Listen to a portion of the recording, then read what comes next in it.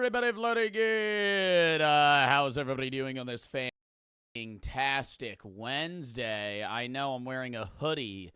It's cold as shit. So I'm wearing a hoodie. Shocker. I might take the hoodie off later, depending on if I overheat. Kane Pixel's new video, if it's the one that's a minute long, I've seen it, unless he uploaded another one already. Somebody's spamming Kane Pixel's new video. If it's the minute video, I'm timing you out. Yep, it's a 35-second video, and this fucker's spamming about it. That's crazy. Anyways, chat. We're doing a React Day today. It's also the last stream pre-break. I will be gone for 6 days from stream after this. I repeat, I will be gone for 6 days after this. I feel like I say this a month in advance. I say it every single day, twice a stream. And then when I let my chat know the day before, they act like I just rug pulled them. And then when I'm gone, half of the people are like, when is Joe going live? He said he would be live today. No, I didn't. You didn't tell us. Go back in every single VOD in the last 3 weeks, and I fucking said it. Somebody redeem scream.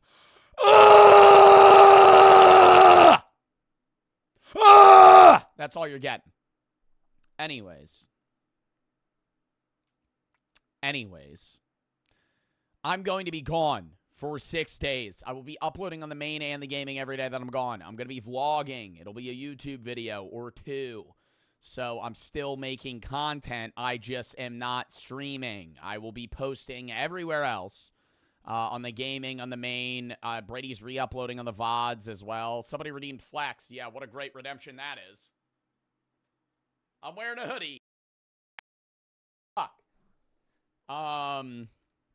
Don't refund that either. Do not refund his redemption. He redeemed Flex like a ass, and I'm wearing a hoodie, and that's perfectly fine if he wants to fucking redeem that. That's what he's getting. Fuck his stupid ass channel points. That's his fault. Anyways. Yes, today is a React Day. I will be gone from the 23rd to the 28th. I will be back next Wednesday, a week from today. We'll be doing story times, gaming, reacts, a bunch of stuff. The day after that is Poppy Playtime. Yeah, Poppy Playtime 4. The day after that's a charity stream. I'm going to be doing a Cancer Research Institute charity stream on January 31st. So be tuned for that as well. That'll be very fun. We have more of the Minecraft world, obviously, for like the last month, and we're going to be getting into a bunch of story-based games and a bunch of other shit. There's a new sim game that's dropping in like 2 weeks called Digging, a game about digging a hole. We're going to play that. A bunch of other stuff. If you have any games, though, that you want me to play or videos you want to react to, exclamation point Discord, video, /shop, game, /shop. It's I find most of the videos that I watch games I play. But I'm letting y'all know, like, I'm going to say this one more time. I'm going to be gone for 6 days. I have it on the schedule. I've said it every day. I will literally, I'll have a pinned message while I'm gone in chat. I'm not live. And I guarantee you people will still be like, where is he? Oh, where is he? What?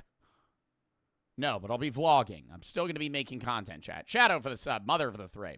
Puppy Playtime in the big 25. Austin, thank you for the 5 gifted subs. Thank you for the sub. Thank you for the 5 gifteds. Yeah, Puppy Playtime 4 drops the 30th. Call for the sub, call for the 3, Queso for the 4. My name is Oakley. Yesterday was my 17th birthday. Happy birthday. I struggle with BPD and autism, but even my worst days, you put a smile on my face. Well, I'm glad I'm able to help, and I'm sorry that you have to, deal with, BPD and, autism, depending on whether or not you see that as not inherent, an inhibitor to specific parts of your life, but I wouldn't put yourself down for dealing with that, Pedro for the sub, Ryland for the sub, Bubba for the sub. Thank you for the 4 queso. Happy birthday. W2 Heart and Solidified for the sub, Core Jacer, Faridios, Andreas, Mr. Outdoorsman, Dry and Weo for the sub, Big for the sub, and Call for the sub, CJ and Josie for the sub, Arc for the 3. Just got off work, saw the notification. Great welcome home. TBH, here's my money. Thank you. All right. But yeah, today's React Day. I'm probably going to be live for like 4.5 hours. Then we'll be gone for 6 days. And then when we're back, we're going to be grinding out content for the rest of the winter and spring. Does that sound good? We are done with me talking about the break. I'll be vlogging while I'm gone. I'm gone for 6 days. I'll be back on Wednesday. And then we're going to be streaming a bunch of other shit, okay? So relax on that. Still everywhere else. Still posting everywhere else. Can you watch a video already? Buddy, we're 6 minutes into stream. Normally, I don't watch a video until like 30. Goat and Peprion for the sub. Rundown of the videos that we have today, though. Starting out, things we got to leave in 2024. What happens inside the White House on Inauguration Day. The MHA Fandom is the worst. I went undercover on Disney adult dating apps. The horrors of trading card games. My sister is actually my daughter. And the last evidence we ever existed. That's a philosophy video at the end. W lineup. We have a bunch of other videos, that you guys have sent that I've added that we're going to watch, in the future. But I wanted to get out a React Day before I am gone for, 6 days. Goat and Pep for the sub. But yeah, are you all ready to lock in for the React Day? Somebody redeemed watch a video of Chatter's Choice. Has to be a minute. Has to be a minute or less. Has to be a minute or less. Says it in the redemption. Do not ask for me to watch a video that is 4 hours long. I will crash out on you and not refund your points. Okay? I'm saying that. Don't send me an hour-long video of a fucking stupid video essay that you're really into, and you're like, well, just watch a minute of it. And the minute that I watch is just literally 3 sentences in an intro. Next is for the 3. Why are you so glum? I'm not glum. It's just I might remove that channel point redemption because every time somebody redeems it, the video is never a minute. It is never a minute. It is always 25 minutes long, and they're like, just skip around. No. I'm putting my foot down now. If you ever redeem that channel point redemption, if the video is not a minute or less, I'm not watching it. I'll say like 2 minutes at best. Ungrateful. It's channel points. It's channel points. I literally schedule what videos I pick. I spend 35 minutes fucking picking the specific videos that I'm going to watch in a given day so I can wedge them in 4 hours. And then it's like throwing a wrench in my bike when you're like, oh, hey, by the way, I just redeemed this. You have to watch this 30-minute video. No! If you're going to film the vlog with your iPhone, can you please, for the love of God, turn mirror face cam at the settings so that front-facing videos aren't flipped and text won't be reversed? I'm recording with a Sony ZV-1 and a GoPro Hero 6. I bought 2 different things that are not iPhones.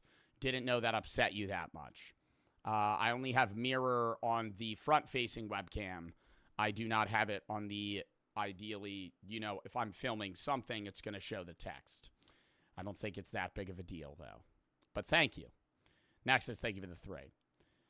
Normie for the 3, final stream soon. No! Obese for the sub. I'm Batman for the 5. Love your cutscene. Got me through tough times since my dad died. Rip at the chat. Recently was the death of his anniversary. Your streams and videos really keep me here. Well, I'm glad I'm able to help, man. I'm sorry for your loss. Next is for the 3. David and Anthony for the sub. Pepperoni and Go for the sub. All right.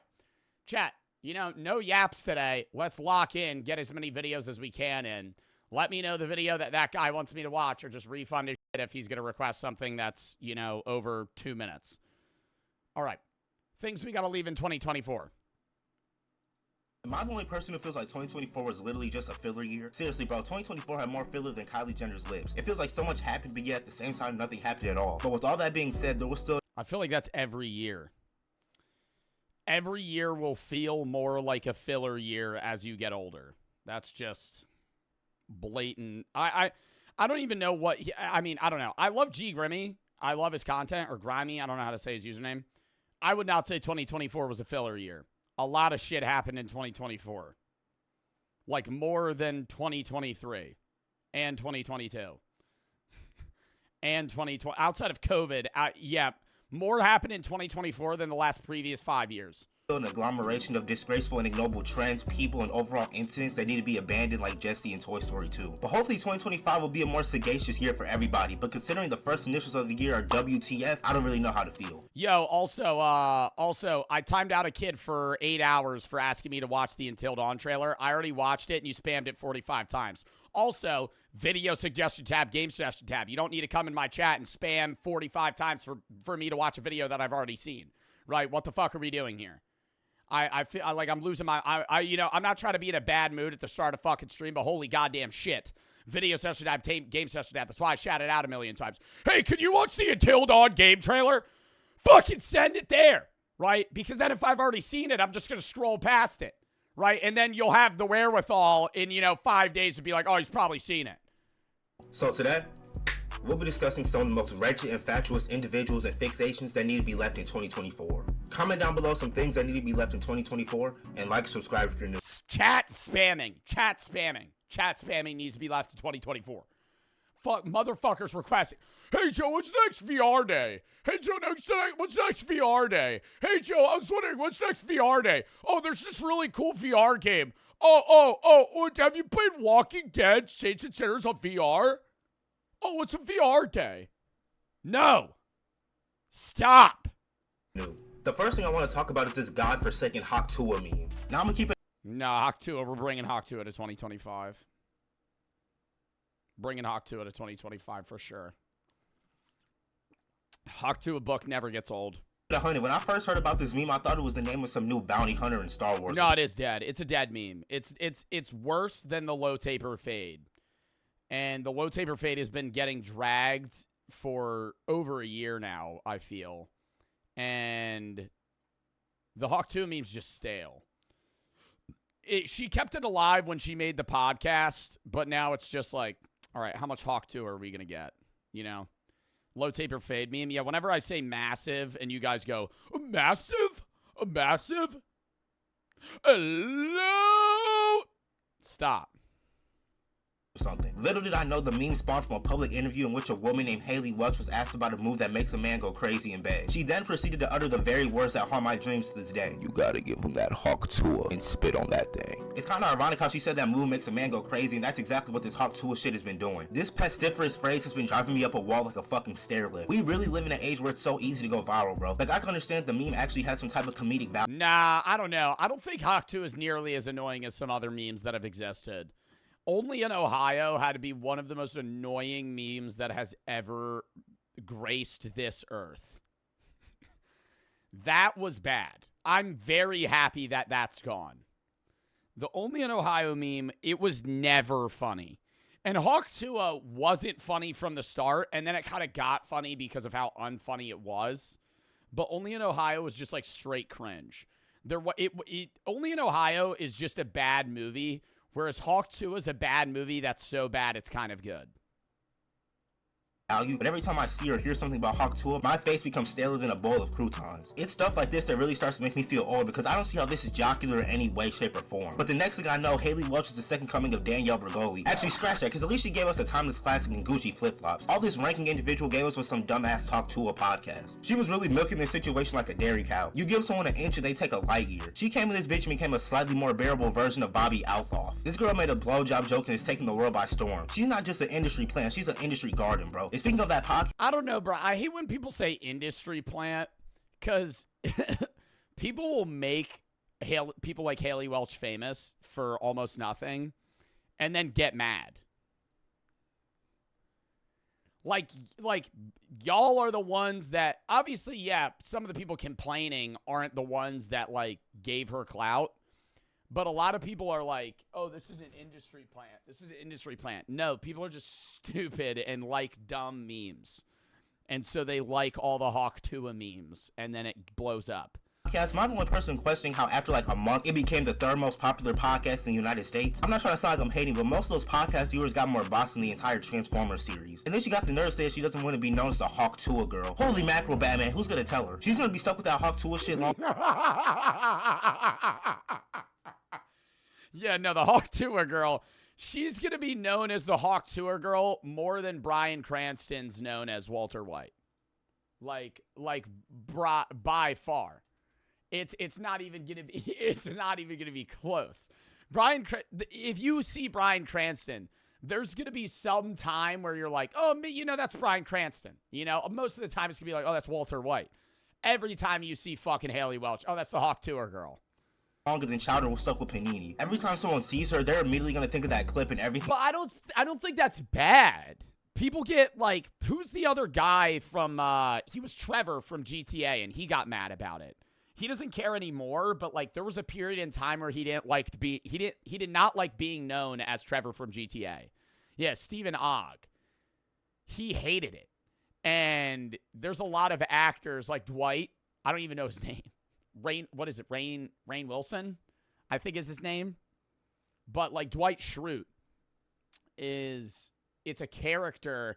I think that just shows the level of success that specific thing had to where everybody knows you as that character, right? Somebody that's not even your real name. I think that's good, generally. Like, being known as Walter White's badass, in my opinion. That it delineates. And apparently now she's scamming niggas with some type of Hawk Tua coin or something. But I'm gonna be honest, if you're investing your hard-earned money into a fucking blowjob coin, you deserve whatever happens to you. But let us commence forth to the next topic, which are crumble cookies. Now, prior to me trying these insipid biscuits for the first time, There's a few other people like John Wick. I don't even know his name. I know he's Neo in, is he Neo from Matrix? Keanu Reeves. I never say Keanu Reeves, though. Like, if there's a movie with Keanu Reeves in it, I'm like, oh, yeah, this is going to be a good movie. But if I'm talking about the actor, I almost always refer to him as John Wick. Because that's how I know him. Also, I got a haircut and nobody mentioned it, and it's kind of fucked up, chat. It's kind of fucked up. LMFAO for the 3. I pause talk to it to be here. Zombie and Men for the sub. David for the 3. Kept across the 2020, but I watched your YouTube videos, VODs since. Not much, but thanks. Well, thank you for the 3, bro. Warren Clinton for the sub. Mr. Outdoors for the 3. When is your next VR day? You act for the sub today for the sub. Austin for the 3. Anyway, you can watch the Until Dawn game trailer. Already did. Normie for the 3 says take deep breaths. Ryler for the sub. Freddie for the 3 says happy birthday. Plex and Arnane for the sub. It's not my birthday. Lock in. Always thought these weak-ass sugar cookies were the most overrated cookies in the history of mankind. But I think it's fair to say that crumble cookies have snatched their chain like Debo and Friday. Dude, crumble cookies are so overrated. I went there for the first time last month in my entire life. And I got 4 cookies. I remember I got it was like an apple pie one, a peanut butter one, and regular chocolate chips and something else. And they were good. And I ate 2 of them. And then I was like, I mean, these probably got like, 7 grams of saturated fat. I Google that shit, bro. Peanut butter cookie, crumble cookie nutrition. It's like 40 grams of saturated fat and like 60 grams of sugar. This is just some of the random ones. Like one s'mores cookie is 20 grams of saturated fat, 40 grams of sugar. Bro. 600 calories. And I ate 2 of them. I ate 40 grams of saturated fat. Bro, like if you ate, I genuinely believe if you ate 2 of those cookies every day for like 5 years, you would die of a heart attack. They're so bad for you. And obviously, yeah, it's a fucking cookie. Like, yeah, Joe, it's a cookie. But the level of enjoyment it gave me was not worth how unhealthy it is. Like, I would have rather just had a bag of Skittles. Cookies. Now, prior to me trying these or some shit. biscuits for the first time, And there's people that, like, eat a whole 4-pack every week. And they get every cookie for the week. Thought these weak-ass sugar cookies were... Like, and then we wonder why 40% of Americans are morbidly obese and have heart disease at fucking 45. Like, dog, you're eating a 700-calorie cookie every day.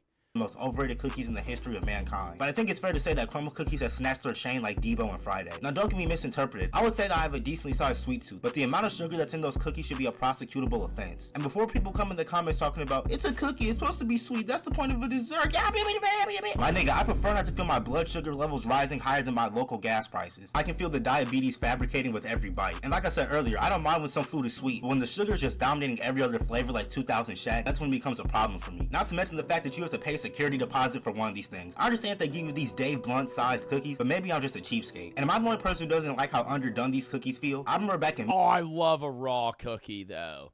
No. I hard disagree with that. When they're, like, almost wet is when it's good as shit. Like, they just took it out 10 minutes early. I don't like a crispy cookie. I like crispy cookies if they're pre-packaged, like Chips Ahoy or like thin chocolate chip cookies. Those are good.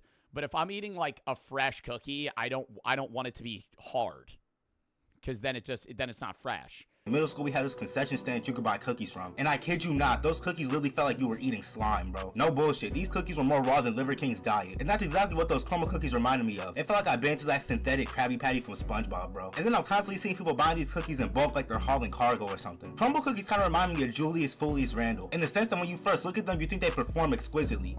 I don't know, man. And when you give me I ordered, I think it was like an apple pie. It might have been s'mores. But whenever it has some shit like this on it, I think that's gross.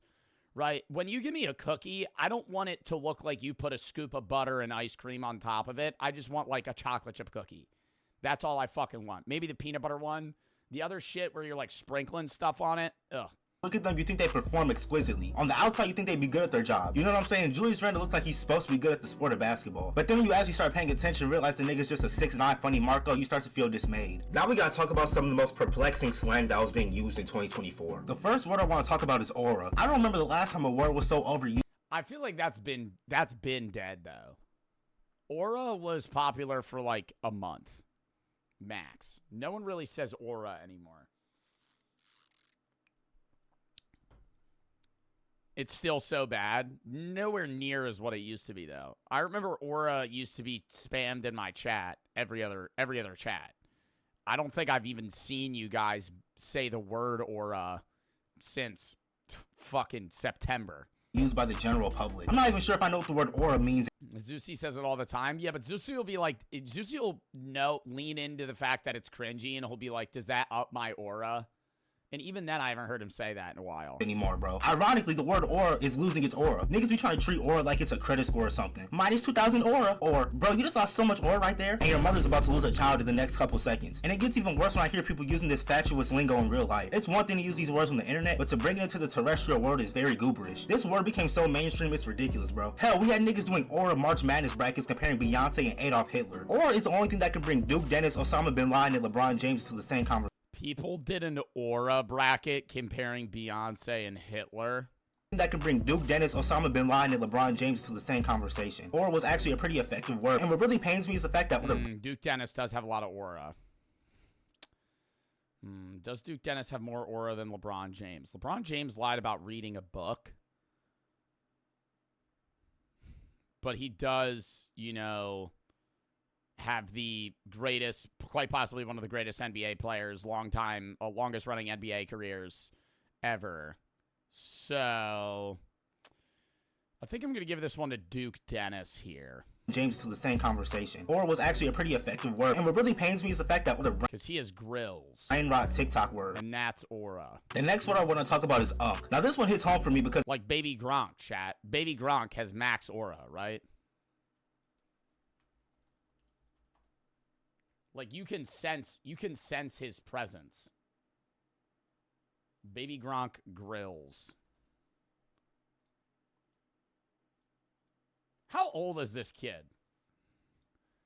We were talking about this the other day, and I was talking about how it pissed me off he wears so many chains, and it does, because this shit annoys the fuck out of me. This kid's in fucking middle school, wearing $700,000 in fucking shit on his neck. You guys were saying it's fake. I feel like it's not. There's got to have been some sort of brand deal for Baby Gronk where somebody was giving him shit. And then he has like he's custom grills. He always fucking shows them too. It's like some Supreme Patty shit. Yo, actually though, in 10 years, there's going to be a Baby Gronk swipe up to get iced up. And then what is he going to do when he's no longer Baby Gronk? Right? Because, like, when the meme started, he was, like, 7. What is he going to do when he's, like, in high school? Is he still going to be... Is he just going to change his name to Teen Gronk, Adult Gronk, Middle-Age Gronk? At that point, you're just Gronk, right? Then you're not even, then what's then you're literally just Gronkowski. It's the same fucking thing. Also, he doesn't look like Gronk at all. Like, where did this come from? Because he plays football? Because as a representative of the African American, he has money for life? Bro, no, he doesn't. No, he doesn't. I'm telling you right now, bro, I'm not trying to, like, money check this motherfucker. I'm not trying to pocket watch a 10-year-old, okay? But I'm telling you right now, baby Gronk don't got stacks. Hey, there's no way he does. Because where is he getting money from? He doesn't get ad revenue. Does he do ads? Like, what the fuck? What the hell? What is it doing? That's what I'm confused by. He makes money from Snapchat. How many fucking subscribers could he possibly have? You think he makes that much money? You think Baby Gronk makes fucking diamond-studded chain money off Snapchat? No fucking way. Maybe he does, bro. Because I know, like, David Dobrik and shit make that much money. And he probably clickbaits the fuck out of it. He makes more than you? If Baby Gronk makes more money than me, I would be fucking pissed. I would be. I don't know why that would annoy me, but that would annoy me. Like, I'm not sitting here and saying, like, my content's top of the rung. Because by no means is it, right? I do fucking commentary and I rage at video games and do fucking horror games and shit. But if a kid that just goes,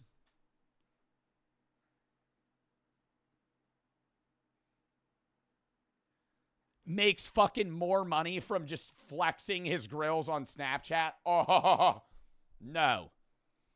Association, it's a shame. He makes $100K per year. Bro, you probably Googled this motherfucker's net worth. That is the most inaccurate. The people that make those net worth websites are fucking idiots, okay? They're random unpaid interns at fucking social media websites that just input random numbers based off guesstimations of very rough analytical research. They don't do anything. You see how this word has been dragged more than RuPaul in the 90s. The word unk has been passed around like a joint at a music. I've been watching RuPaul's Drag Race. Let me tell you, it's a great show. RuPaul's Drag Race, love it. Love it. Having a great time. They have, like, fun challenges and shit, and then they got to do the runway. It's awesome, man. Music festival, bro. From my knowledge, unk was used to describe an older person, usually someone melanated, as a term of endearment. But now anybody over the age of like 18 is getting called unk. I've seen Korean girls get called unk. Like, at this point, y'all just be saying words for shits and giggles. I'm so tired of these Gen Alpha squeakers who were born when Fortnite came out acting like everybody's so old. I can understand if I was like 20 years older than you, but these niggas be sick. When unk started, it was literally for like 40-year-olds. And then it like slowly progressed less and less to where some of y'all will call like fucking like teenagers unk. Like, y'all call me unk. I'm 22. It's whatever, right? Like, if you want to call me unk, call me unk. I'm not an unk. But some of y'all will call like an actual like 18, 19-year-old in college unk. Like, what? They have a 1 as the first number of their name. 6 years younger than me. Number of their name, number of their age. My nigga, we're gonna be in the same retirement home. Chill out. The internet has really got people tricked. Literally, though. Yo, literally, though. If you're gonna be in the same retirement home, you can't call that motherfucker unk. Dead ass. The people that could call, like, motherfuckers unk right now are, like, 9. And they're iPad kids. And thinking that your life is halfway over. Like, half of y'all that call me unk are like dead ass 4 years younger than me. Like, dead ass 4 years younger than me, right? You might be in high school, but like, you're like, realistically, you might have a kid before me. Like, you might actually be an uncle before me. So get the fuck out of here. I'm unk. over once you hit 25. I'm only 20, but these niggas got me ready to enroll in AARP or something, bro. The next term that I want to talk about is crash out. Now, as far as I was concerned, crashing out was when someone would lose their mind or just do something stupid in general. Now niggas just use the I use crash out way too much. term to describe anybody who's showing any sign of discontent. I blame all you TikTok rugrats for ravaging these terms and expressions. Motherfuckers will say, I'm about to crash out, then go, I don't care if you broke your elbow. Nigga, sit your lame ass down somewhere. I don't know about y'all, but the word crash out has become cornier than some elote. Plus, some of y'all don't even be using the words in the right context. I remember once I was at the library and I heard this woman who looked like she was between the ages of 22 to 25 say to her friend, I forgot to renew this book. This is so crashed out. I almost called the police to report a hate crime, bro. I couldn't believe what I was hearing. But anywhoosies, glaze has to be one of the most overused words of all time too. You can't give anybody a compliment or show any type of admiration without someone saying that you're glazing. I could be at the movie theater and when I don't think people overly use the word glaze anymore, though. I think it's kind of reverted back to normal. Like, the first thing that I'm thinking about is when, like, Foxman will compliment me a bunch and people will be like, all right, you're glazing. Like, that, I don't think it's just, like, one nice thing and then people immediately say you're glazing. It'll be, like, a repetitive, just not like an onslaught of compliments. it finishes, say, damn, that was a good Is movie. what glazing, I would say, is. And niggas will turn their head at a sharp Now you're glazing Foxman. I'm not glazing Foxman. 45-degree angle and tell me to stop glazing. Nowadays, you can't even give somebody their flowers without someone claiming that you're glazing. And don't get me wrong, I've been on record using that word before, but only when it's immensely obligatory. Almost as a last resort, if you will. What's glazing? It's basically just another word for dick riding. Like, you're glazing them like a ham. Like, if you... who's like a really good definition of a glazer? Don't say me. Like, actually, I'm trying to, like, relate this to a specific person. People glaze Steph Curry way too much, right? Or LeBron. Yeah. People that just won't stop talking about a specific person. Those are glazers, right? They glaze people. They overly compliment. They throw compliments at them constantly, right? A lot of Taylor Swift fans are glazers. Shit like that. There could be the opposite, though, where they're just a king. Like, what's the opposite of a glazer? Somebody that's just a hater? Somebody that just hates on somebody too much? Probably just a hater. Hater and glazer. But now I get the bubbly guts anytime I catch myself using that word because all the flab doodle I've been hearing. Twin is also a word that needs to be abolished from the English vernacular. Motherfuckers look like Popeye Jones and got the nerve to try and call me twin. That shit is damn near worse than being called a slur, bro. Some other words that are spammed more than my email include bop, YN, type shit, and cook, and or cooked, and or let him cook. People sometimes ask me why I speak with such articulate words. The real reason is so that you butt muffins can't ruin my lingo. I'm 99% sure I'll never hear the word indispensable trending on TikTok, bro. Can we also leave Ice Spice in 2024? I'm tired of seeing this bougie ass Lee Kanker always in the news, bro. Because let's just keep it a bean. She mainly blew up because of her shapely figure and looks. Because y'all know damn well if Ice Spice was walking around this bitch looking like Amy Schumer and was rapping about poop and butt and Pampers and shit, she wouldn't be a quarter of the celebrity she is now. Yeah, she would be less famous if she was unattractive. That is true. But I think that's a point that can be made about many people. Actors, actresses. Less male rappers than women rappers, but still, it's like, you know, if you're good looking, you're usually gonna do better in a media world. Not you. What, because I'm ugly?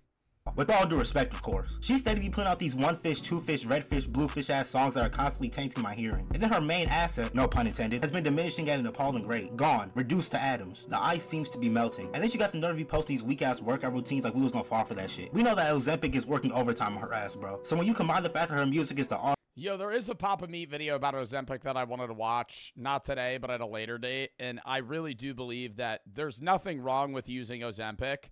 But if you use Ozempic, just say you use Ozempic. There's too many people that use Ozempic and then, like, say it's, you know, hard work and dedication. It's like the steroids of weight loss. Word for word. What is Ozempic? It's like a diabetes drug that people could just get their hands on, and it helps a lot with weight loss because it suppresses your appetite. But people will take it and then, like, lose 40 pounds and be like, I was just doing the keto diet. No, you just weren't eating. audio version of E. coli, and her sex appeal that people were fawning over has vanished like Harry Houdini. You get a whole bunch of people changing up on her. And I'm not even gonna go too deep into the Ice Spice lore because I'm gonna be honest, I don't really know much about it, but apparently she was mistreating her friend when she brought her on tour with her or something. But she seems like a very puzzling individual. It's almost like she's an NPC. Better yet, she's like an animatronic who's only programmed to twerk. It's like her defense mechanism, bro. Not to mention the fact that her birthday is January 1st, 2000. Literally the most default birthday of all time. She really just spawned in this bitch, bro. But when you live in a world where sex sells to the most outrageous extremes, you can have someone like wow, that is crazy being born on the start of the century. Ice Spice blow up overnight. But speaking of trash artists, can we talk about the fake ass Syndrome / Edward Scissorhands hybrid, aka JoJo Siwa? She really tried to have some super villain ass comeback, bro. Talking about I was a bad girl, I did some bad things. My nigga, you was selling bows, unicorns, and tutus and shit. Nobody's falling for this boneheaded gimmick. It's kind of hard to portray this bad girl shtick when people literally saw you grow up on national TV, but I digress. And then the dance that comes exclusively with this song gives me. Yeah, but I feel bad that she had to go through that because the Dance Moms shit was fucked up.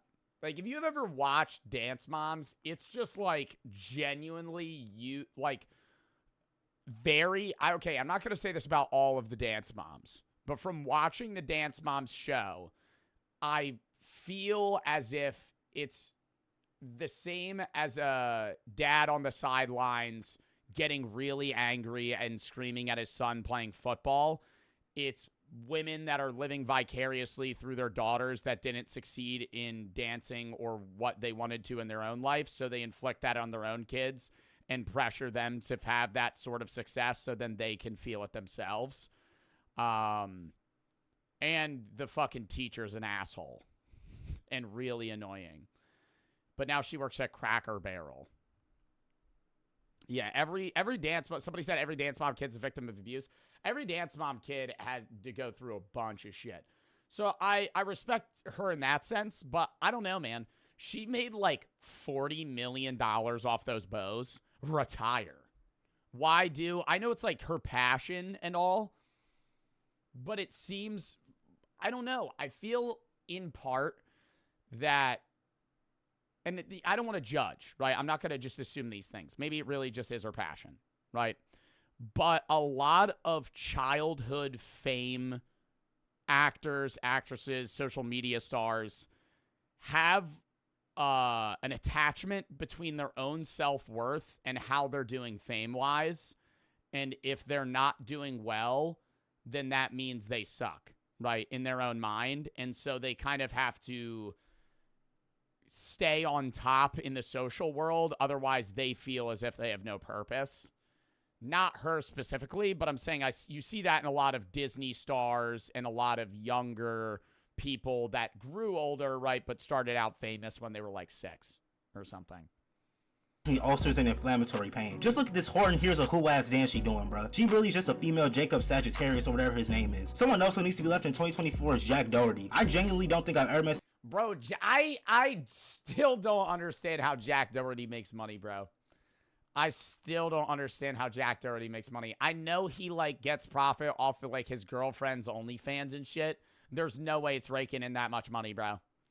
I know he has, like, a lot of money from early YouTube and all this other shit, but he just, like, spends so much money. He'll post, like a tweet of his last Amex bill, and it's, like, $650,000 in 1 month. I'm like, where are you? His parents are rich? Bro, from him. Someone that I've never met that I want to punch in the face so bad before. I think I talked about this ass muffin in my last installment of this series, but this motherfucker continues to make my blood boil. I don't think people realize how wickedly insane it is to crash your Splatoon-themed car and nearly kill you and your friend for views. We've seen some desperate and asinine things done for attention and clout, but this was a new low. And instead of, making sure his friend wasn't fucking dying, he made him get this extra close-up 4K HD footage of the Oh, my Lambo! Oh! damage. If I was his friend, I would have sued this nigga quicker than Drake sued UMG. Now, I'm not wishing death or anything upon this loser, but I'm a firm believer in karma and that everything you put out into this world will come back to you, good or bad. The next thing that we should leave in Like, how much do you think he pays his cameramen and shit? I always wonder that, too, for any IRL streamer. Like, who films Ron and Lacey? How much do you think that guy gets paid? I'm guessing, like, $50K a year. That's just a genuine guess. I have no fucking... Drew, yeah, I have no fucking idea. I'm just guessing like 50 to 100K. They're paying him good. Only that. I mean, that's a good salary. Just for having to film videos. But because he does add to the content, then he might get paid more. Bepsi's Ron's cameraman, they make $200K a year. Bro, that's a lot. $200K to be a camera guy? Fuck. Jack has an OnlyFans too? Brother, you're telling me you think there's that many members on his OnlyFans? 2024 should come as a surprise to absolutely no one. These fucking jetpack fuel canisters and niggas are sucking on. Male OnlyFans make no money unless you're doing gay corn. Because men buy OnlyFans. Very few women buy OnlyFans. If you do OnlyFans as a man, you're 99% of the time showing ass, throwing ass, you know? A straight crack brain. I was so confused when I seen people inhaling gas out these XXL vape pens. There's no way y'all are getting y'all fix from baking supplies, bro. And have y'all heard Markiplier made a good amount on OnlyFans? Yeah, and I bet he showed butt. Hey, and Markiplier had a glow up, dude. That guy's attractive now. Heard some of the side effects of nitrous oxide, bro? Allow me. Dizziness and lightheadedness, nausea and vomiting, headaches and confusion, impaired motor coordination, shortness of breath and chest pain, numbness or tingling in hands and feet. What are we talking about? Memory loss and difficulty Oh, we're talking about galaxy gas now. concentrating, damage to nerve and brain cells, heart irregularities and blood pressure changes, frostbite or Galaxy gas already fell off. Meth is the new thing that's in right now. burns around the nose, lips, or throat. Like, at that point, you might as well start smoking cigarettes, bro. And to make matters worse, you had motherfuckers using these things on school grounds. 2024 supposed to have I would rather smoke a cigarette than do nitrous oxide. I would rather smoke a cigarette. If you were like, gun to my head, I have a Marlboro Red, or I have to take like 4 hits of nitrous oxide, I'm probably taking the cigarette. flying cars. Instead, we have nincompoops sucking on galaxy gas like newborns suck from their mother's breast. And I don't know if there was some EDP disease going around last year, but it seems like that shit was infecting 1 in every 10 niggas last year. Drake, that Chris nigga from AMP, the other Chris from the Mr. Beast multiverse, you had Dr. Diddy Spec, that other kick streamer who was talking spicy to fetuses, Cody Cole, and obviously What the fuck is that? who was talking spicy to fetuses, Cody Cole, and obviously the ringleader Sean Combs himself. How Dude, didn't Cody Co respond, but it was like a 2-minute response in like a second channel video? hard is it not to fuck with kids? This is why I only approach cougars. If her skin don't got more wrinkles than Albert Einstein's brain, then she ain't for me, bro. But I think that's gonna wrap everything up for this video, man. Comment down below some video. Dub. Give that a like. 2024 left out like 5-minute unskippable ad. Word. Is Diddy in jail? Yeah, him, Luigi Mangione, and Sam Bankman-Fried are all in the same jail. Which is crazy. Like, what if they're all cellmates? That would be a weird trio. Sam Bankman-Fried, P. Diddy, and Luigi Mangione. That would be lit. That would be wild. Cakes for the 1,000 biddies. Wearing a hoodie before GTA 6 is wild. Roan, alt, and base for the sub. Odd for the 3. Would you ever play Hello Neighbor, a new Road 96 DLC? They have a DLC for Road 96. I would maybe play that. Send in the video such tab. If you have any videos that watch games, you want to play video such tab, game such tab. JS and Cloudy for the sub. Move for the sub. The King for the 3. Heard about Elon. People are saying that he sig-handled in the middle of the speech when he literally said, "My heart goes out to you." Well, a lot of people are like, it's the Roman salute. And I don't know. I saw the video. I don't really know the context behind it. He literally said, "My heart goes out to you." I think the reason it looks so odd was because he has Asperger's.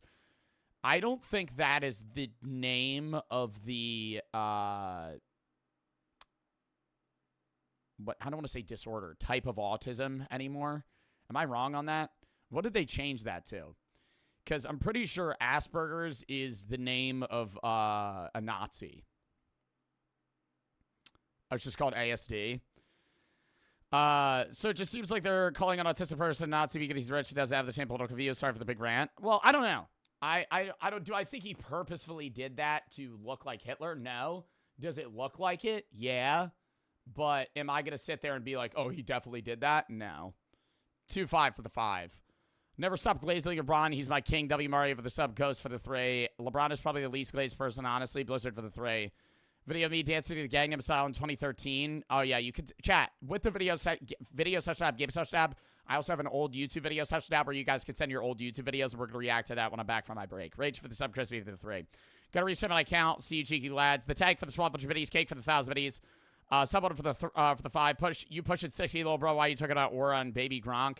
Days in Soul for the sub, the tag for the sub, Jerk for the 5. Been watching VODs for a while now, getting close to see you live. or just now getting to see you live. Killer and Heat for the sub, Anonymous for the 3. If you could get rid of something from existence permanently, what would it be? That's a hard question, man. War, probably. Austin for the 3. Is it bad that I eat once a day? Yeah. Watson Vox for the sub, Normie for the 3.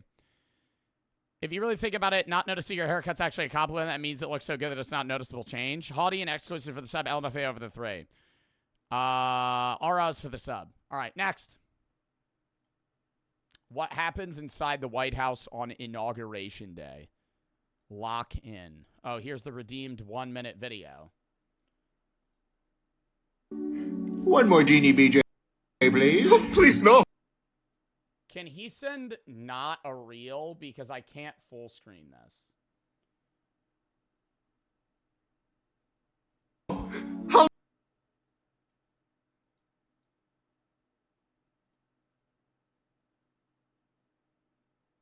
Can he send it not on Instagram Reels, or you download the video and send it to me? Killed for the 3. Pretty sure Diddy's lawyer and Luigi's lawyer are engaged. Kree and Eros for the sub. Lock in. What happens inside the White House on Inauguration Day? You transform the White House.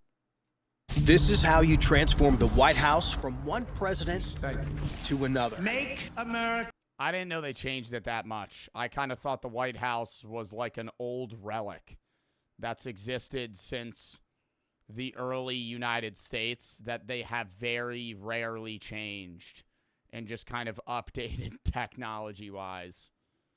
Powerful. I didn't know almost the entire fucking room changes. I remember watching, like, Joe Biden's MTV Cribs tour, but it was just mainly a bunch of, like, paintings and, like, figureheads rather than fully ripping up the floor tile.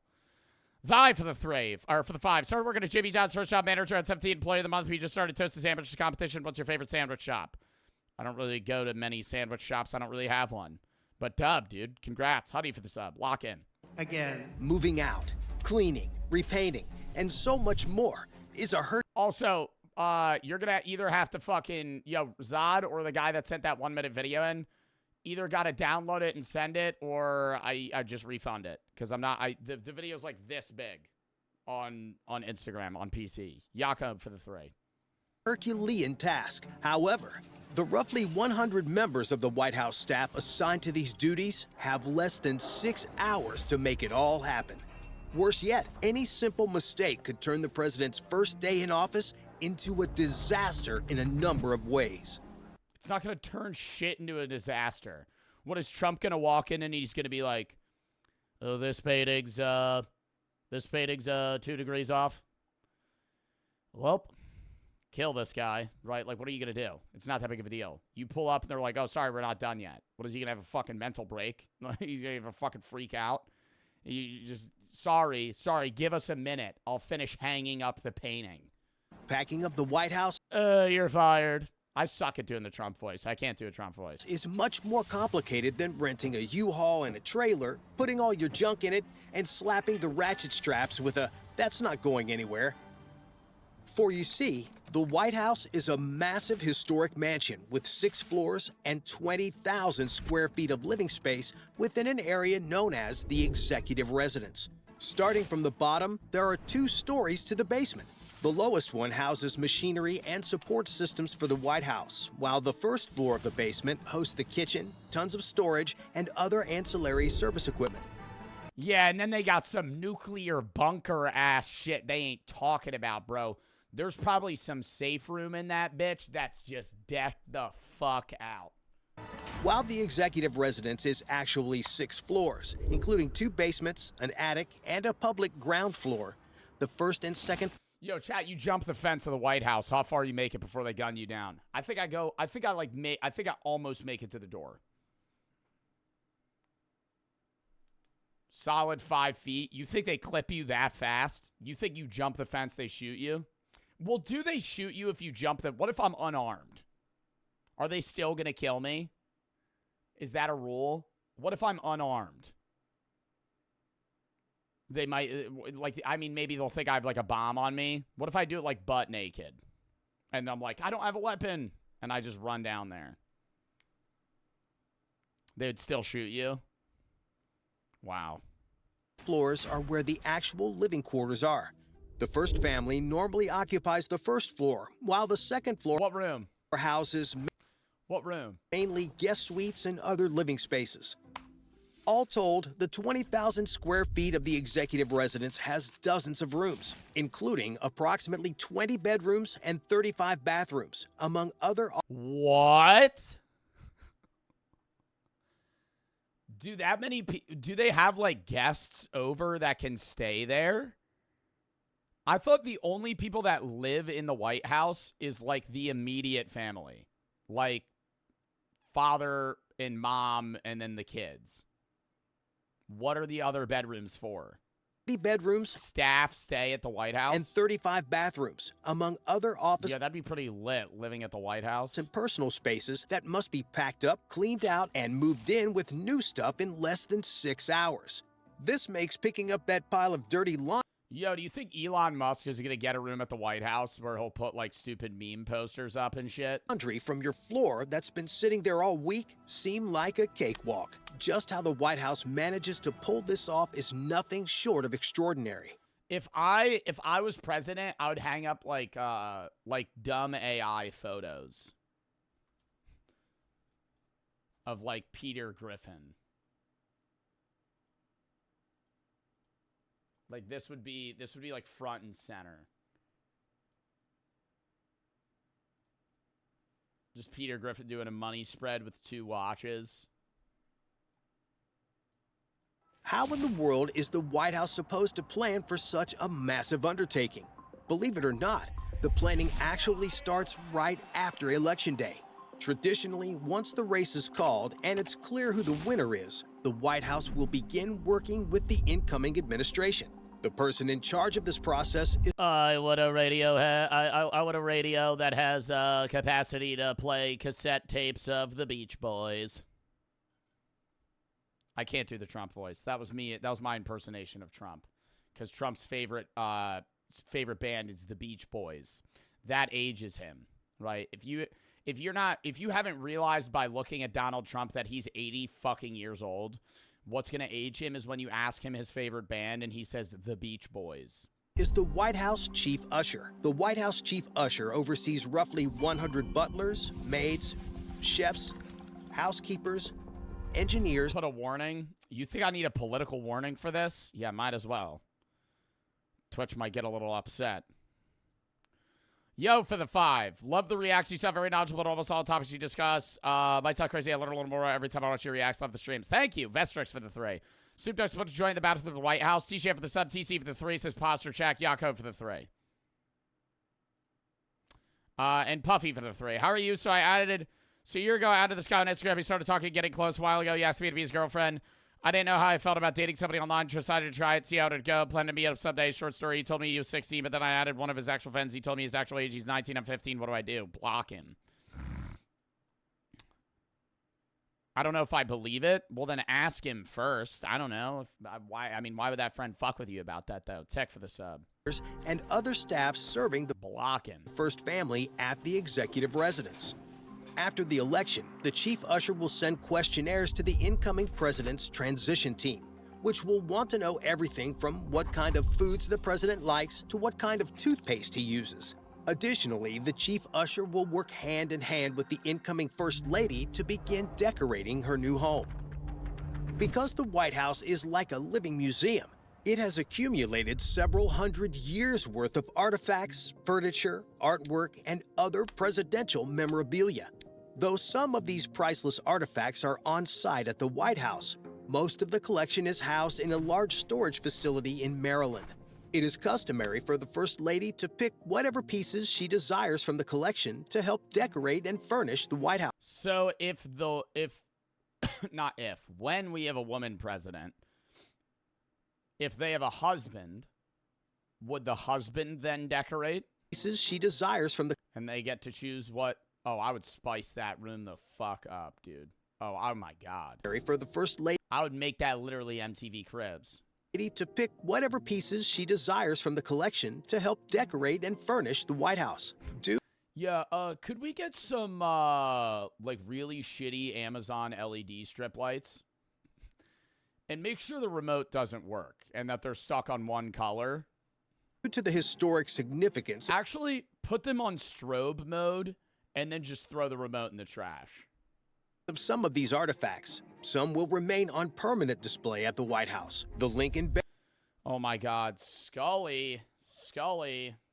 Here's the video. Final wish. Hold up. Chatter redeemed this. Final wish. One more genie, BJ, please. Oh, please, no. How you have so many nuts? I ate a lot of pizza Lunchables today. I guess I'm kind of satiated. Oh, you sick bastard. Why you not wish for monies? Like infinity money? Well, not infinity. You need real number. You're not like the Mormon church or something, you know? Could I have my own religion? Oh, yes, of course. Of course you have your own religion. You be new Joseph Smith. I could be a cult leader. Indubitably. You are the supreme leader. And everyone would have to eat pizza Lunchables. That would be a whole nother wish. Are you sure there wouldn't be like a dependent clause on the wish? That the wish would be my own cult where everyone ate pizza Lunchables? No, this would make two distinct wishes, bringing your grand total to 4. You sure do got a birdie mouth. You know, I misspoke. It's actually, this is a dependent clause. It would be 3 wishes, in fact. That's what I like to hear, Genie. Then with my final wish, I'll take one more Genie, BJ. Oh, come on. Final wish. One more. I've seen this guy before.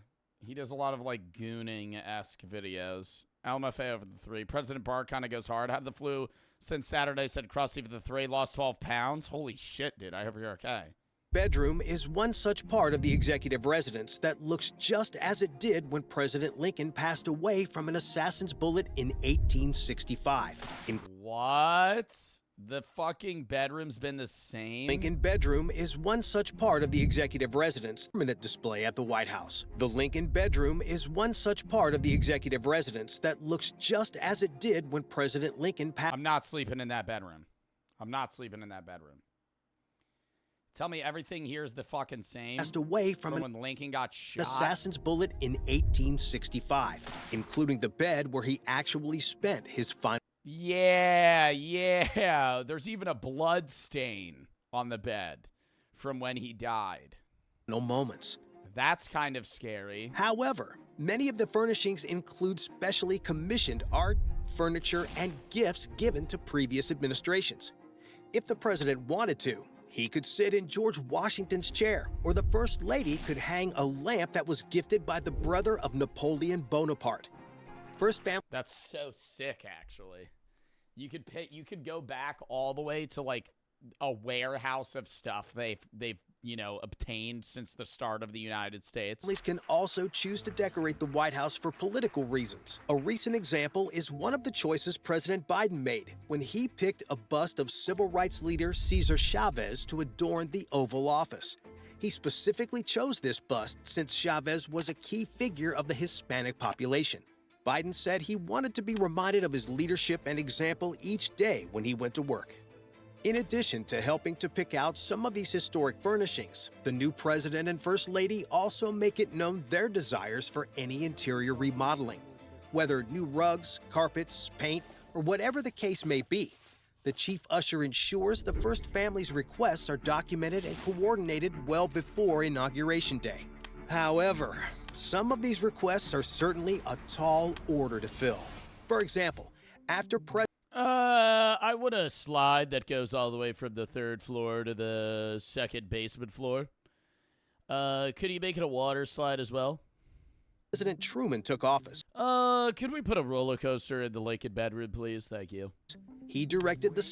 Actually, can we get a VR headset in the Lincoln bedroom? Just kind of throw the bed out the window. Staff to... That would be insane. Can we just throw the Lincoln bedroom out the window? Can we just fucking... just wipe that slate clean? I'd be like, holy shit, dude, really? Are they allowed to do that? Could they just be like, toss it? There's got to be some restrictions. Because then what if Trump comes in and he's like, just fucking burn it? That'd be fucked up. Construct a balcony on the south portico. They would have to say yes. Of the White House that has since become a symbolic fixture of the building. Before President Nixon took office, he insisted that the White House construct a one-lane bowling alley in the basement. However, Nixon was not the only one who wanted to bring his personal touches. Because of President Teddy Roosevelt's love of the outdoors and hunting, he insisted that he be allowed to display his collection of taxidermied animals. While I never understand that shit. Whenever I walk into a house, there's just a fucking big ass deer hanging on the wall. Just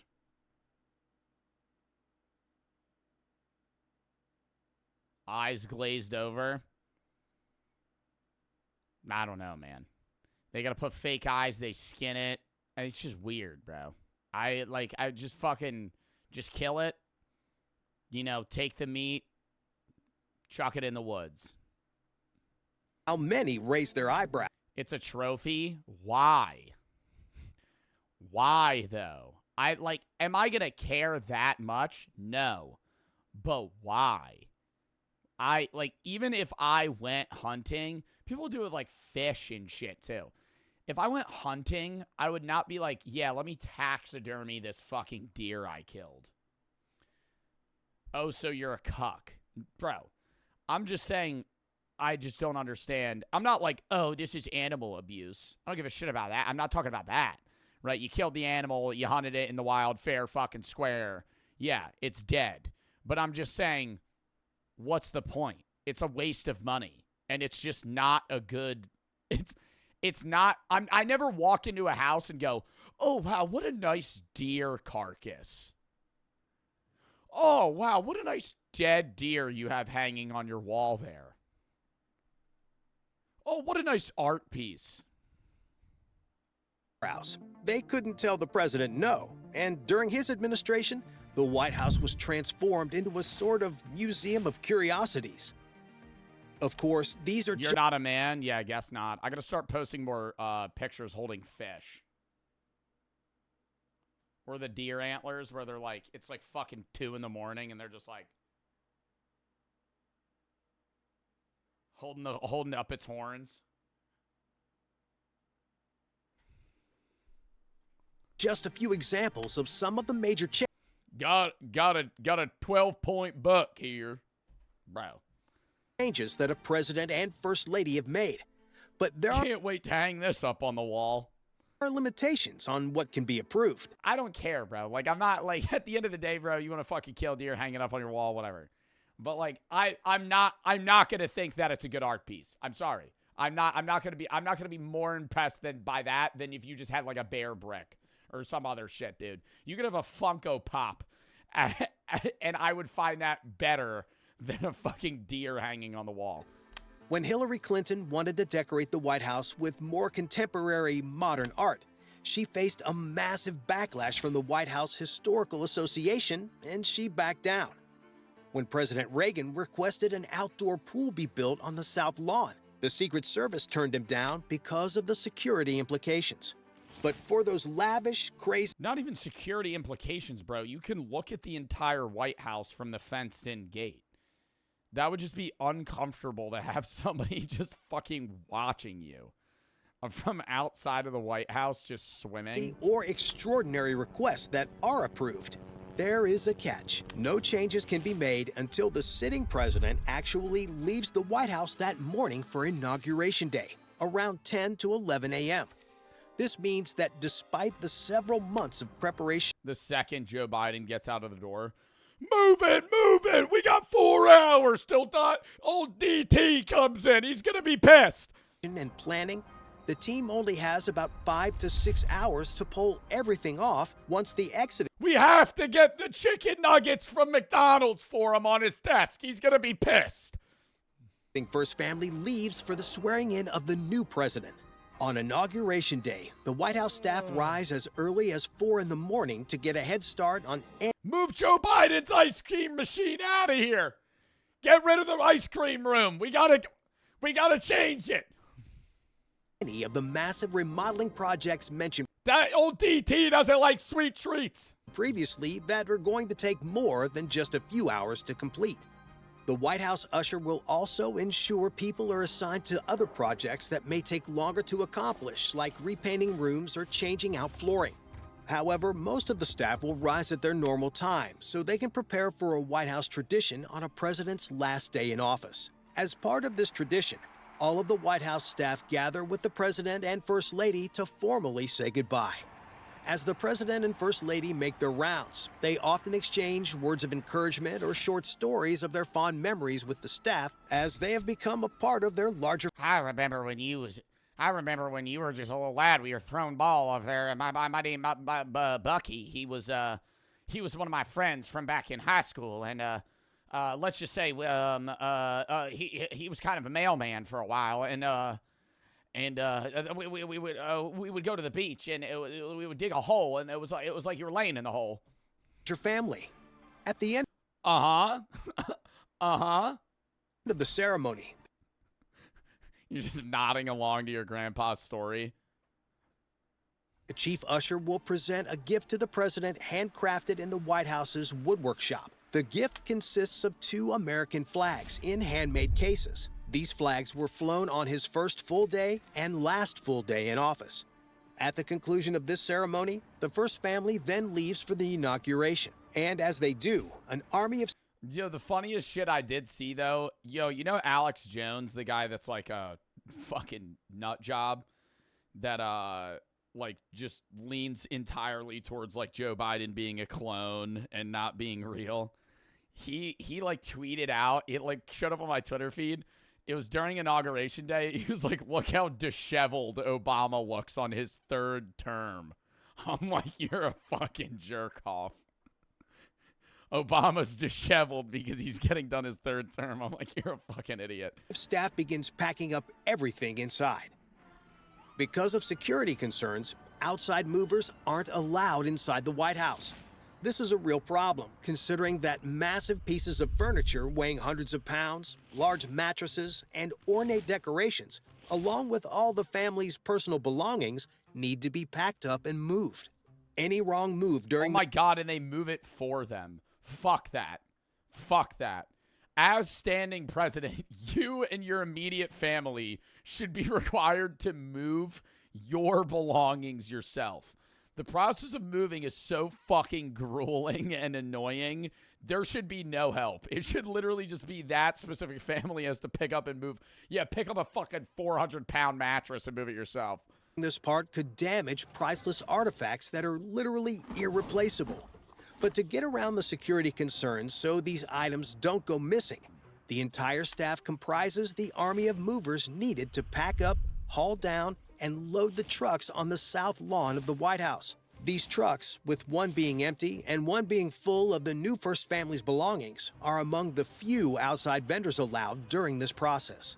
Although there are some very interesting knickknacks and artifacts families can use to decorate the home, these must all be turned back over to special antique movers since they are property of the U.S. government.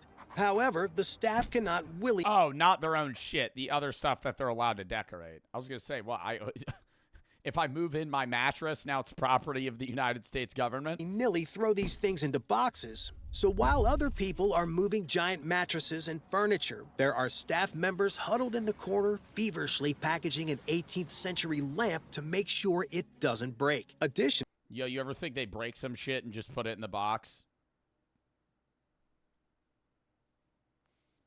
I would, bro.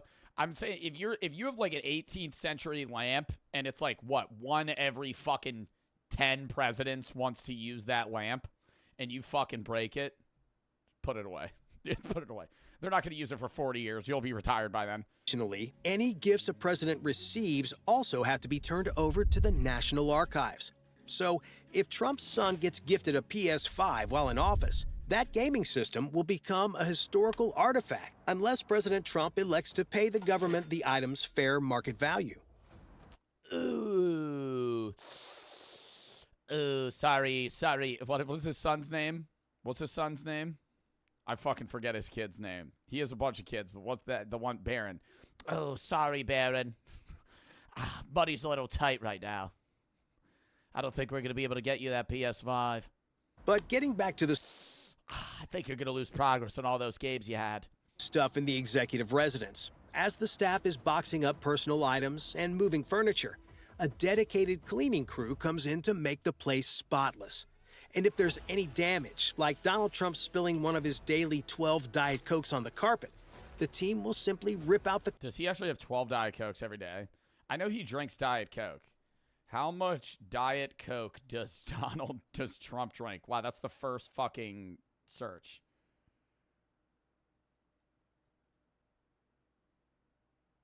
It just says he drinks a lot of Diet Coke. It doesn't have a specific amount. Dude, a case of 12 every day would be nuts. Carpet and put in a fresh one. Because of all the different teams coming and going, from people packing old things, unpacking new things, cleaning and redecorating, the actions of the staff are quite literally planned out to the minute.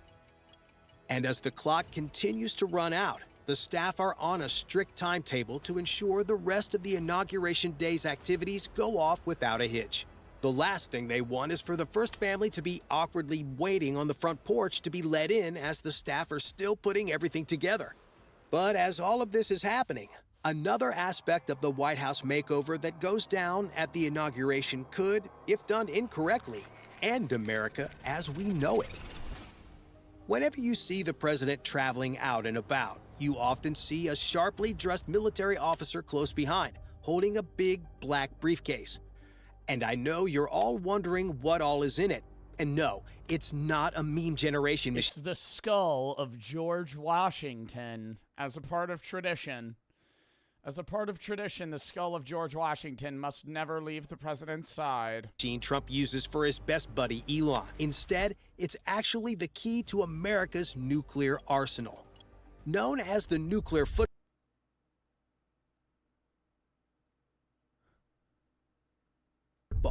this briefcase actually holds a robust communication suite, as well as the verification codes the president needs to verify his identity. What? They carry that every... You didn't know that? No. I mean, I thought worst case they phone it in or some shit. I didn't think they always carried around a fucking briefcase full of nuclear codes. If he ever decides to use nuclear weapons. Because a potential nuclear attack... It makes sense, you know, because the urgency could come at any time. The nuclear football goes anywhere the president goes, including on inauguration. I think they should make it. I think they should reformat it into an actual football. That would make me happier if they made it, because them calling it the nuclear football seems kind of stupid. I think they should make it the shape of a football. Day. But how exactly are the keys to America's Maybe have Tom Brady sign it. deadliest weapons turned over on that momentous day? As soon as the clock strikes noon, the military officer currently holding the football will merely place it in the hands of the new officer appointed to carry it by the new president. Although the two officers will hide this act discreetly behind one of the... Hand me the football. Hand me the football. I'm pressing the buttons. I'm going to be keyboard bashing like I'm playing Super Smash Brothers, and I'm getting curb stomped by a Ganondorf. I'm letting you know right now I'm blowing up the entire world. Pillars behind the president, and there's nothing you can do about it. I have the codes to the football. As he is speaking, this symbolic gesture plays a critical role that, if done at the wrong time, could leave America unable to defend itself from a nuclear attack on this day. However, for the White House, handing over the nuclear football is arguably the least difficult task of the day. Back at the executive residence, the staff is still hurriedly working to make sure all the renovations are complete and the new first... Somebody said, I don't think that should be public knowledge. Well, I doubt that if you steal the briefcase and start pressing buttons, it does anything, because there's probably a layer of validation afterwards. I don't think that if you were to steal the briefcase, open it up, and start pressing shit, nukes would just start launching. It would probably cue it, and then somebody elsewhere would have a verbal confirmation that would go, okay, and then activate it.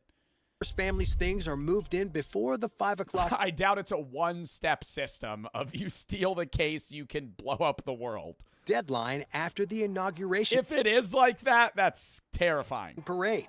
Once all the heavy lifting, including moving furniture and priceless artwork, cleaning, and any renovations or repairs are done, the task now comes down to turning the White House into a home for the new first family. Remember that questionnaire the White House chief usher sends the new family? This is now when this comes into play. Throughout the White House, the staff is busy personalizing everything. For example, Obama wanted a new shower head installed in his bathroom and a swing set for his kids to play on. The staff ensures every desire is met, regardless of what the president and his family ask for, whether it be their favorite shampoo, towels, bed sheets, foods, or whatever else they want. As the staff continues, Make me a good cave. I need a good cave stat. Make me one right now. Put it dot in Abraham Lincoln's room right next to it. Right next to it. continue to finish their I want there to be a thin wall. preparations. The new president and his family return to the White House to begin the inaugural dinner, followed by the inaugural ball. However, even at this late stage, mistakes can happen. One famous incident was when President Bill Clinton first took office. On that day, during the chaos of the move, someone accidentally misplaced Hillary Clinton's ball gown in their Oh, I thought they were going to mention something else. daughter Chelsea's room. Well, after 15 minutes of panic, the staff found the dress and ensured that Hillary would not need to go out in her birthday suit for the ball. Thankfully, mistakes like this are few and far between thanks to the staff's dedication, speed, and desire to serve the president regardless of political party. That is why whenever a new president enters the White House for the first time after his inauguration, when Chief Usher says, "Welcome home, Mr. President," they truly mean. Well, because being a part of the White House staff is one of the most secure jobs you could probably have. Regardless of how the U.S. economy is going, if you work directly in the White House for the president, we could literally be in a Great Depression and you will be okay, is what I'm assuming. You have the most secure job in the world. You will be okay if shit hits the fan. It. Bye for now. They def changed staff. This is the That was just the end of the video? Wait, it just cut off? This is the first time after his inauguration. Oh, it did. Wow, that's crazy. That was like a hard ending. Ride for the sub, Mariana for the 3. Thing is, aren't the codes for confirmation this case as well? Yeah, but I'm assuming there's still probably somebody that's in charge of doing a triple com. Dude, it's a nuke. I doubt it's just that. I doubt you could just steal the case and do it. Bearzone for the 5. Can I get some advice? There's a guy in my class that wants to date me, and I was nothing to do with him. I told him multiple times I'm not interested in dating. He keeps trying to make weird comments that's gone since freshman year. Not to mention he has a girlfriend, albeit she's fresh, and I'm not sure what should I do since he never listens to what I say. Literally just don't respond to him. If he talks to you, just don't answer. Just ignore him like he doesn't exist. X-Toxic for the sub. LMFAO for the 3. Imagine we hype up the nuclear football and it's just a MacBook already that's running Windows 7. RQ for the 3. Thanks for all the content you've been providing us. Have a great break vacation. Thank you. Drew and Adam for the sub 2 for the 5. Been a fan of yours since I was 12, now I'm 17. I wanted to watch, donate once before I do something irreversible.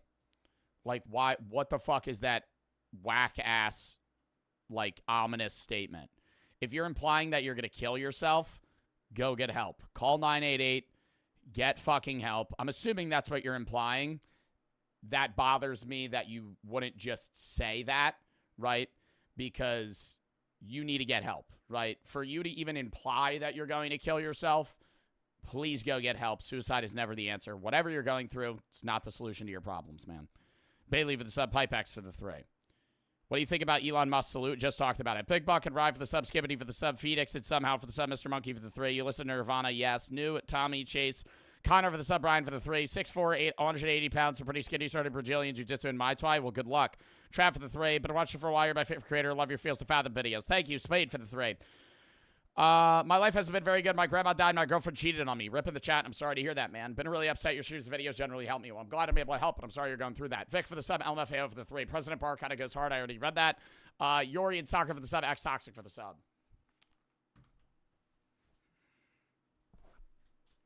It's getting fucking hot now. Lock in. Lock in. Next video. Hold up.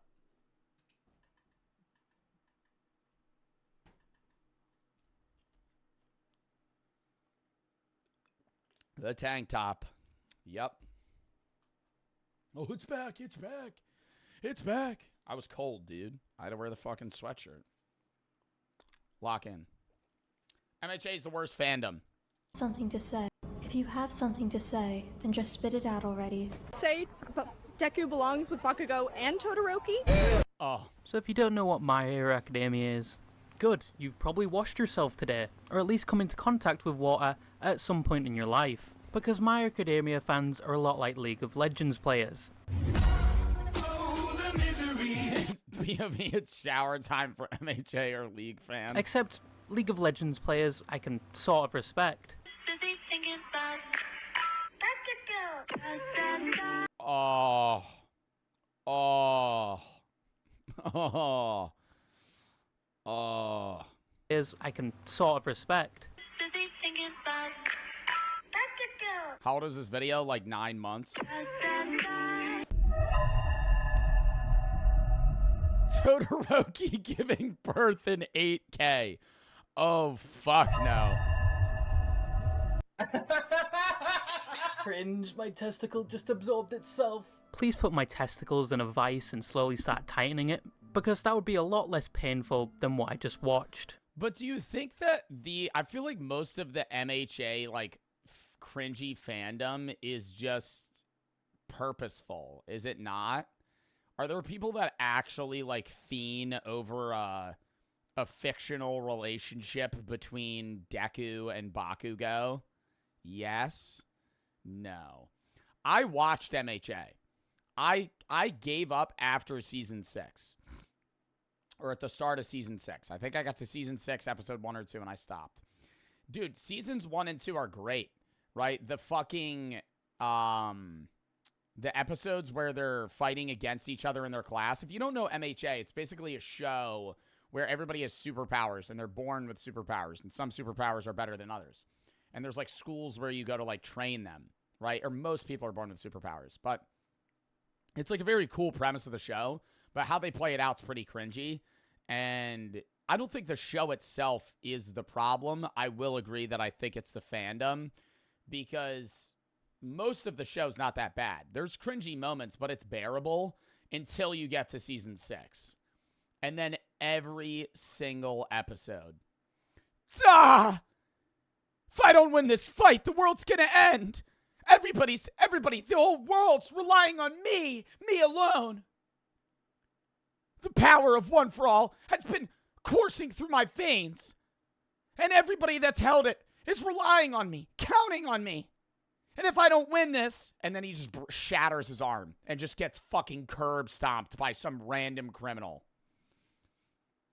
But My Hero Academia is an anime that launched all the way back in 2016. Unbearable.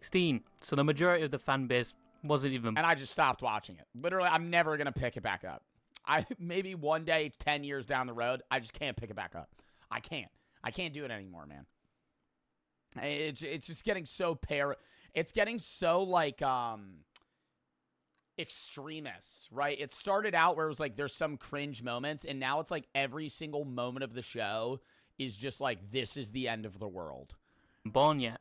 But when it launched, it was somewhat of an instant success. But its community compared to back then has got significantly worse. Got back from Popeyes. Do you want a bite of my chicken breast? Here, puppy. I know you haven't eaten today. See, like that, this person has to be fucking around. There's no way that this is real. And that they're genuinely, like, thinking this is like a good video. Take a bite. Here, I'll help. Watch me. Puppy.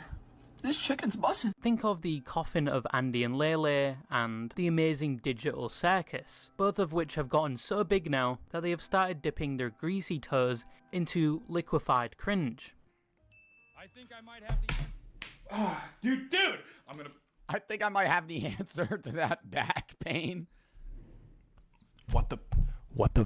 That's because the fan bases have got so big that the people that just enjoy the game or the animation slowly get pushed out of the community and replaced by people who are so diehard that they, to say the least, develop strong feelings. Bro, but it's not even diehard. It's people, it's like the MHA fandom that's cringy is like obsessed with like a fabricated gay relationship between Deku, Bakugo, and Todoroki. And nothing's wrong, like, with, you know, if they were gay, right? Nothing's wrong about that, but it's like people obsessing over like they're made for each other. And it's like, bro, they're like high schoolers that you're like obsessed with, like wanting them to like be in love with each other. I don't know, it's so odd. Feelings for these forms of media and can't contain their feelings, so they post videos to TikTok, I guess. Or it's because the form of media has got so many fans and so many people that will watch content even if it's just referencing that form of media. And some people see this. I will say they also, the MHA, the problem with MHA is they do like literally over-sexualize it. So much. And they do that, and there's a lot of animes that do that purposefully. To kind of like keep in their audience. Who's the one woman that like literally flirts with the students and her power is like releasing a fucking pheromone that makes you pass out and fall in love with her? Yeah, Midnight. Like, dude, her outfit is just, bro. She holds like a whip. She's literally she's wearing like a dominatrix outfit.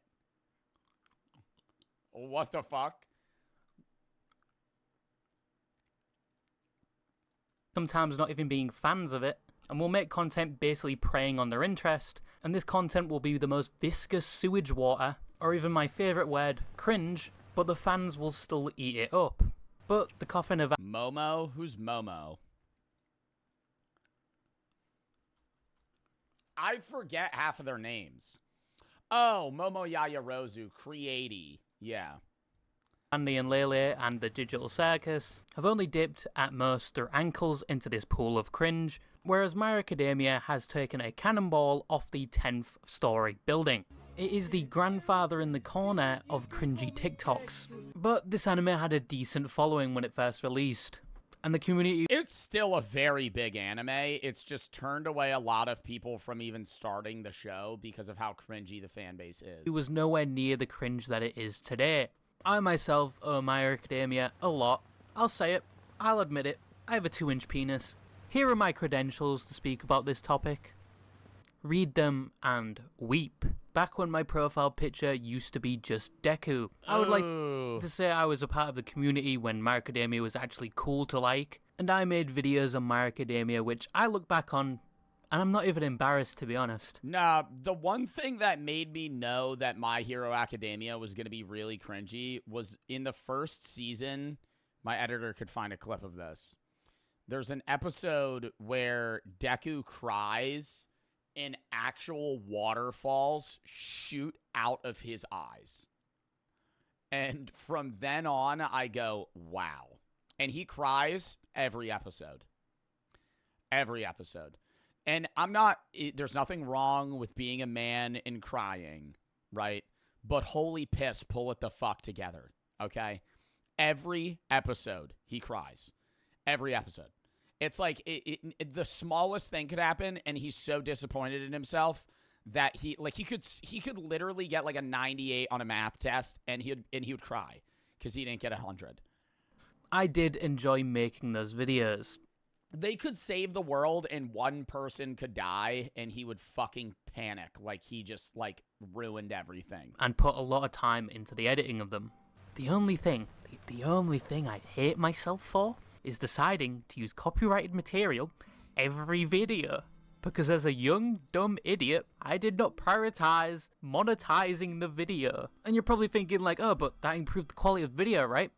It was the most dumbest music I used. I could have replaced the music with sign language and it would still have the same effect. But anyway, apart from the fact I could have bought a house by now, My Hero Academia used to be cool to like. Now if you mention you're a My Hero Academia fan in a 50-foot presence of someone, you condemn yourself to loneliness for the rest of your life. I'm talking boyfriendless. I think you could say that you like MHA. It's just if your favorite anime is MHA, people will judge you. Girlfriendless, fatherless, motherless, skip video? No, I don't think I will, but I think I'm going to time you out for 24 hours. Auntless, uncless, and... Refund that scream. My throat's killing me. I'm sucking on a cough drop right now. Rochard for the 3 says it's Richard. Side and Kevin for the sub. Mexico for the sub. 2 for the 3.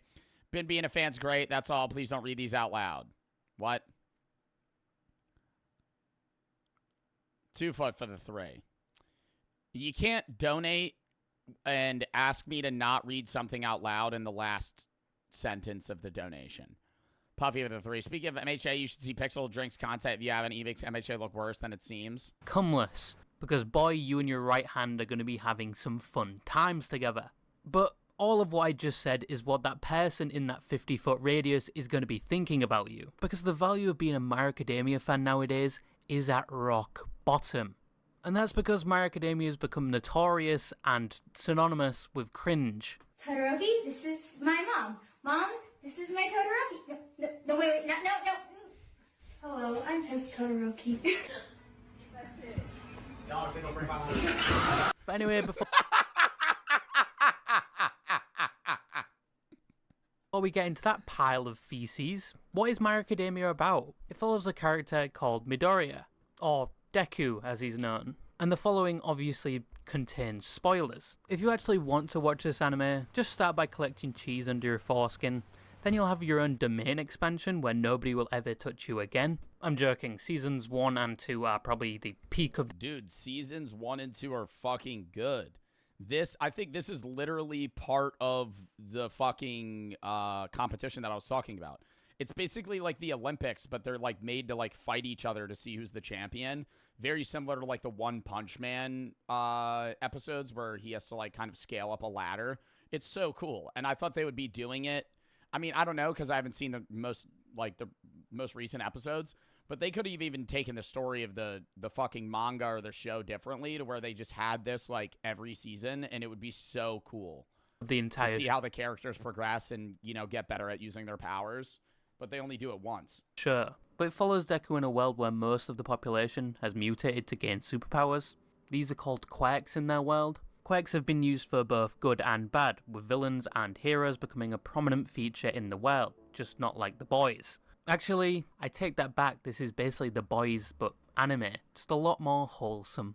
But quirks have advanced to the point where you can actually be a hero as a career path, and there are schools which will teach you how to become a hero and to harness your quirk, and try to become one of the top heroes like All Might, who is number 1. But unfortunately, Deku's mother must have been doing lines of cocaine or jumping downstairs fetus first, because he was born without a quirk, meaning that his dream to become a hero was gone. Just like every child's dream nowadays is to meet their hero, until you learn they've uploaded an apology video saying I'm sorry or responding to the drama, and the 4th horseman of the apocalypse being they play Minecraft. But despite not having I would say, though, that people responding is better than saying nothing, though. Like the Cody Ko situation where it's like, not saying anything is worse than fucking responding. He still showed the characteristics You see the ending of MHA? Is MHA over? Of a hero, such as self... I stopped watching season 6, like episode 2. Sacrifice. And that's when... Oh, the show's done? How many seasons? I'm about to just look up how the show ends. How does MHA show end?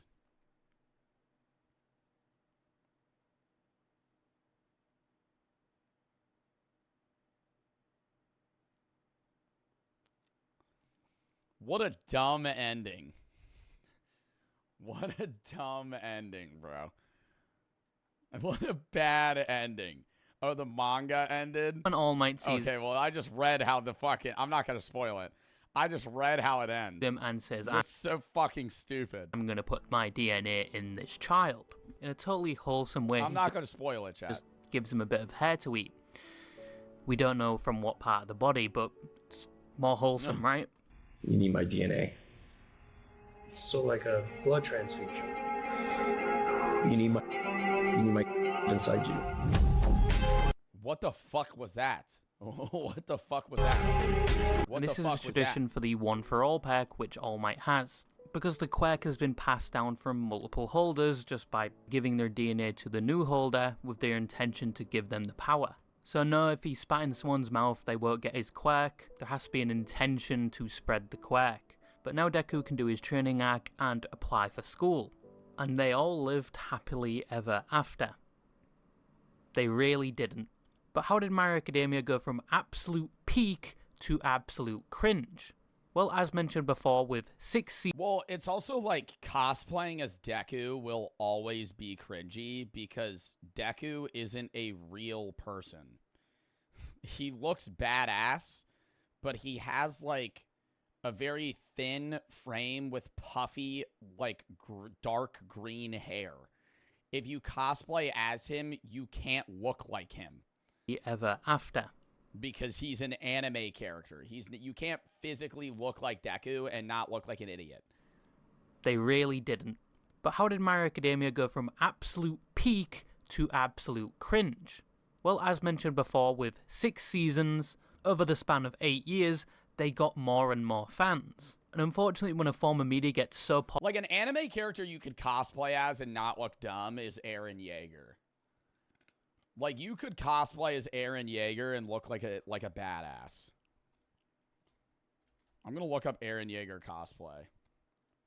Okay, never mind. See, now this is not...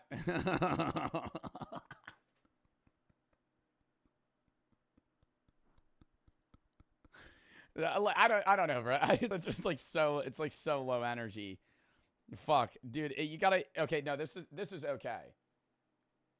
This isn't as bad. It still could be done better, but that's like a better non-cringy Eren Yeager cosplay. The hair just looks so bad in the first one. Oh my god. I don't know, dude. Popular and so well perceived. It's still cringy. Okay, it's not as bad. My point still stands. By their own community, it gains somewhat notoriety. It is a phenomenon that has... Yeah, bro, they're literally wearing like outfits off Temu. Popular and so well perceived by their own community, it gains somewhat notoriety. It is a phenomenon that has followed Fortnite, Minecraft for a small amount of time, from like the 2014 to 2016 days before it popped off again.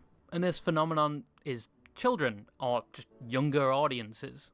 Because whilst the older audience will just sit back and enjoy the show, and admittedly a small amount of the younger audience, but the vast majority of the younger audience will make this their entire personality. And then 5 to 6... Dude, people with Bendy in the Ink Machine, that's worse than MHA.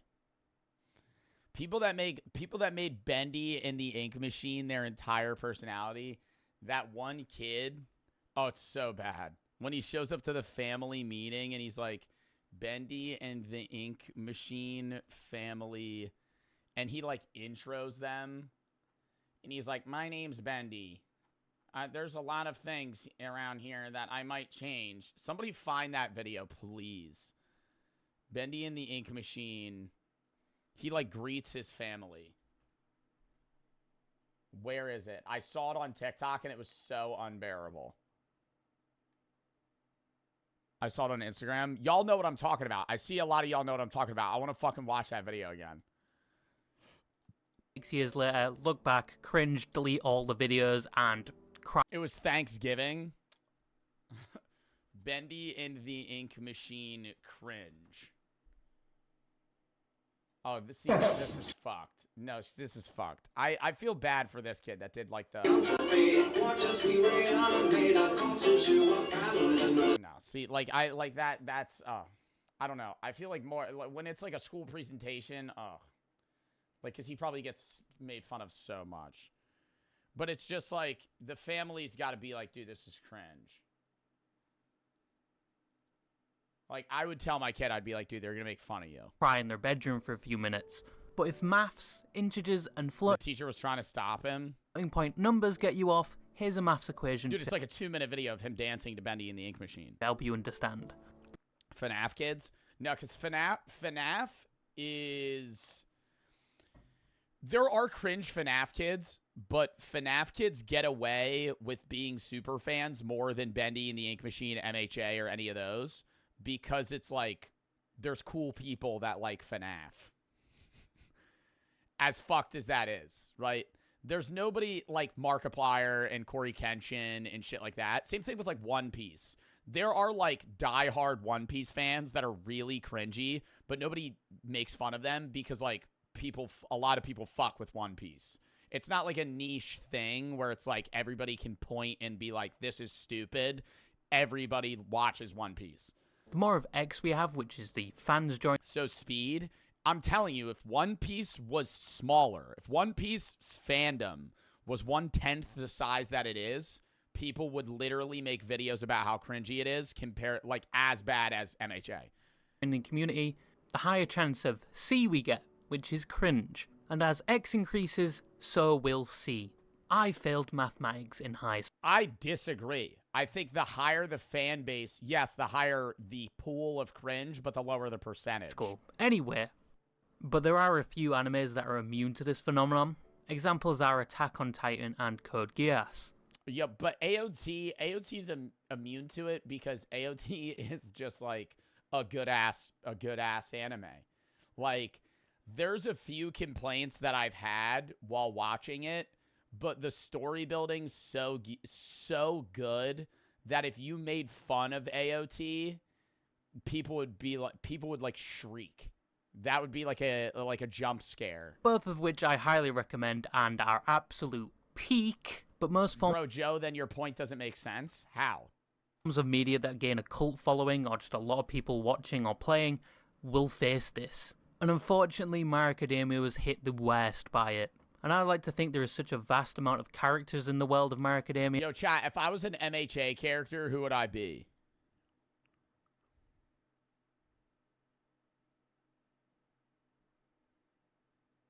Deku? Bro, I don't want to be Deku. Bakugo? Minoru Mineta? Stop. Well, my grape balls don't stick to any... They stick to everything, but I just bounce right off of them. Fucking punch that kid in the face. He is so annoying. Yeah, and the concept is so vast and so applicable, meaning people can create their own OCs, both of which can spark an interest or somewhat of a relation. Basically what I'm trying to say is, people enjoyed My Academia a bit too much to the point where they create imaginary canon events between characters, or they upload a video acting like those characters and their interaction with other characters, or even they create their own character within that universe. My favourite is Yi Todoroki. My middle name? It's Koi. Iki Koi Todoroki. It reminds me of the fish. They're so calming. The amount of times my friends sent this. Oh my god, bro. Oh. Dude, I feel the same level of cringe watching this as I do. That's how cringy it is. Bro, I didn't even say what I was going to say. This is so cringy that it matches the same feeling you get when you watch older videos of yourself and you cringe. Like watching a video when you were younger, like your old YouTube videos or whatever. It's the same feeling. This to me, my DMs. Videos? Shut up. Videos. Wait, what is this? Oh, this is the Bendy video? My family's pretty normal. Oh, no. I've never even seen this. You found the full My family's video. pretty... Scully, you found the full video. My family's... I've never even fucking seen this. There's no way. Bro, I've only seen the first clip. Pretty normal. A new person? Oh, no. Greetings. Welcome, hello and welcome to the Tucker and Sons thing. Bro, and she just tried to walk right by him. Stop. Uncle found it? Well, Uncle. Bro, like, he's like, greetings and welcome. And she just fucking smiles at him and keeps going. Hello and welcome to the Tucker and Sons Thanksgiving dinner. Bro, and this looks like a Zoo Pals plate. Like, this don't even look like some fucking mask, dude. This looks like you would eat, like, chicken nuggets off of it. Greetings. Welcome, hello and welcome to the Tucker and Sons Thanksgiving dinner. My name is Ben, and I will be your host or guide today. Please teach yourself as I walk around, making sure everything is correct and intact, such as messy rooms or misplaced objects. You can go ahead and find a seat for yourself and have fun. But no, I apologize. Backstage, sorry, limits off limits. Only households, spelled households wrong. And Bendy can be back here. If you need the bathroom here, find Bendy. But there's no trespassing past that and ask him for permission, bro, I'm not asking that kid to fucking take a piss. I'm pushing him out of the way. Bendy, move over, bud. What the hell is this? Does he do birthday parties? Oh, no. This guy you're looking for? Hey guys, what's up? I'm going to somebody's 69th birthday party. You, the viewers out there, said, asked if I do birthday parties. Well, I guess now I officially do birthday parties. Oh, I thought he was joking when he said somebody's 69th birthday party. We found somebody He's actually at his grandfather's 69th birthday party. special to come to your birthday. Ah, you can come out now. Being the bro, I don't want to make fun of the kid, but if I'm the grandpa, bro, and it's my birthday, and they're like, they walk out the kid, and he's like, I'm Bendy. I'd be like, dude, give it a rest. Oh my God, please. I'd be like, bro, come on, it's my birthday. Please stop. This is PTSD for me. I have been to Vietnam and... Why aren't his parents telling him to stop? Well, they're being supportive, dude. You know, if you're the parent of the kid, you think it's like, you know, nice that your kid has that much of an interest in something. But it's just like, I don't think that it's bad that the parents let him do it. I think that they shouldn't have posted it. And bro, that kid's so young, the mom's probably a millennial. As the mom, you should know your kid's gonna get made fun of, right? Like, when I'm a dad, I'm not posting my kid at all because the social media is terrible, bro. People are gonna fucking shit on you. Like, what the fuck? I would never I don't think it's bad. He wants to do the fucking Bendy cosplay. He can do the Bendy cosplay. We all did cringy shit when we were 10, okay? We all did cringy shit when we were 7, right? All of us. Whatever, you might not even be able to fucking pull on something. You did something that was fucking just stupid, right? And you had a weird interest in it. And it was like fun for you. And you look back at it and you're cringy. And it's like cringy. You don't want to have to look back on that and be like, damn, dude, my mom posted that. Back through this video. They're so calming. But all of the above things I've mentioned did create a cringe environment. And it... Bro said us. Dude, I'm telling you, everybody has done something cringy in their life. When you were a kid, bro, you might not be able to remember it now because you were 6 when it happened. But one day, your mom's going to be like, oh, let's look through the family photo album. And there's just going to be a picture of you. And it's just going to be like the 1,000-yard stare. And you're just going to have the just play in your head. And you're going to go, oh, my God.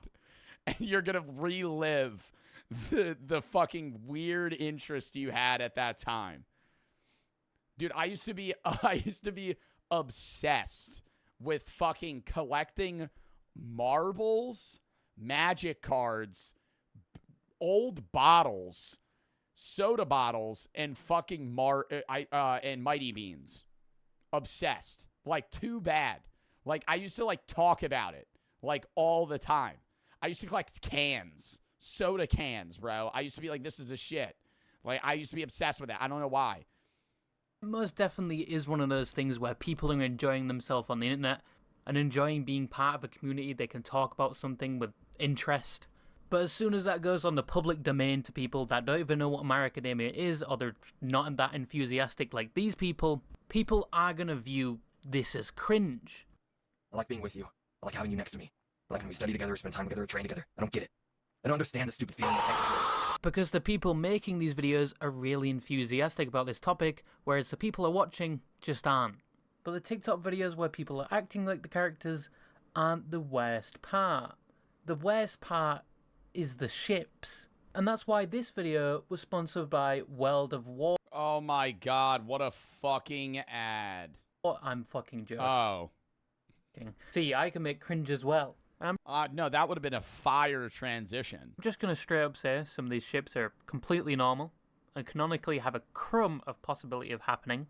Then there are other ships which are like the type. Yeah, you having Deku and the fucking girl that floats as like a relationship is kind of written into the story. That's not that crazy. But then you being like Deku, Todoroki, and Bakugo all love each other and they're dating. It's like, bro, what? Titanic, where they see characters that have said a single... That'd be like you, dude, to relate how weird it is, it'd be like you shipping Freddy and Gibby while you're watching iCarly and then making fan videos about how Freddy and Gibby should date. Like, that's the relation, right? That's, for the people that have never seen MHA, that's what's happening. Right? You watch iCarly, and it's like when you're a kid watching iCarly, like, obviously Freddy likes Sam, right? And then there's, like, a whole episode where they're, like, a thing. But then you just ignore that and just go, no, Freddy and Gibby are in love with each other. And you're just like, what? Single syllable to each other, or look to each other for 0.2 seconds in a single frame, and instantly Gibby core think there's apparently a connection there, and it's canon, or even worse. They assume there is sexual tension between those two characters. Oh, God. Now, there's no problem in thinking, oh, I think these two characters will look cute together. That's fine. But religiously banking on a very thin piece of evidence, I'm talking McDonald's. Not even a thin piece of evidence, bro. There's never a moment in the show where Bakugo and Deku, like, hint that they like each other. Beef patty thin, and actually thinking that they could become canon, and doubling down to the point where they'll explain why there is sexual tension, or a microscopic, like your penis or tits, piece of evidence that these characters are in love. Then they proceed to die on that anthill the size of a grape. Probably not even a grape, the grape seed. Explaining how it's going to happen and how this frame or this frame proves they are correct and everyone else is wrong.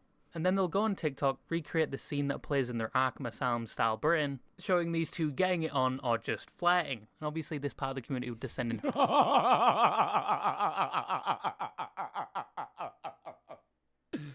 Dude, it's just like the wigs and shit, bro. Toxicity eventually, where it's probably ship versus ship. Oh because my this 40-year-old MILF obviously wants those semen cells that are dried on your couch cushion. Because look, they're staring at each other. That makes me move on to my next point. The people they ship together. And believe me, I've seen some shit. I have seen some shit.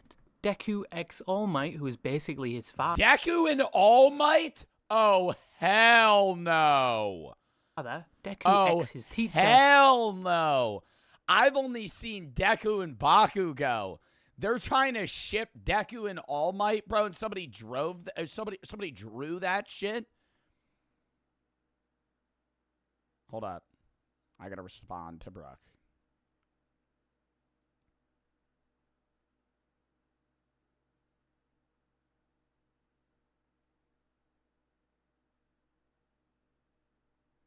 Hold up. All right. Mantra for the sub, Yaz for the $1,000, but he says, hi, Joe. JJ for the sub, Ty for the 3. Have you seen JJK? I have not. J-Mac for the sub, Gerb for the sub, Rose for the 3. I have anger issues. How do I fix this? Go to therapy. Grand and Drive for the sub, 1C for the sub. Why don't you show Daisy on stream? Already talked about that a million times. Chat, answer that. Mr. Monkey for the sub, or for the 3. Puppy for the 3. Speaking of MHA, you have to see Pixel Drake's content. I already read that. All right, lock in. And Deku X, the new stat, is probably going to catch him. Like, I understand people shipping characters on tiny shreds of delusional information and dying on that hill. That I understand. You just need a meeting with a therapist a few times a week. But shipping characters that, if they actually got together, would make anyone load 12 gauge. Just at the thought of these two characters having a romantic relationship, yeah, it's just a bit fucked up. Look at this. Daisy died? No. What?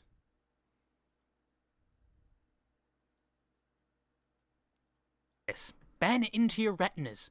Vietnam ain't got shit on this. They're like father and son, and you ship them. Come on.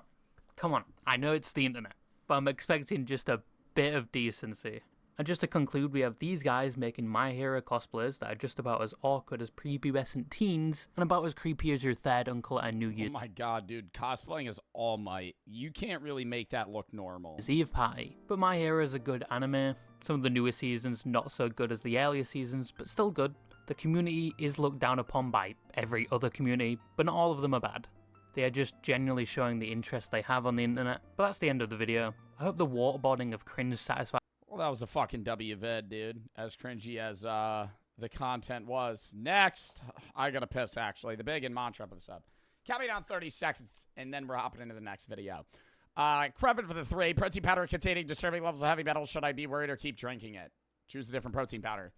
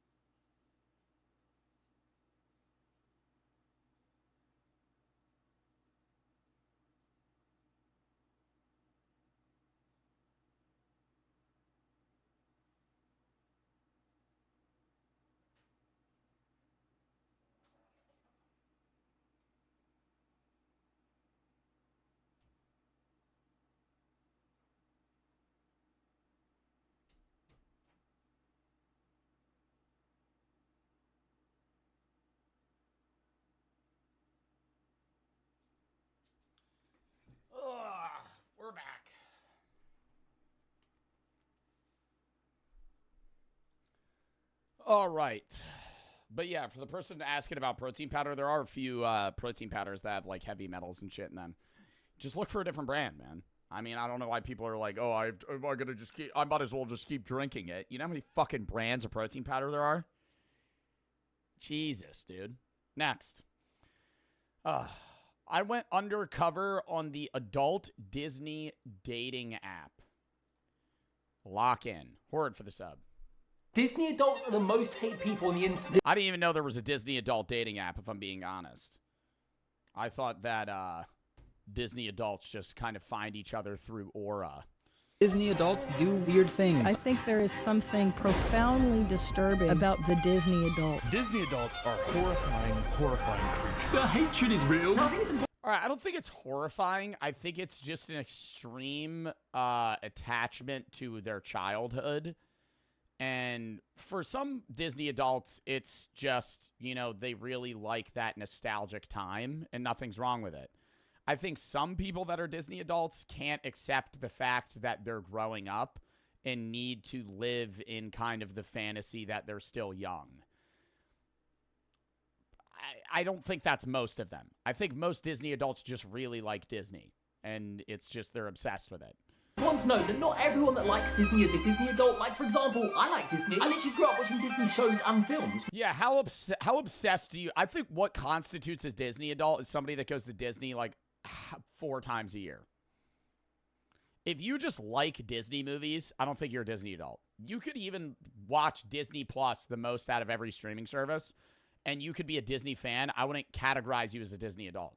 A Disney adult is like a 35-year-old man that's standing in Orlando, Florida in the middle of July, and their vacation that they've spent $4,000 on is so they could wear Mickey ears in front of Magic Kingdom, right? Like, that's a Disney adult. Like, out of everywhere they could go, they're choosing Disney World. It's my favourite being starstruck. If you know, you know. However, as much as I love it, I don't have a tattoo of it. And that's the difference between people that like Disney and Disney adults. Disney adults make liking Disney their whole personality. From Disney tattoos to Disney outfits to living in their own communities. I'm not gonna lie, it feels a bit like a cult. To the point that even when it comes to dating, they have their own exclusive dating app. Well, actually, they have 2. Why there needs to be 2, I don't know. Why there Disney Love needs to be 1, I don't know. So I literally just searched Disney dating app, and the first one that came up was this. Meet Upon Main. This is where your magic begins. At Meet Upon Main, we're creating a network where Disney fans make magical connections. Whether you're looking for love or a park buddy, we're committed to creating a space for all Disney fans to... Or a park buddy. Dude, a solo trip to Disney World? That's not fun. That's not fun at all. Going alone to Disney World? Oh, hell no. I'm not going to judge somebody if they do that, right? You do you. If you're having fun alone, I'm always jealous of people that are able to go out to dinner and fucking restaurants alone and have a great time. But to pull up to like a 4-day Disney trip by yourself and just wing that shit. This is a dating app, but it's not specific. Bro, I remember the only time I went to Disney World, well, I went to Disney World when I was like 4, but I don't remember it. The time that I remember was a freshman year in high school, and I had just broken up with my girlfriend at the time. And I remember being so sad that I was just eating, I told you guys this, I was eating like a roast beef sandwich alone in one of the fucking restaurants, and there was some animatronic just singing, and I was like, dude, this sucks. I remember sitting there and just being like, bro, I'm having the worst time ever. Holy shit, it was so bad. I would cry. No, I wasn't like, I didn't cry or anything. It was just like, you know when you get out of a relationship and you're just like in that rut? Like, that's how it felt. And I was just like, this is the worst. This is not cheering me up. Like, it was just some stupid animatronic. Specifically just for dating, you can make friends on here too. The other one is this one, Mouse Mingle. Find your Mickey or Minnie. Now the thing about this website is very, very interesting. As soon as you open the site, it literally just takes you to a feed of photos of every single person on this website. And literally every single photo on here is someone at Disney. I'm seeing Disney ears. Who's this? I was gonna say Mickey Mouse, but it's a cow. Yeah, it's fair to say they all love Disney. But do they deserve all the hate they get just because they like something? Well, this week I wanted to find out. So I decided to sign up for both both websites. I'm not going to use my real name. I'm going for my alias, which is Jeremy Mason. I do have to say, I'm not on here to date, by the way. Why not just use your real name? Wait, I'm just here to troll. I filled in all my information for both websites, and then it got to the point where we needed to add photos. It's clear to me if you want to fit in on this website, you need some. You just start inputting pictures of you looking disheveled in a dark room with Mickey ears on. Just like, you turn down the lights. Hold up.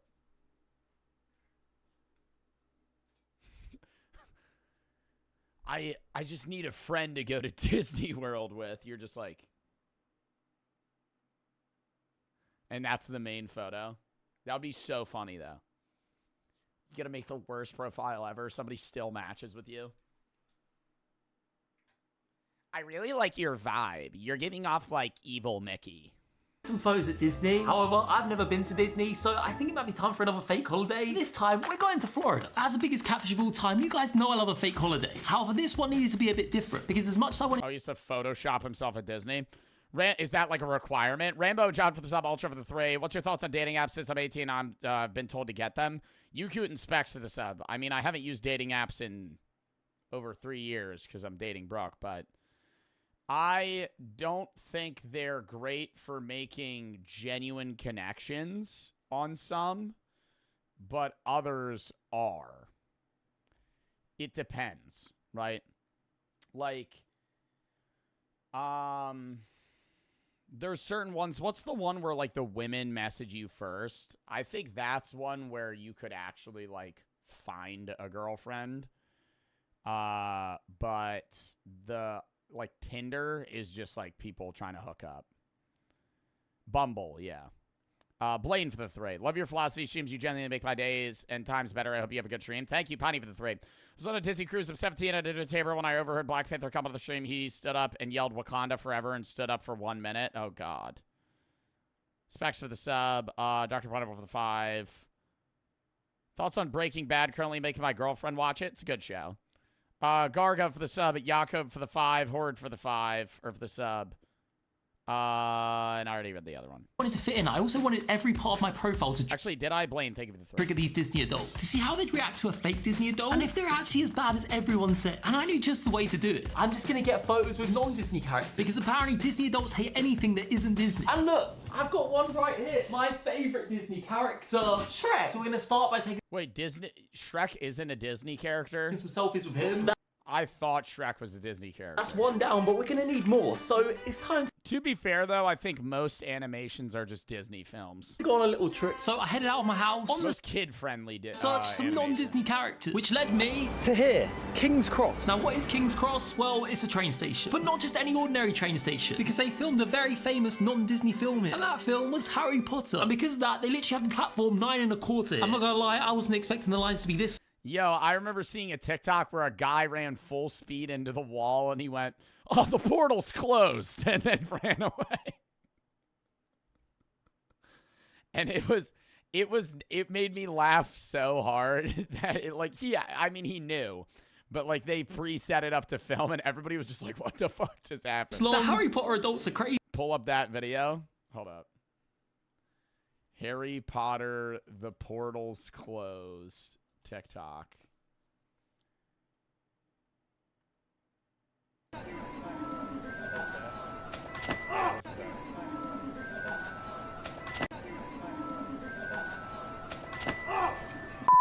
It's closed.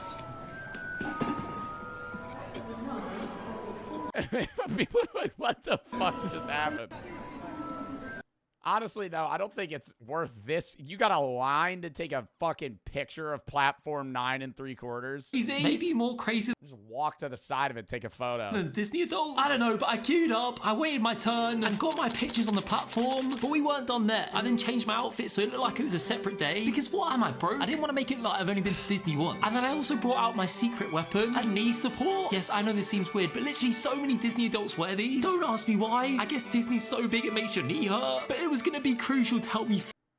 Is that an actual thing? I feel like it's just people having knee problems. Like, just fucking, "Oh, sorry, my knee hurts." I mean, you are walking around for a long time. Shaq for the sub. Older people, they're just old? Yeah, knee surgery? Oh, stop. Not the knee surgery meme, bro. I can't be doing the knee surgery meme anymore. I then continue my search for some non-Disney Are characters. you going to be a Disney adult? No. I don't really watch Disney movies that much. I think old Disney animation movies kind of suck because the animation quality's low. And obviously that doesn't make the film like how new it is. But I just like newer animation. Like, what's a newer Disney film that's good? I'm trying to think. Like, I've never even seen Moana. Mulan, that's not new. Frozen, Encanto. Yo, what's the one where it's on Dia de los Muertos? And I watched it in my Spanish class, and he actually visits, like, not the, I don't know if it's the afterlife or what. Yeah, Coco's a good fucking movie. Coco's a good film. It actually is, though. Hold up. Oop. My chat's glitching. You guys are spamming Coco so fast. Wreck-It Ralph. Did you cry? I don't think I cried. No. Joe for the sub. Characters, and I ended up here at the world's biggest toy store, and I went inside and this place was insane. But there was only one thing I was looking for, some non-Disney characters. And straight away I found one we'd been with earlier, Harry Potter, and then changed my outfit once again. I got a picture of Optimus Prime, once again, not a Disney character, and those are pretty much the only characters I found in there. So I started looking for some other shops, and then I saw this, a Disney store, and I decided to brave going inside. Alright, we're going behind enemy lines right now. Oh my gosh. This place was terrifying. Not only was I surrounded by Disney adults, I was surrounded by mini Disney adults. It was time to see what all this hype was about. So I looked around the shop, and I'm not gonna lie, it was kind of cool. And I was planning to only get photos with non-Disney characters to trigger the Disney adult. I thought whilst I was... Bro, that shit's always overpriced, though. I remember even when I went, it was like, what, 2017 or some shit? And it was fucking so expensive. A plushie doll was like $60. Who the fuck's spending $60 on a fucking plushie doll? Was here, I might as well get some pictures, try and help me blend in a bit. But I was actually having fun until I realised I was getting converted. They were trying to turn me into a Disney adult. So I got out of there ASAP and I headed home. With that, my profile is officially complete. This is my profile picture right here. Don't ask me why it's sideways. I've tried to re-upload it about 4 times the right way, but I think at this point I'm just stuck with it. So yeah, my idea with this is to lure people in, get them to think I'm a Disney adult. I'm one of them. So in order to continue that, I uploaded a couple of photos we took today that were completely unedited. However, this one I did caption it me and Darth Vader. I'm not gonna lie, I don't know who it is, but I'm pretty sure that's not Darth Vader, so I'm hoping that triggers some Disney. Is Star Wars a Disney film? I don't know. How am I supposed to know what's a Disney film and what's not? How do people just know this shit? Y'all just know what's a Disney film? Why? Disney fans. And speaking of triggering Disney fans, it's owned by Disney, but it's not a Disney film. Tater for the 3. First time stream watching YouTube, but also my first time donating, so here you go. Thank you, Joe and Shaq, for the sub. The photos uploaded to try trigger them that were with non-Disney characters. So we got the Shrek photo, which actually edited a minion on my t-shirt, also not Disney character. Then we got me and Harry Potter, but for this one, I completely transformed my outfit, put myself in a Disney t-shirt, just to confuse them a bit, to be like, boys. That looks edited, though. His arm looks like fucked up. At Disneyland, but why is Harry Potter there? And to add to the fact that I'm at Disneyland, I also added a pouch on my trousers for my golden Disney. And the khaki shorts with the black belt. Oof. Pass. And then finally we've got me and Optimus Prime, which I only subtly edited. Yeah, I just added a new design to my jumper of Mickey Mouse in a mousetrap. Yeah, if this doesn't trigger them, I don't know what will. So now let's move on to our fun facts about me. Fun fact number 1. Aside from Disney, where else would you like to travel someday? Nowhere else. I love Disney, alright? I need to make it look like I'm part of the cult. What do your Saturdays usually look like? Watching Disney movies. Usually. What are these stupid fucking questions? Are these questions that are going to determine whether or not somebody wants to date you? What do you do on Saturdays? Shrek, which isn't a Disney movie. Question number 3. Who gives a shit? Is that something that's on like a regular dating app today? I feel like I'm so out of that realm now because I've just had a girlfriend for fucking, over 3 years that I just don't know what dating apps look like now. Like, what do they ask? What are the questions on the profile? Job AP questions, quit bragging. What do you mean quit bragging? It's not a brag. I genuinely just don't know. Which Disney character do you relate to and why? Shrek. What's the worst character that you could say? That's what he should have put. I know he put Shrek because Shrek's not a Disney character, but you could have picked somebody that was bad. Who's like an evil Disney character? Most fucked up Disney characters.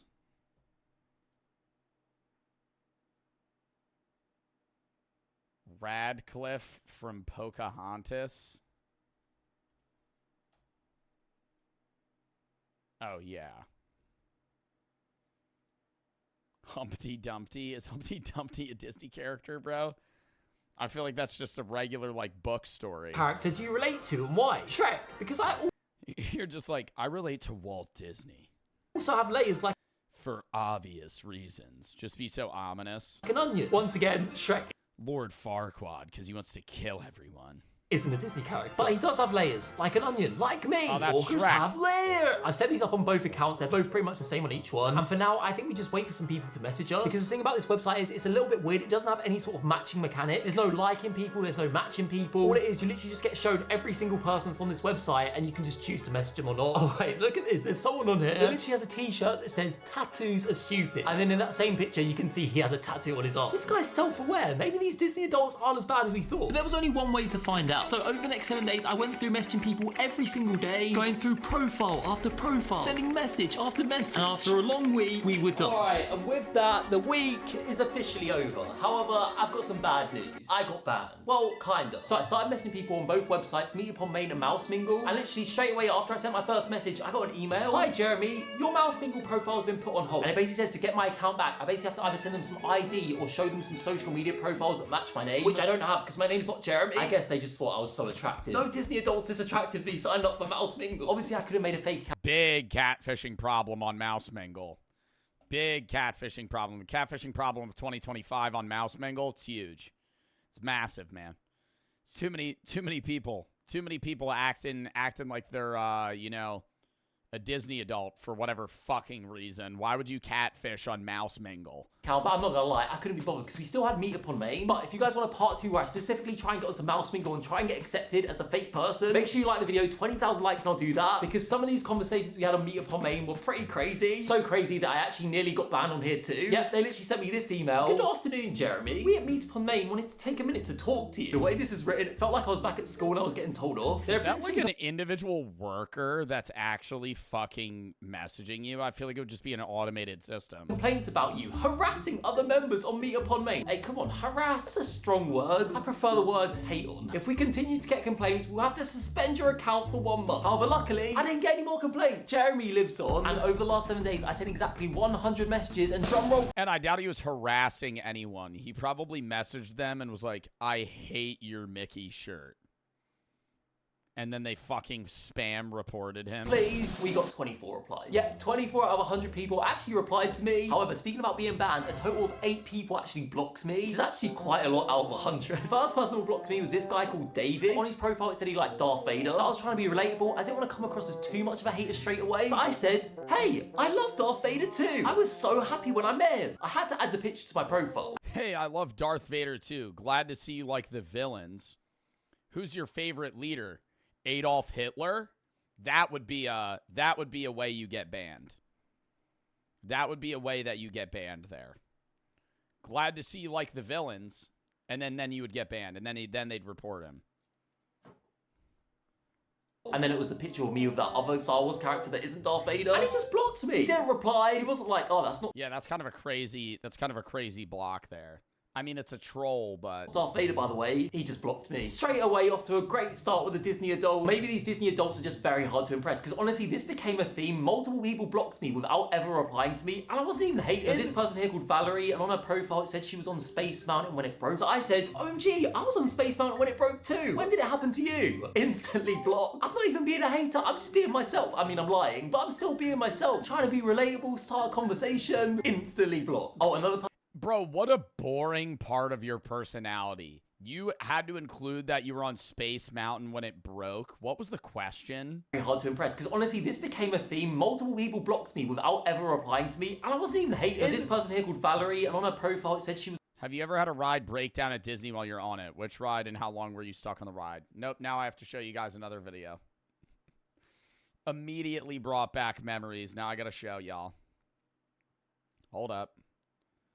Hold up. It's literally at Disney. And I think it might be edited, but it's fucking hilarious. It's one of the rides broke down, and they're like, the man in the black shirt, please stop recording. The man in the black shirt, please stop recording. Where is it, dude? Fuck, man. I've been stimming too much on TikTok. I can't find it. Oh my god, I can't find it. Fuck! Wait, this is where I spam and find it. Boom, boom, boom, boom, boom, boom, boom, boom, boom. Yeah, here it is. Nope, nope, nope, nope. It's just a bunch of dog videos. It's a lot of dog videos. Some would say too many dog videos. Up, Costco guys filmed on the 3DS. No, no, no, no, no, no, no. Oh, here it is. Found it. Dub. All right, hold up. Now I gotta pull it up.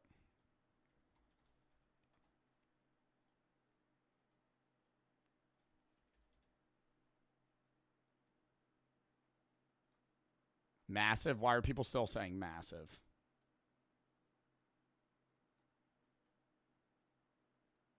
Okay.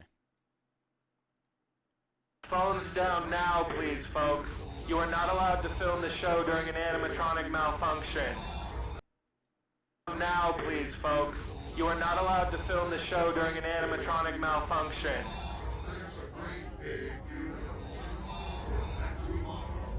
We are going to have to complete the cycle of this show despite the malfunction, so if you could please just sit tight, keep your hands in your laps, and keep phones...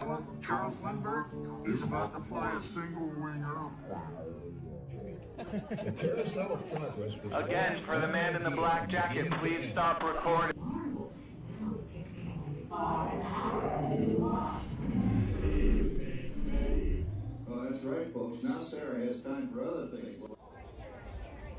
Again, I want to thank most of you folks for following directions and sitting tight during this issue. We're going to have some Lightning Lane vouchers available for your patients.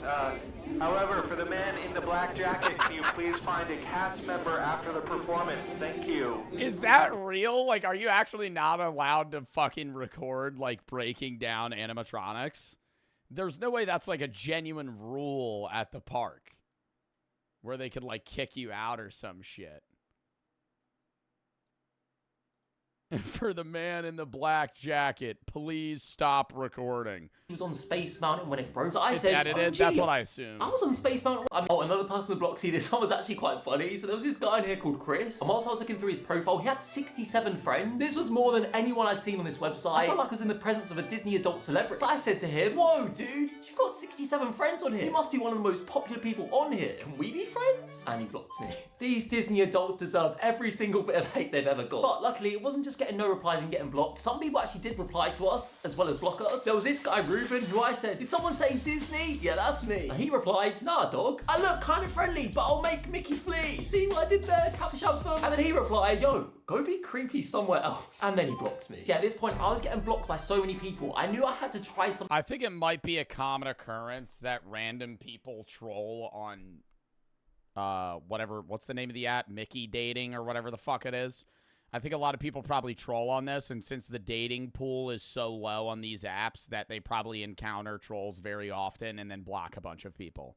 Something new to try and appeal to them, try and Mouse Mingle. There's probably like fucking 500 users on Mouse Mingle. relate to them. So naturally, I started doing some Disney pickup lines. Yeah, this guy called Dua, who I said, my name isn't Sully, but you could be my boo. See what I did there? Monsters Inc? Well, he didn't reply, but he didn't block us. So I decided to continue with the pickup lines, but I remembered I'm a hater. I don't like Disney. So I went for a Minion one instead. I messaged Evelyn, are you a Minion? Because I love Minion. And she replied, I act like them sometimes, but I'm not a follower of Group. Yes, finally, someone who shares my Minion passion. They're the most underrated Disney character. They're not a Disney character. Minions are part of Illumination Entertainment, which is owned by Universal, so it's a completely different franchise. From my understanding, Disney only acquired Shrek franchise, which is under DreamWorks. Apparently Disney bought Shrek. I actually googled this and apparently they did, so having... I didn't even know Disney bought Shrek.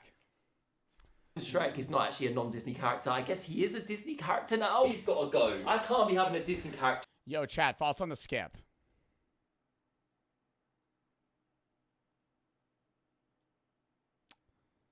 Crispy for the 5. Currently eating 418 grams of New York strip, and I had to pay respect. Fudge Alpha Gal Syndrome. Genya for the 3. Fun fact, there's a Darth Vader versus Adolf Hitler rap battle. I've seen that. Blaine for the 700. I actually bought 1,000. Thank you for the 700 biddies. Ready for the 5. Says Hodge Zone for the 3. Do you remember, or do you prefer 2D animation or 3D animation? Depends on the type of video. Or type of movie, rather. Mr. Krabs and Pro for the sub. Flax and Venom for the sub. Tack for the 3. Grinning the fuck out. Right now, I ate 7 25 milligram edibles. I'm sorry to hear that, man. Take like a cold shower or something. What's the Red Dead 100% completion subathon? Oh, when's that? Oh, never. Krusty for the 3. Saddest moment of any movie? I think it's Interstellar video call scene. That's really sad for sure. The thing that immediately popped into my mind, because it's most recent, not because it's the saddest, is the scene from Guardians of the Galaxy 3. Spoiler alert, mute me for 20 seconds. Mute me for 20 seconds.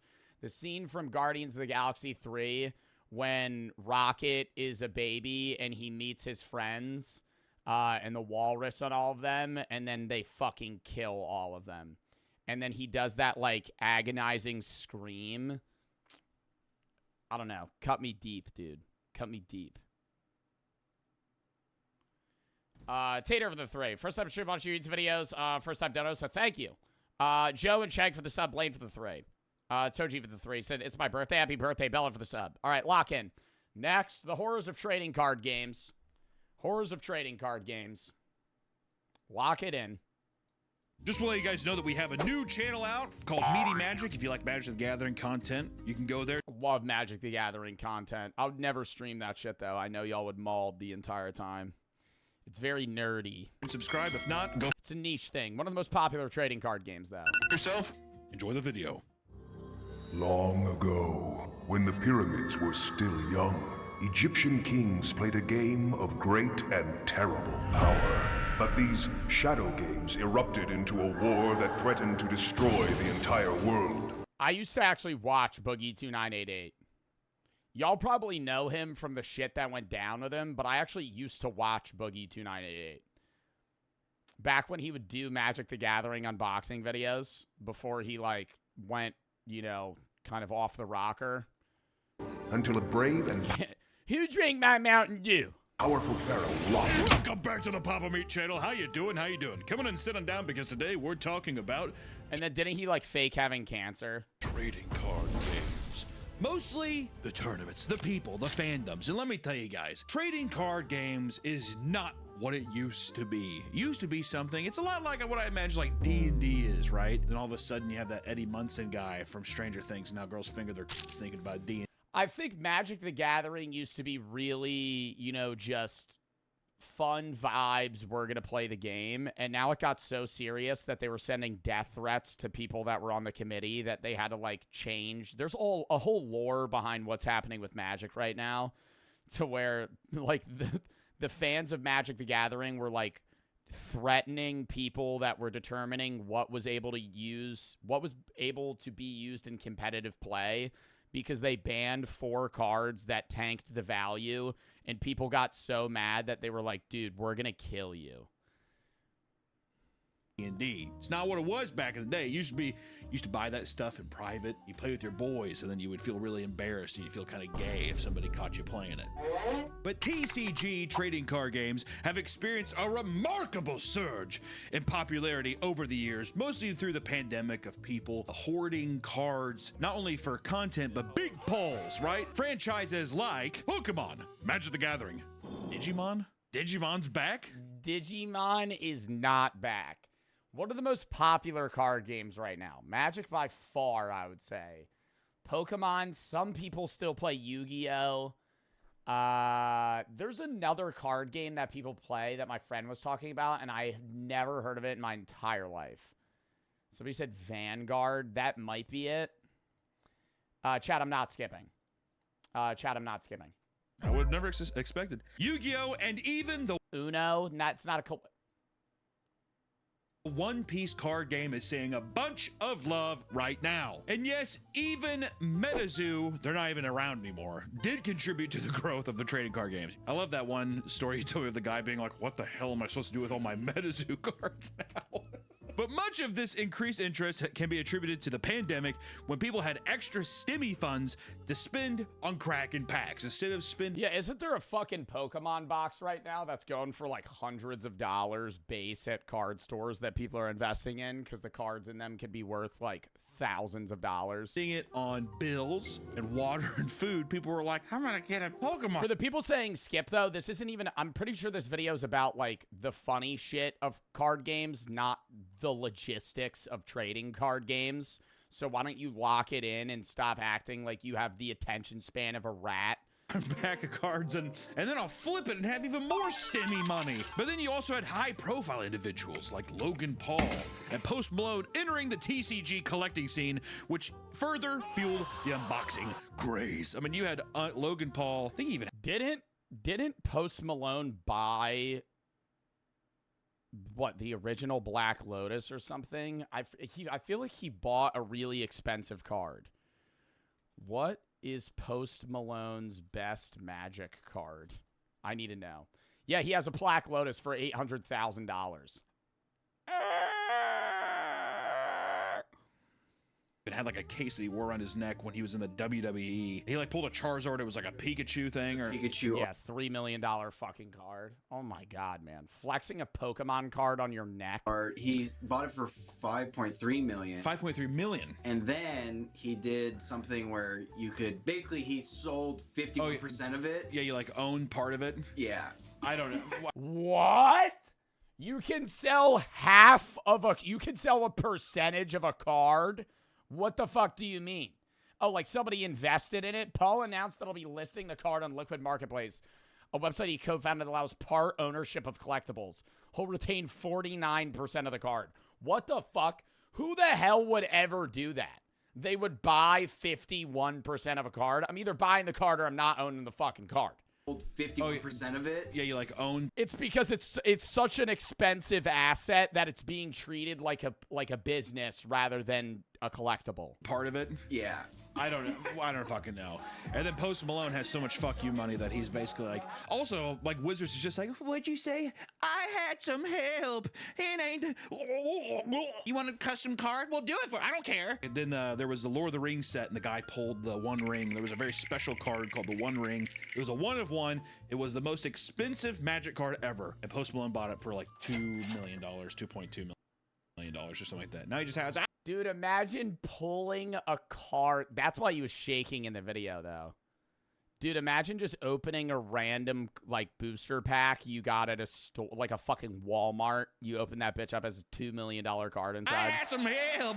I made the bottom out of myself. Don't act like you. But one might think it's all about collecting cards and treating them like stocks of gold, right? But at its core, these card games. Hold up, I gotta piss again. I'm sorry, chat. I gotta piss. WMD detective for the subtone for the 3. Should they add it to casinos? No, Kason for the 3. Lately, I've been feeling sad. I honestly don't know why. It's because of my dad or it's my mental health. I'm just being sad in general. Don't really know what to do. And the right way to avoid this, make this go away. Have a good day. I'm not an expert on mental health, man. At the end of the day, I think if you have a problem that bad, you should go seek therapy or psychiatry. Outside of that, you could talk to your family and your friends about it, and you could try and, you know, keep certain hobbies and do things to not necessarily keep you distracted, but keep up your mood. Outside of that, I'm sorry, man, I can't really help you. Wobble and ZZ for the sub. Toady for the 3. All right, I gotta piss. Count me down.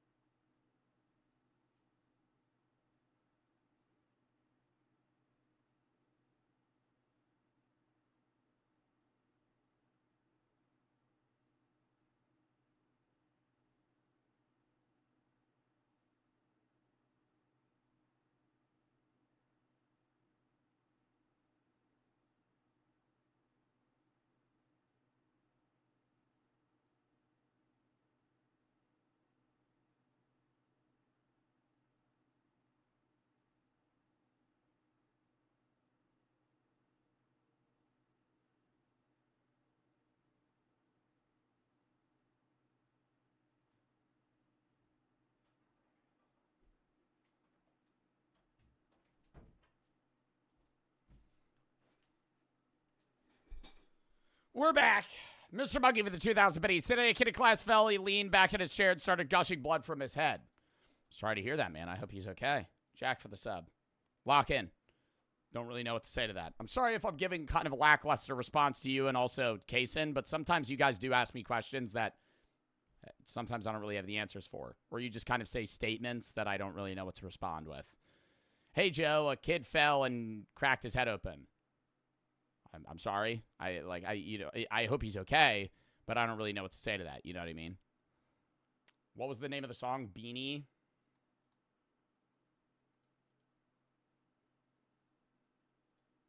All right, lock in. Are meant to be played. And beneath the layer of casual play lies a competitive tournament scene with its own darker and slimy underbelly. And this is where the real shit is. If you're sitting there and you're just like, I'm cracking some packs because we just like it. I'm doing a stream later if you guys want to come by and watch me crack some packs. I hope I pull a Charizard. That. You want to talk to the people going to a fucking strip mall card shop, playing tournaments.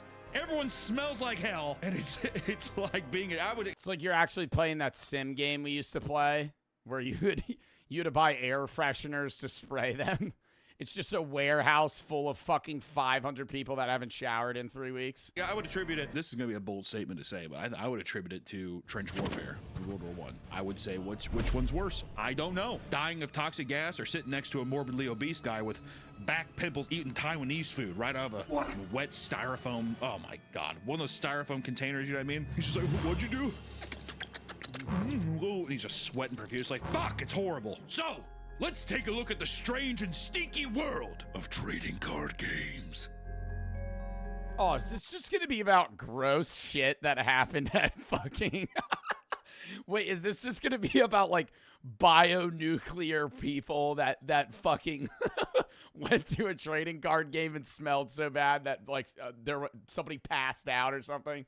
Ladies and gentlemen, I hate to say it, but as with all good things in life, there are stereotypes of the trading card game player or the trading... Okay, I don't actually think that somebody that plays trading card games smells bad. I have a lot of friends that are really obsessed with Magic, and they shower on a daily basis, but... It is a stereotype because of the few that do, you know, stink.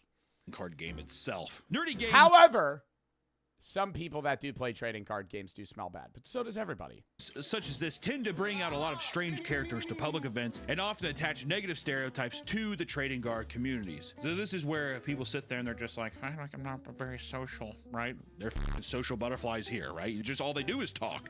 My God. But first I want to talk about, most of them are found to be rather gross and pretty stinky. It's easy to look at them, right? It's easy to have eyes and a nose, right? The longest running complaint against almost every trading card player is that they have a reputation for being incapable of basic hygiene, unable to wash themselves, wipe properly. I have that problem sometimes. You know, I had a whole thing about people saying that I had no idea. How do you wipe? What do you do with your toilet paper? So I don't wrap around my hands. If I have toilet paper, I just clump it. I go like this. And then I just wipe my ass. And then I do it again and I clump it. I don't fold it. I know some people wrap it around their hands. And they'll go like... And then wipe their ass. That's how you get shit on your hands, bro. I grab 3 sheets and then I fold it. 3 sheets and fold? 3 sheets maybe if they're double or triple ply. 1 ply toilet paper, 3 sheets, your fingers busting right through it. You're getting poop on your finger. In half. So you do a fold? Yeah, fold. I've had some people say they fold or they wrap around their hand and it's a nice smooth thing like that. It's the toilet paper. Well, let me tell you something. What I do, I barely take any off of it and I bunch it up. This is why I love Papa Meat. Because you guys say that I'm gross. I bunch it up too. I just grab. I have no known amount of toilet paper. I'm not thinking, oh, I need to grab 3 squares and then I need to fold them. No, I go bunch it up, wipe my ass, chuck it, and then do the same. Like that. And then I wipe my ass. But apparently I wasn't digging hard enough. All I know is that people were like, that is an inferior way. Because my whole thing was that if I bunch the toilet paper like this and I wipe my asshole, then it acts like a tool and it scrapes all the surfaces. Yes, because of the weird folds. Because when you're wiping it like it's, no, listen. When you're wiping your ass like it's just like a straight board, you're not getting it. It's like yes, that would be the best thing to clean up a dirty spill on a smooth surface, but your ass is just like a weird, like random, like it's a crevice. So having like the weird formations of like a clumped toilet paper, and then you wipe, it's getting it. Versus if it was smooth, it's basically mudding it down in your ass. All I'm saying is I sympathize with these people. They don't bathe, maybe don't wipe good enough, definitely don't brush them teeth. No deodorant, nothing, no clean clothes. The basic hygiene essentials, right? Stinky farts. Stinky farts, which if you fart and it doesn't stink, fuck yourself. I played this one game, I think in 2nd grade, and I had to forfeit because my player was farting too much. I'm just letting you know right now, I would mauled if I lost to this kid. If I'm like a fucking 35-year-old man and I lose to a 7-year-old in Magic the Gathering, I'm flipping the table. I'm not having that. Match. You're at a trading card tournament, and so you forfeited the match because the guy was like... well, what happened was I was playing, and then my brother... You're like... It smells awful. And a lot of new players are absolutely shocked at the smells that come out of local tournaments. I mean, if you better buckle up. It's so bad that a lot of... Players attending events in this space are expected to conform to normal hygiene standards. No way they have to have a fucking, like, a laminated piece of paper to hang up at events for this. We love our gamers, but please be respectful to your fellow patrons. Local card shops have had to display signs outside stores urging players to bathe and to wear deodorant before attending events. The store owner has to beg and plead to it. Please avoid contentious topics like politics and religion. What, you're mid-card and you're like, have you heard of the Lord and Savior Jesus Christ? A Black Lotus! Deodorant before attending events. The store owner has to beg and plead to its customer base, just saying, please put on some Old Spice before you come in, please. Just put on clean socks. But in 2024, a Japanese man recounts his experience at a Yu-Gi-Oh event where he overheard a woman expressing that this was her very first tournament. And already you know that sentence is gonna end in a different way. He noticed that she left the event early. First off, I want to say, why was he scouting her so much? I bet he was like, oh, she's so beautiful. I bet she was the only girl. She was the only woman in the entire event. She's like playing a card, and like as she looks down, everybody turns and looks at her. She looks up and they turn away. Just I have a weird feeling everybody here's watching me. Like one of the only girls there. He's just like. He noticed that she left the event early, and then he even made a tweet about it later, talking about his frustrations with the aggressive nature of Yu-Gi-Oh players, making it too hard for new players to come in. They're bullying people out of the game, god damn it. His tweet went, I hope people don't come to hate Yu-Gi-Oh. If you're a man, please be a little bit kinder to women, even if it's just a little bit. It sounds bad to say I'm going easy on you, so if I'm up against a man, I'll beat him to a pulp, no matter if he's a beginner or whatever. When the other person is a woman, hey, if there are more female duelists, there will only be benefits for men. So please support us. So it is, he's like, and let them win. That would be the exact opposite of what you should do, because then that's treating them differently. If it's a woman, if you're at a trading card game and you want them to feel inclusive to the community, you should treat them how you treat every single other person. I will tip my cap and say, my lady, let's just have some fun and not be competitive. Is that what he's saying? Oh, this guy's a douche. Also, that makes the whole thing about him watching her so much more creepy. Yeah, dude. If it was like, if he was complaining of the reverse and he's like, well, they just keep letting this girl win. Where were you going, my love? Are you leaving so soon? But this post gained a lot of traction, and eventually the woman being referred to in the post found the tweet and responded to it. I saw this because it was circulating, but considering the circumstances, it might have been me, but I left halfway through because I couldn't stand the smell.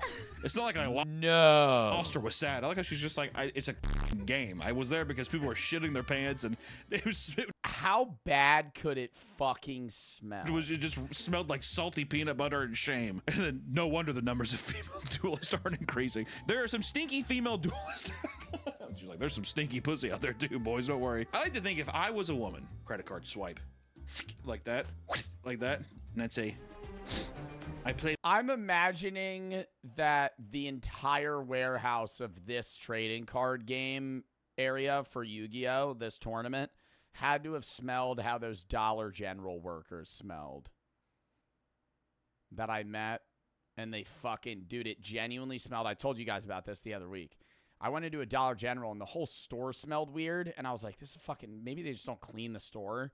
And then I ended up like passing one of the workers and she smelled so bad that like it genuinely smelled like she had like soiled her pants and then like went outside and air dried them in the winter cold and put them back on. And then as it was heating up and her like piss-soaked pants were like unfreezing, you were just getting like wafts of ammonia coupled with just genuine feces. Like it smelled like feces, like poop. Okay, whatever. According to people who attended tournaments, it is not uncommon for certain venues to have deodorant on hand in case a player is accused of smelling unbearably bad. It has become a common topic of discussion. If you are... They should just make it a rule that if you smell so bad, they just Febreze bomb you. Mid-round. So I think I'm gonna play. Oh! And they're just like, you just come up, pumpkin spice! Fucking spray the shit out of them. Are throwing a tournament, why would you not just spend $40 on the event and just have them be like, bro. You know what I mean? At what point are people, it's like, people are like, sorry. You know? That'd be so embarrassing. Oh, fuck you. You know, I'd say... I don't think that it would fix it. If you smell, I think deodorant is a great preventative measure, but it doesn't work as a mask. Does that make sense? If you shower, put on deodorant, and go get real sweaty, you won't smell because the deodorant will help. But if you already smell like shit and then put on a bunch of deodorant or Axe, I mean, y'all, all guys experienced this when you were in like fucking 5th grade and you started smelling like shit after the gym class and you cover your sweaty self with Axe. It doesn't do anything. The pungent smell's still there because you already smell like fucking shit. Good. Make it be, because then next time, guess who's gonna shower up? Probably not him. Yeah, I'm not going to learn. He's like mocking you. In the r/Pokemon trading card game subreddit, someone does it always smell this bad? I love that question. Does it? Like eyes glimmering. I played in my first tournament hosted in a game shop yesterday, and once the competitors started coming in, the place really began to stink. Like unwashed clothes or something. Mold is what they're saying. I still enjoyed myself, but I felt almost nauseous at times, and it's making me hesitant to go next week. Is this a common occurrence in the TCG world? Why does it have to be this way if so? And some people responded, the first time I walked into a comic/card shop with a tournament going on, it transported me back to grade school gym class when all the kids were just figuring out they smell. Yeah, dude. I remember when I would get out of gym class in 5th grade, bro. we had to wear like these polos, and like you would obviously change, but there would be a few days where I wouldn't change, and I wore my like heavy polo, and it was so bad that I had armpit sweat like all the way down my fucking sides, and I remember I was wearing an orange shirt, and it was like dark, and I walked in, and my teacher went, "Bro, you smell so bad."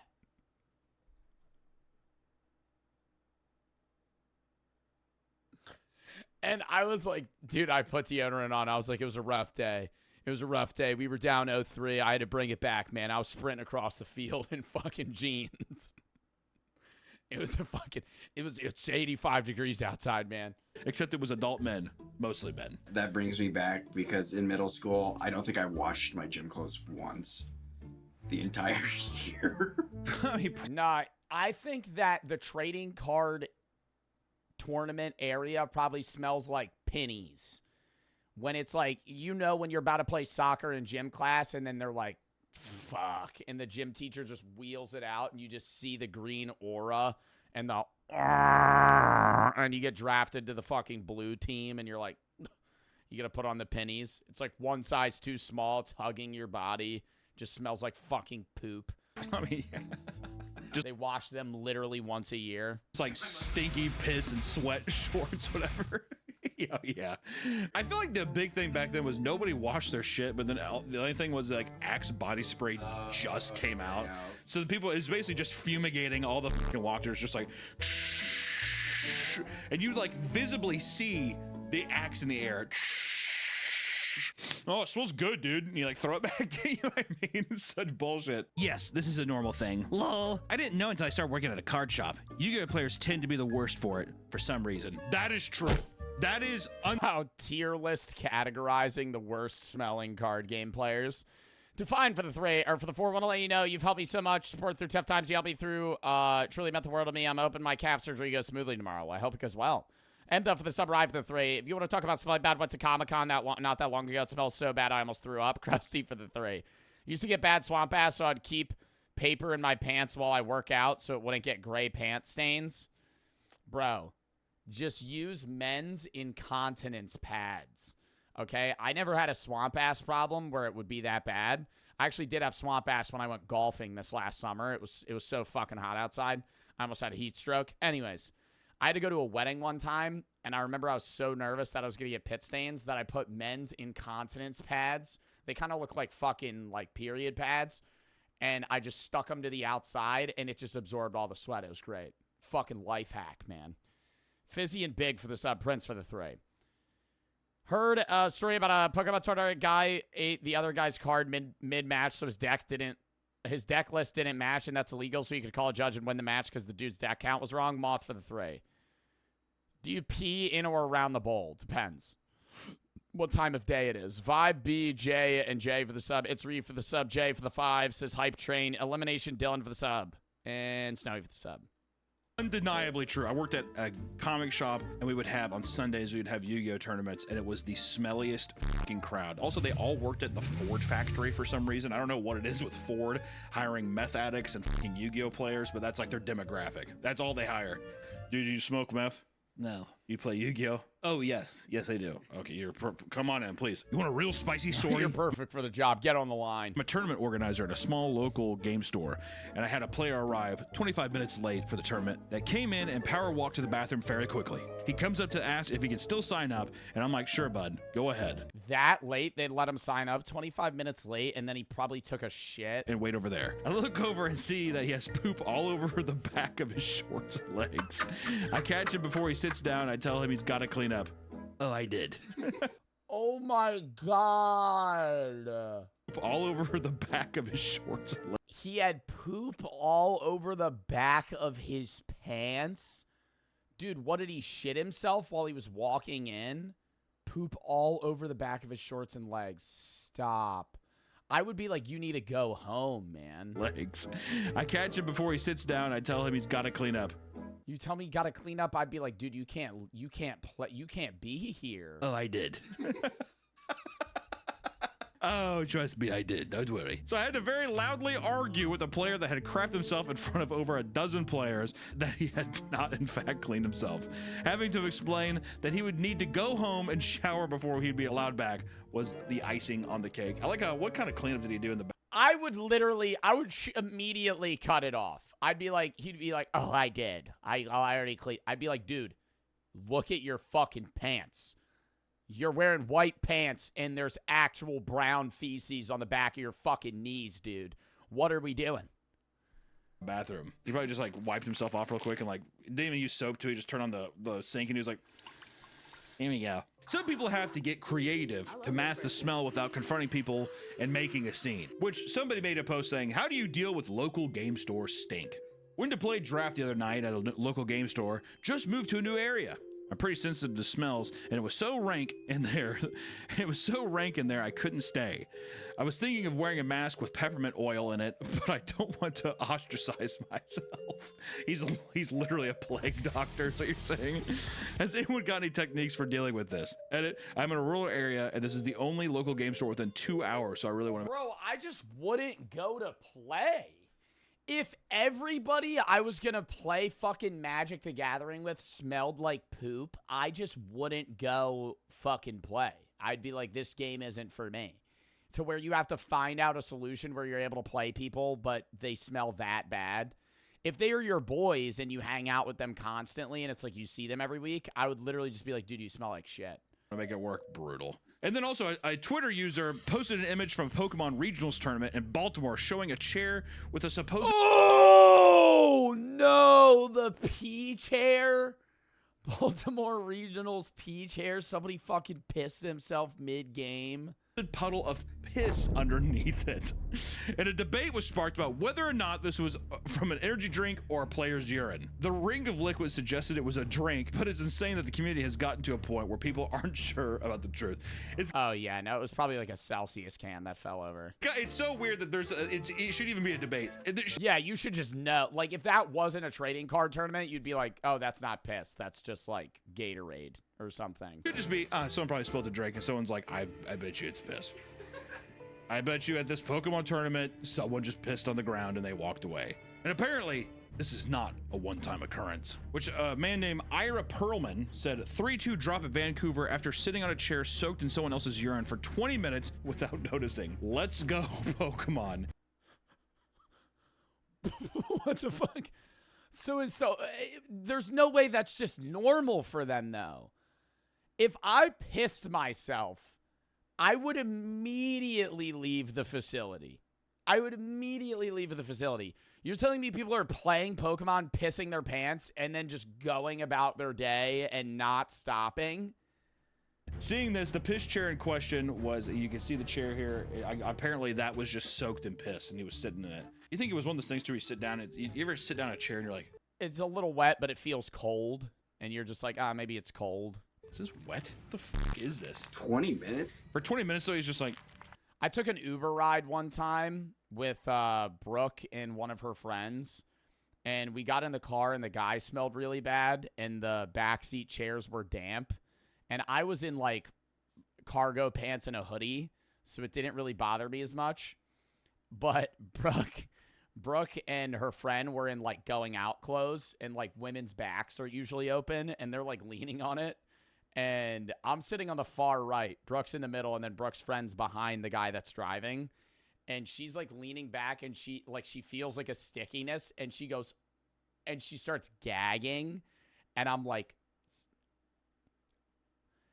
and she like cracks the window and just like literally just faces out the window the whole time, starts texting us. And she's like, I'm going to fucking throw up. Keep in mind, this is like a 35-minute Uber drive. And I'm just laughing in the back. But part of me, I was the one that bought the Uber. So I'm like, I literally respond. I'm like, you better not vomit. I'm like, you better not vomit because then I got to pay for that. So I was like, if you need to, I literally said, if you need to throw up, literally tell him to pull over. I feel like a lot of people just smelled it. He's like, you gave 5 stars. I did give 5 stars.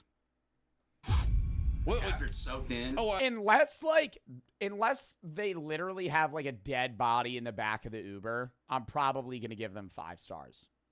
Not only after it's soaked in, but you have to imagine the smell in there to begin with. All the smell is masking it. Yeah. So after a while, you sit there and you probably. Why? Because I don't want that motherfucker to lose his job.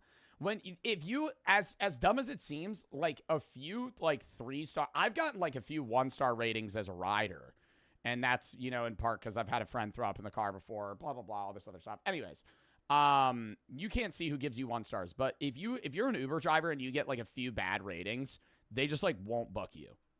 I wonder if he got up and he was like smelt the cushion or some shit. Oh. Actually, I might have given him a 4, but I didn't give him like a 2-star or anything. Oh. It got to the point where Konami and Wizards of the Coast had to come out with a new policy. And I'm always worried that they're going to like hunt me down. Like, imagine I give that guy a 2-star rating. I'm like, it smelled bad. And then he reads that and he goes, and then fines me. No. For the tournaments that force people to perform basic hygienes, which this is legitimate documentation from the rules now. Subsection 1, right off the bat. Subsection 1, they're just like hygiene immediately. We're not even gonna get to the rules of the game yet. Hygiene. What changed? Like they're just like, what's new with it? This is a new section requiring all persons attending a tournament to be clean and wear clean clothes. Like how before they're just like, we didn't give a wear clean clothes. Like people were showing up with like stained shirts. I don't even know why we have to have this in actual documentation. What does this mean? In case you've never heard of that before in your life. If you or your clothing is excessively dirty or bad smelling, you can be penalized. Boys, you're starting to lose points now. I was gonna say that's gonna get them. Yeah, that'll get them to do it. I can't lose points in the game. I'm gonna win. I start at a deficit. Oh, come on. My score. Fuck. Not only that, but the epidemic of plumber butt at Magic the Gathering events resulted in a viral series of images posted back in 2014. I feel like a lot of people have seen it. And a guy just posing behind people. This man and the guy who did this meme walking around, which first off, I gotta say, if your ass crack is out for everybody to see, and in the photos you don't even see your face. I'm just like fuck off, because what's crazy is the man was later banned from Magic the Gathering events for the following 18 months for the stunt. So over a year ban for that. They said it was fat shaming. I don't think that's fat shaming. I will say you have to feel your ass crack out. Like, there's been times where I'm wearing jeans and I bend over and like it's getting to that line. If your ass cracks out, you feel the draft. You know, you feel the wind hitting your butt. At that point, that's not like oh, I didn't know. That seemed kind of excessive. Yeah, the breeze kicks in. The AC. It was deemed unsportsmanlike conduct. Fuck off, dude. Your whole asshole is out for everyone to see. Pimples and hairs and all that shit. Bro, is this TOS? I don't think so. I don't know though. Whatever. But what about another one? Next up on our little list of trading card stereotypes. Because it's not nudity. Lithy for the fucking tier 2 sub. Thank you for the tier 2. Jake, Brad, and Super for the sub. T and Flame for the sub. Snowy and Beast for the sub. Define for the 3. Is that they're all socially awkward and cringe. This is also a fact. Are these really stereotypes if every single one of them are true? Some stereotypes are true. A lot of stereotypes are based on truth, I guess. You know, you have the viral video of the guy playing the game in the card shop and the kid across from him's obviously laughing, whatever. I gotta say, the Yu-Gi-Oh guy, to me, I'm like, that's just, if you're at a Yu-Gi-Oh tournament and you're not doing that, are you even playing the game? Right? I'm doing the whole show and you showed up to a tournament, giving you a show. The best part is the glasses too at the end. He points it up and he does. He sits there and even explains that for he's like, yep, just out 9,000 life points. That's what I love. I love it. I fucking love that guy. Oh. I wish you would. Do it! Come on! Hand trap me! I dare you! That's not even cringy, though. That's just like the love of the game, dude. Like, it just comes off as cringy because you're playing a fucking card game. It's not like a sport. But that's still, I would be like, yeah, he's bragging. That's the shit. He's talking shit right now. You just got minus 9,000 life points. I don't understand Yu-Gi-Oh at all. I never played that bitch once in my life. But I can tell you that's probably a lot of damage. I can't do this. I bet you this won't. This is after the money and pussy got to his head. Yeah.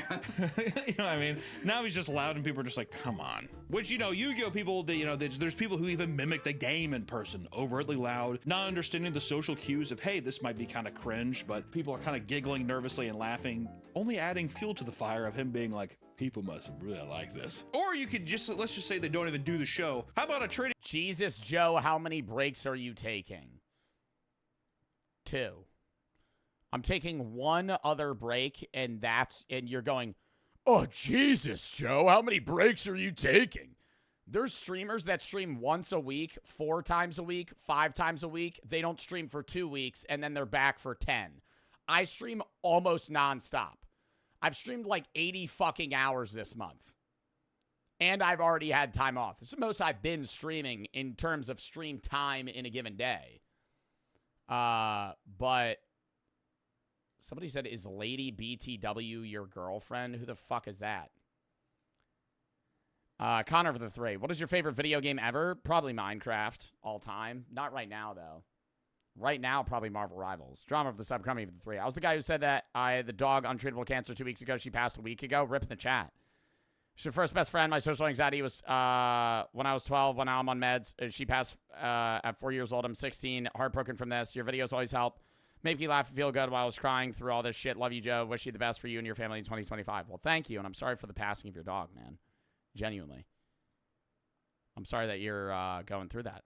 And I hope that, the mourning process goes well. And, I hope that your social anxiety and all the stuff that you're on meds for is helping, at least. But yeah, damn, that is sad. What was I saying, though? Oh, I'm not taking that many breaks, man. I'm vlogging while I'm gone. I'm going to be gone for like fucking, what, 6 days? But I'm vlogging every day that I'm gone, uploading on YouTube every day that I'm gone. It'll be on YouTube as a video or two. And then I'll be grinding stream for the rest of the winter and spring. I usually take 2 breaks in the winter and 3 breaks in the summer. I've been doing that since I've basically started streaming.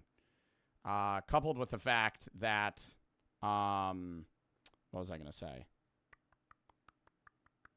This year I'm actually taking less time off than I did last year. All right, lock in. Type locked in. Type locked in. IRL stream? No, I don't do IRL streaming. Trading card game player who eats his opponent's cards. Someone at this cup just ate their opponent's lost vacuum. Wait, somebody just sent bits about this. And called a judge for deck check. Someone please explain this to someone who doesn't. That's a good strategy, though. To get them DQ'd from the tournament because you eat their card. Play. Okay, good. Because I was thinking the exact same thing. In Pokemon TCG, there's local tournaments known as League Cups that earn you points to qualify for World Championship, so they're held to a higher standard than normal local play. One of these standards is having a deck list submitted before the tournament. If you have an invalid deck list, wrong card / missing cards, etc., you can get a penalty such as a game loss. The individual ate one of his opponent's cards to make their deck not match the deck list submission, so when a judge checks the deck, it will appear wrong. But how did they know he ate the card? Did they see him eat the card? Missing one card and then getting a game loss. God damn, I gotta say, that's a strategy. Check his deck. He's like little bits of cardboard on his mouth. Check it. Check the deck, dude. It's not gonna be matched up. Bullshit. Judge! That's also a problem. I wouldn't say that's necessarily a crime, but if you ate an expensive card of someone's, they could probably try and sue you. Not like a fucking, $2 fucking shiny mana. But if you ate somebody's fucking expensive Pikachu or some shit. Have you ever thought about GTA custom game modes with other streamers? Maybe. But I don't know if I would wait to GTA 6. I don't know when that's dropping, but that would be more fun to do GTA custom modes. I would be down to do that more so than like fucking GTA roleplay. Another one of these experiences, another time a guy at a regionals would take random moments during the duel. Pull Red Dead 2? No. And can you stop spamming? Oh my God. Oh my God. I'm not playing Red Dead 2. I don't care if 89%, 100% of my chat said they wanted me to play Red Dead 2. I'm not playing Red Dead 2. And it's just these 2 chatters fucking spamming it. L chatters, bro. Jesus Christ. If you have any games you want me to play or videos you want me to react to, videos such as Game Tab. It's high fun most of the videos watch games I play. So if you have any videos you want to watch games you want to play, send those there. Outside of that, I also have a old YouTube video suggestion tab where you guys can send YouTube videos for me to react to that you made when you were younger that may be cringy, funny, whatever. But yeah, if you have any videos you want to watch games you want to play, send those there. Please stop asking me to play Red Dead, though. I'm not going to play Red Dead at all. We are going to do another playthrough. We're going to do a few playthroughs. We're going to play Last of Us 2 when that drops on PC. I'm doing the It Takes Two devs new game that drops in March when that comes out with Zeusy. That'll be a long playthrough as well. We might do Life is Strange in between that and Minecraft. But honestly, the Minecraft world might end right when I think it's Until Then drops. It's hard to explain. Anime formula speech, I guess. It was a goddamn. And then obviously our random games and horror games and all that other shit we play. We also have a bunch of one-stream games that'll be playing like 3, 4, or 5 hour games. You should do Classic Clans rating base stream. I am going to do that, but not right when I get back because we're going to do the old YouTube video one first. I don't want to have too many tabs open at once. It's impossible to watch. For people to submit stuff for. What days are you taking for break? 23rd to the 28th. I'm back the 29th. We'll be doing, Storytime Reacts Gaming. The 30th is Poppy Playtime 4. The 31st is a charity stream for Cancer Research Institute, as well as Reacts and a bunch of other shit. Then we have Minecraft, horror games, a bunch of random games. There's sim games that are dropping soon. And a bunch of other shit. You're a great streamer. Thank you, Crispy Hippo. Appreciate that. Absolutely planet splitting. At the end of the day, Why are you leaving again for break? I'm timing you out for the rest of the stream, Super Alex. I can't. I don't even know. I don't even care if you're genuinely asking because you don't know. But holy fucking shit, I've just answered that 15 fucking times. I'm vlogging for YouTube. I'm not going to be live for 6 days. Tried asking. I'll be posting on YouTube though. Oh, why are you on break again? Shut the fuck up! A girl out this way. Damn, dude. I'm sorry because you might have actually not known, but come on, man. went as well as it ever could. Dude, I don't know. I feel like if I was a girl, I'd probably give up a little. I'd give up a little tail if a guy was just like, "You are the light of my eyes." You know, because do you think it was like that, or do you think he was just like, "I am made for you, and you are my rose. I am but a beast, and you are my beauty." Another stereotype is that a lot of trading card game players are unapologetically horny, which, sure, much like any fandom, I would say with some trading card, like I'm a big Magic guy, and there's a lot of very odd characters who get kicked out of the game for various weird sexual shit, like sexting cosplayers and stuff like that, sending lewd pictures.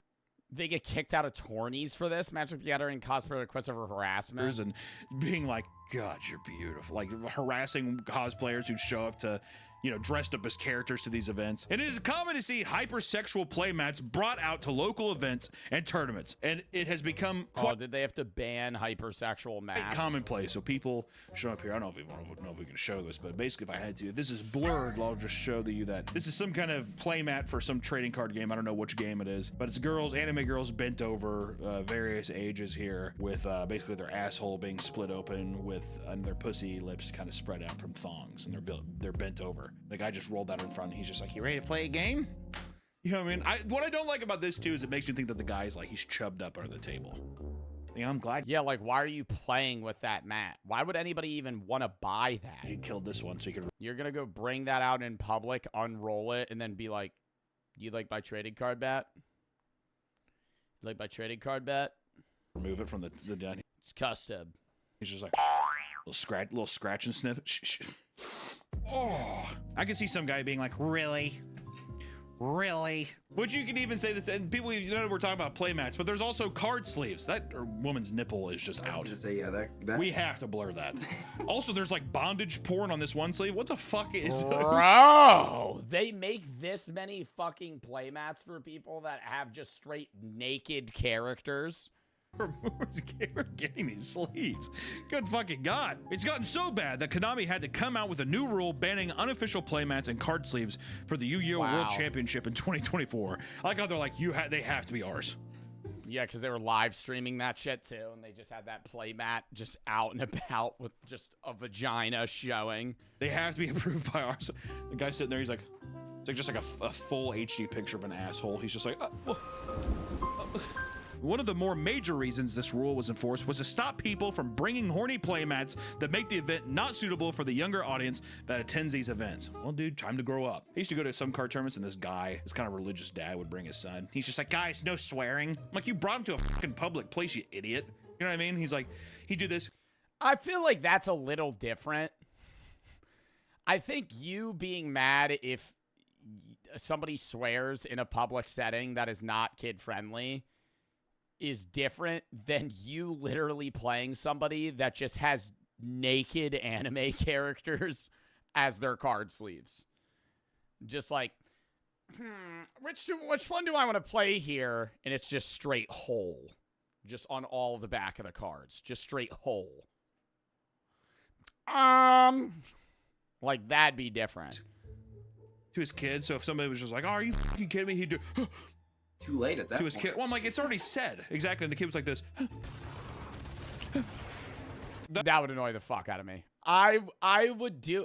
If I was in public and be like, "Hey, can you try not to curse?" I'd be like, "Yeah, man." But I would have to make it a point. I'd be like, "Dude, I'm not obligated to listen to you by any means. Like, your kid, you brought your kid here. Don't bring your kid to a competitive area where people are going to be cursing." Like, that makes that'd be like the same thing. I mean, not the same thing, but it'd be very similar to bringing your kid to like an NFL game, and then the guy you're sitting next to with your son just goes, "Oh, these fucking idiots over," and you go, "No potty mouth.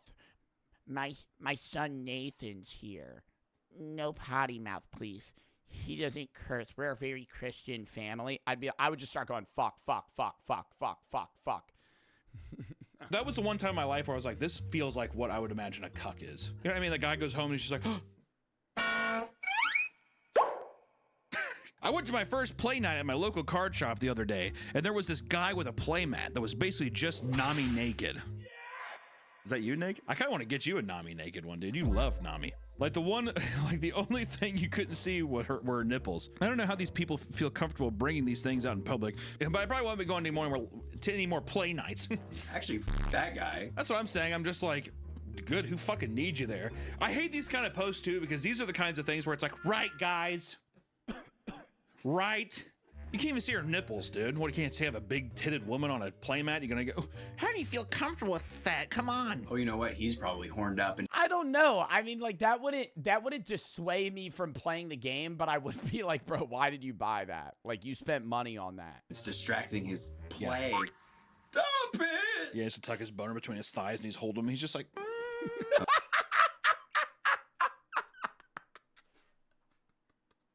was gonna say belly button. Like he puts it in the belly band. He stands up, puts his whole cock in his thing, his gym shorts and whatever, and he's like, I basically cannot play at locals anymore because the person who has the main Connect trading partner, longtime bro. The fuck is this? Are they dating? I found out he fucking knocked up a 16-year-old. Oh.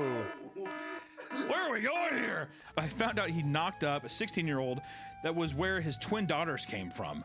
I knew he had them, and his ex broke up with him. Oh my God! Wait, they were like the same age as his kids, and he told me the truth. I know he goes to locals, and the time I can't even fathom looking at him again. So ever since that, whatever. He found out the guy that was casting spells at the table knocked up a 16-year-old had twins. I can't even look at you anymore, bro. You seemed like such a great guy before that. I bet he was like. Wait, and had twins with that person, or had twins prior? Horrendous person before that too, you know what I mean? Meth mouth and all that shit. I don't know what it is with Yu-Gi-Oh! And Pokemon specifically at tournaments, but meth mouth like crazy. Stinky fucking like fox hoodies, you know, like the motor, like the Pac Sun shit. That kind of shit. Volcom, bruh. I haven't gone to locals for a while, but last time I went, this guy who didn't smell very good came into the card shop and decided to keep his hat on. A hat with the word hentai in large metal letters. There was a Pokemon tournament with many young kids and parents right next to the Yu-Gi-Oh! Tournament. Not a pretty... Just hentai with big letters? Why would you even wear... Like, that's not even a cool, fashionable hat. Sight. What, a guy can't wear a hat? It's the word hentai. I was gonna say, yeah, kids aren't gonna know what that is. Yeah, or even if they did, fuck them. A lot of these people just sound like prudes. Don't get me wrong. There is stuff out there, but so far I'm like, it just sounds like people who are like, I don't like that. When the guy goes home, he's like, I wish I was brave enough to wear mine. There's some dude that pimps out his wife to players at bigger events for staple cards.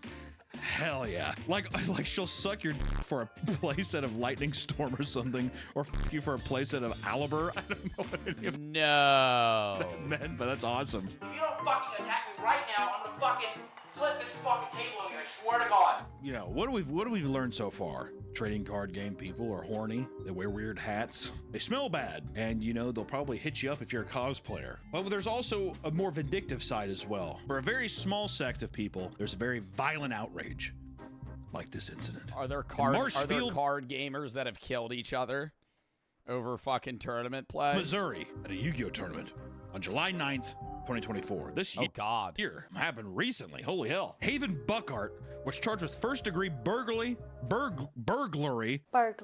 possession of a controlled substance, attempted stealing, and fourth-degree assault. What? Oh, what, did he fucking punch a guy and steal his cards? What really happened? There are 5 minutes left in the round. Haven and his opponent, Jordan, are in the game 3 of their match, which is probably the last game. Unlike Magic, when the time runs out, Yu-Gi-Oh! Gives the person with the higher life total the win. Jordan plays and passes his turn to Haven. Then it appears. Haven begins to slow play. With 3 minutes left on the clock. Son of a bitch. Jordan asks him to play faster. Haven responds, nah, you can shut the fuck up though. Jordan accuses him of slow playing. Haven says, well, how about I punch your teeth out instead? Jordan begins to call 911. Others around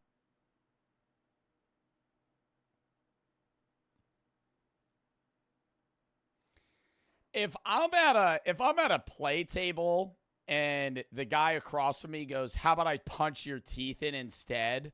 I'm not calling 911. I would be like, dude, are you a fucking pussy, man? What the hell is this? Like, we're playing a card game. If he punched me, that's different, right? But what? Called a head judge over to defuse the situation. This causes Haven to stand up and attempt to leave. But first, He wants his prize pack, which the rest of this is summarized in a post here. At this point, Jordan feels threatened as Haven also starts to stand up and calls 911. Players are calling for the head judge to come over to attempt to defuse the situation. Haven walks over to the register, turns the playmat he was borrowing and says, "Give me my prize pack now!" To which Victoria, the lady running the counter, unaware what's happened, says, "Well, I'm about to do prizes here in a moment." The store owner, Jason, has now been informed of the situation and has to come over to attempt to figure out what has happened and is asking Haven questions. Haven is very aggressive. I didn't hear the full conversation, and Jason says, "Listen, you are hereby banned from this store, our second store's location, and I never want to see you step foot in here again." Haven demands his pack. Like that's just all about. He's like, "Give me my fucking Yu-Gi-Oh pack." Jason tells him. And how much is that pack worth? Fucking $15, $20 maybe? Jesus, dude, it's fucking Yu-Gi-Oh. If I'm the owner of that store, I'd be like, "Here's your fucking pack. You're banned. Get the hell out of here." That he isn't. They're $5. Gonna get it. To which Haven puts his hand on Jason to push him out of his way and attempts to reach for the prize support pile. Jason, mind you, who is ex-military, as soon as Haven put his hand on him in an aggressive manner, grabs him and says, "You need to leave now before this gets worse." They proceed to spin. "You need to leave now before shit gets wicked, buddy. I'm ex-military, and I'll fucking shove your hand so far up your ass you can't see the fucking sunshine, pal. You're not gonna be able to fucking get through this one." Basically in a circle where Jason finally says, "You done f***ed up now, mother." It picks up Haven and slams him into the floor to detain him. Haven is all, "Ah, shit, you just assaulted me." And they stand up and Haven starts to raise his fist like he's gonna swing. And as he does, 3 cops walk in, see the situation, and tackle him to the floor and take him out in handcuffs. But there's more. As the officers are escorting Buckhart to the patrol car, they see someone inside of Haven's car and identify him as someone with warrants out for the arrest for failure to appear for tampering with a motor vehicle. Fucking Yu-Gi-Oh, dude. What, so his friend? I'm telling you. Before they're about to drive Haven Buckhart to the station, he tells them that he's overdosing on Gamersups, saying that he used 30 to 45 minutes beforehand. They also found 4 grams of cocaine in his wallet, and he is currently in the Webster County Jail with a $50,000 Wow, dude. Popping fucking hard drugs before a Yu-Gi-Oh tourney. bond. If that's not a way to end this for a fucking over a $10 pack thing, then I don't know what I don't know. Give the fucking lunatic the stupid prize pack. I like how he's just like, "I have honor, and you will not do that in my store. Also, I'm a veteran." Which, listen, here, and this is an important thing to say. I'm ex-military. You're never touching one of these fucking packs. There might be a $3 fucking card in here for all I know. No matter what kind of reputation the trading card game community has, these people don't represent everyone. It is the unwelcome minority that happens. These are always the stories that give these communities their reputation, right? I'm sure there's many people out there who smell fine, who don't try finger fucking chicks at tournaments. Yeah, it's the small batch of players. It is just, funny to hear about some of these stories where people are pissing on chairs and fucking bringing weird mats to the tournament and shit. All right, that was a W vid. Pussy for the 3. Having my first Muay Thai fight in a month. Good luck. CC and I'm not for the sub. Crispy for the 3. Wanted to say again to your W streamer. Couldn't believe you watched Supernatural. That's my favorite show. Park for the 3. Can you unban my other account? Oh my god. I had an account that was banned like 5 years ago during a Rocket League stream for Pixel God, but that didn't even count. I had to chat like 20 months sub. Either way, W stream. Yeah, for the sub. Crispy for the 3. You and King Wolves are my favorite streamers. Thank you. Baby for the sub. It's Bladed for the 3. Let me check your account. Also, I was not streaming 5 years ago. It doesn't even say why you were banned. I'll unban you, though. It doesn't even say you have it didn't even say you had chats. All right, chat. I know this is like the 5th time I've pissed, but I got to piss again. I've been drinking a lot of water. Then we got 2 more videos. Lock in. Count me down.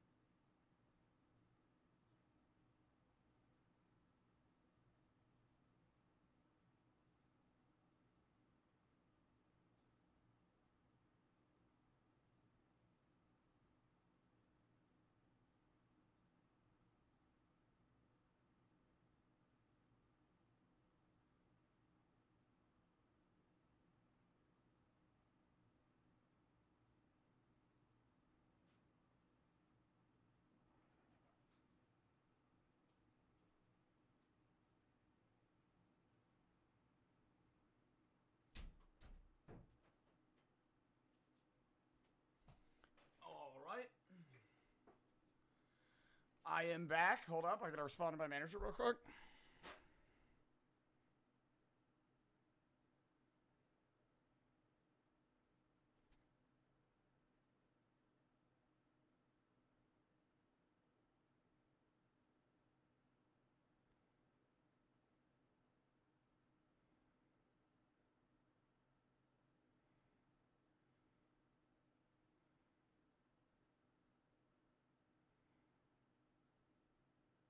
All right.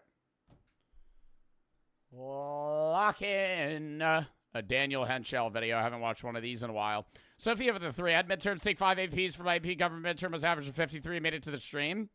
Average was a 53. Well, I mean, if you got to study, get off the stream. Busty for the 3. All right, lock in. My sister is actually my daughter. A Daniel Henschel video.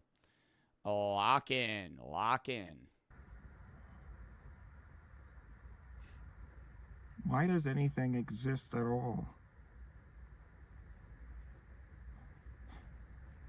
What is this? What does it mean to exist?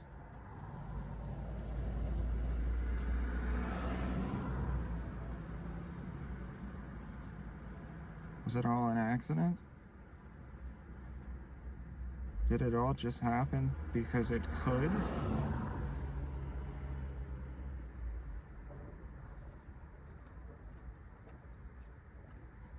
The guy just walking past the car. Oh my God, if they looked in the window and saw him just like disheveled staring at the fucking camera. Walk on the sidewalk. There's a sidewalk right there.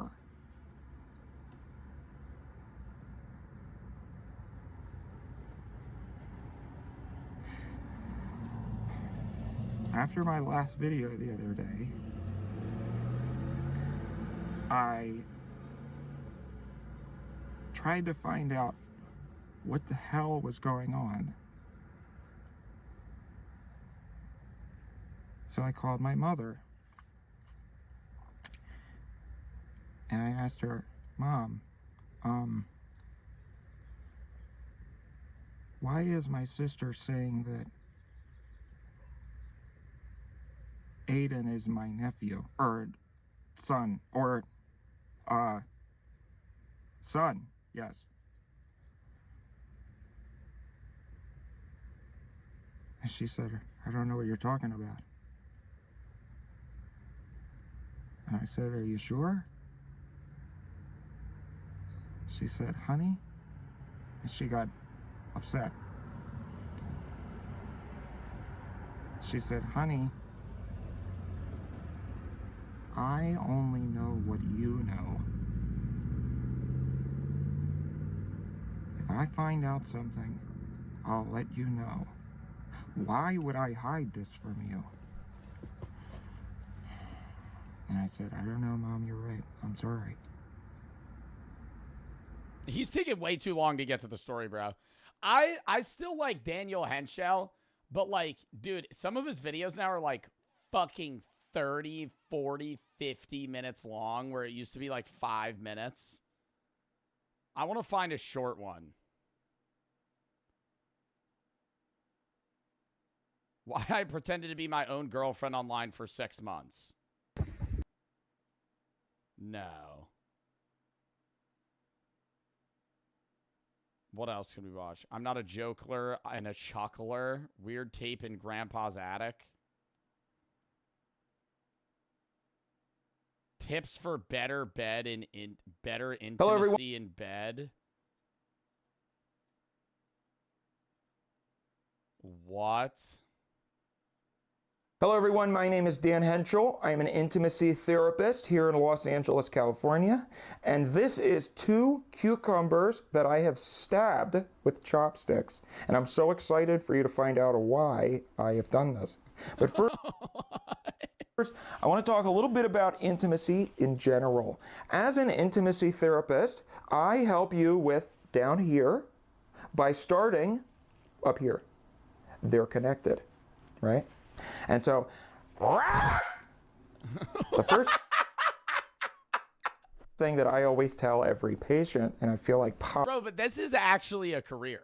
Like, there are people that are intimacy therapists, and people pay them to, like, help their sex life. Ollie the parrot every single time I say it because I feel like I repeat myself over and over again, but that's because it's so true.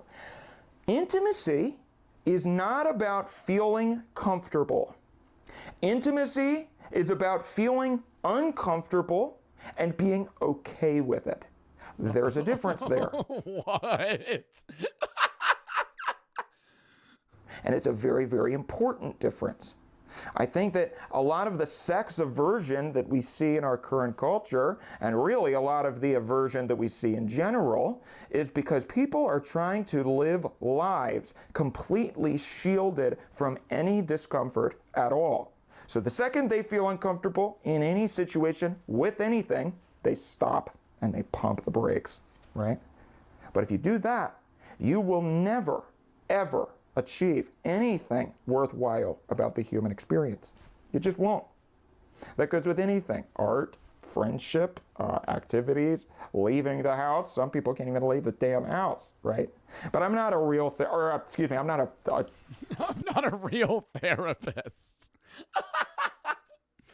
Dude, because he just pretends. I wonder if this is just how he makes money.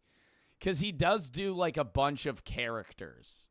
For those of you that don't know, this is Dan Henschel. He is like, nobody knows what his actual personality's like because he just constantly acts like different. He's always in some character. General therapist. So let's keep it just towards intimacy for right now. Intimacy is a contract between two human beings in which you both agree to humiliate yourselves in front of each other in exchange for positive emotions and experiences, right? So this brings me to my ex-wife's dog. What? What the hell does that have to do with intimacy? Ex-wife had a dog. Yeah? And he was fine, right? But this dog had a chew toy that I found very, very peculiar. One day, she brought out a silicone-looking object that was bouncy, and it had little holes in it, right? A big hole at the top. Anyway, I'm getting off track. The chew toy, she started filling with peanut butter, and she put it inside the hole like this. And I said, "What are you doing? You know, you're not going to put peanut butter on my hardwood floor, are you?" And she said, "No, this is a chew toy for the dog. It's fine." And I said, "Oh, really?" And she said, "Yeah, look at this." And she threw the chew toy on the floor, and the dog went wild. And I was sitting there on the sofa, mesmerized by this dog trying to get the peanut butter out of the chew toy through the small hole. And it was going to town. Oh, and no. I found this very, very compelling. I couldn't stop thinking about it for weeks and weeks and weeks. Weeks? Like months, plural. Until eventually, you know, I was doing intimacy therapy work with couples, and then it hit me. Why don't human beings have anything similar? Because we're both mammals, I think, right? I'm not I'm not an animal doctor, right? But we both have enough in common to feel camaraderie with each other. So surely, if they enjoy this activity so much, we probably would too. And then I said, yes, I am right. Because there are so many things that human beings do out of an attempt to have an oral fixation, right? And that's basically when you want something in your mouth. So that's things like cigarettes and vaping and, all sorts of those sorts of things. And then I thought, there is a perfect opportunity for me, because I was seeing Is that where the fucking two zucchinis or cucumbers wedged together with chopsticks is gonna fucking come into play? Client who was telling me that every time they try to achieve all in one take, by the way. Yeah, dude, this is just a 13-minute raw video, unedited. Intimacy with another person, they have a panic attack because they feel like they don't know what they're doing, and they feel like they are too scared to continue because they're worried they're doing a bad job. They're worried that the person is judging them and the things that they're doing with their hands and their tongue, and you know, all these humiliating, disgusting things that we do to each other. And so I said, here's what I want you to do. I want you to take 2 cucumbers and I want you to stab them with chopsticks so that they are connected like this, and there's a small gap in the center. Okay? And then what I want you to do, oh, I see it here, never mind. Okay. Is get a hazelnut spread, because they're not paying us, right? So I'm not going to say what it is. But it's very good. Very good hazelnut spread. And you're going to open it like this. Sure wish I had a table, right? I've been making jokes all morning about how I don't have a table, and I wished that we had a table, and I said weeks ago that we should get a table. But we didn't get a table. Who does he keep looking at? Oh, I just use my fingers, but you can use another object, I don't know. And then get some on your fingers. No cheating, right? Because I really want to get some of this in my mouth from my finger, but that's cheating. And then... Well, what the fuck does this have to do with that? Is he going to put his finger between the slots of the cucumbers? Pick a side of the cucumber, and it has to be a horizontal side. Can't be this side or this side. It has to be a horizontal side. And you're going to put the Nutella in the gap between the cucumbers like this, okay? Like that. What the fuck does this have to do with intimacy, bro? Oh my God. You're going to want to make sure that there's enough to make it interesting. And I'll show you what I mean by that in a minute here. So I'm pretty... Do y'all want to skip? People are spamming skip. Do a poll. I'll skip if people want me to skip. Pretty generous with it, you know. Pretty generous with it. Sorry, it's difficult to do this and try to memory things that you don't want to... Oh, fuck no. Oh, fuck no. Yeah, it's cooked. Yeah, it's cooked. All right, that's Daniel Henschel for you there, chat. All right. All right. All right. Yeah, we're going to move on there. We're going to move on there. That was fucking great. Wow. All right. Well, we'll watch one more, comedy video before we get into the fucking last vid. Jake for the sub. Simply Pearman outplayed Jesse, and Kabonk for the sub. Bot and Lee for the sub. Google for the 5. But I do all-night therapy, recovering for being raped. I know I thank you already, but for real, Joe, thank you so many people I told my therapist about watching your streams to forget. Well, thank you for the 5. I'm glad I'm able to help, but I'm sorry that you're, dealing with that. Alex for the sub. Sophia for the 3. You've mentioned that before, but I'm glad the therapy's helping. Helping. How do you cook in somebody else's kitchen? And then we're going to watch the last evidence we ever existed. Lock in. Little Henry's kitchen video. Also, chat, if you have any videos you want me to watch, games you want me to play, videos such as Game Shop, it's fun most of the videos, watch games I play. Hello everybody, and welcome to Henry's Kitchen, where today I'm going to be teaching you how to deal with a very stressful situation, and that's cooking in someone else's kitchen. Cooking in someone else's kitchen is not recommended. In fact, it can even be dangerous and should be avoided at all costs if possible. However, sometimes you have no choice. So we'll start by finding an apron here.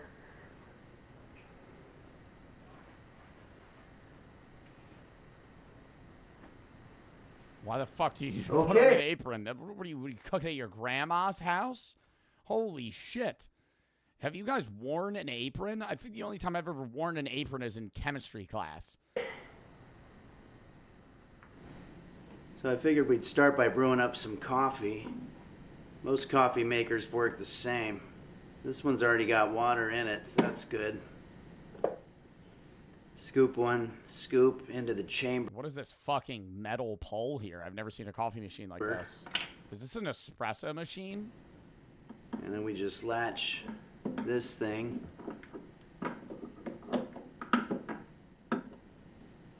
There we go. And we just want to grab a mug. Turn this to on. Perfect. Oh, wow. Let's get started with the main dish. Okay, with our coffee brewing, we can get started on our breakfast. I was thinking we could just make a simple omelet. Most households have some eggs in the fridge. We'll just grab some eggs and maybe some cheese here. And then we just want... Bro, that's actually a sick-ass fridge, though. I know this is like an awkward comedy show, but side topic, love that fridge. It's just a cabinet. You can't even tell that it's a fridge until you open it. Just want to find a bowl. Don't like the knives sitting there. I hate when people have knives just pointed upwards. I feel like one day I would just fucking slide my hand against the wall by accident, stab myself.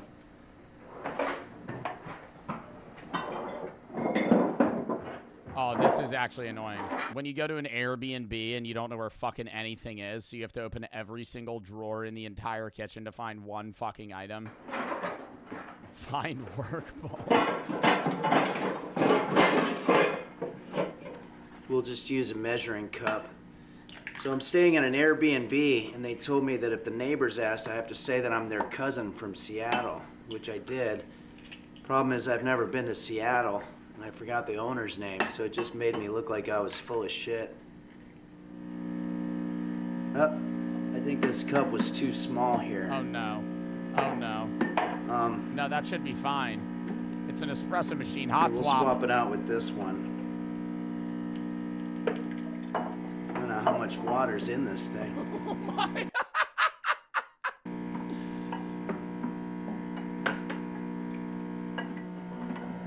There's no way. How are they all filling? Fuck. Oh, God. Okay, so I'm basically just pouring the coffee out of these smaller containers into the larger one.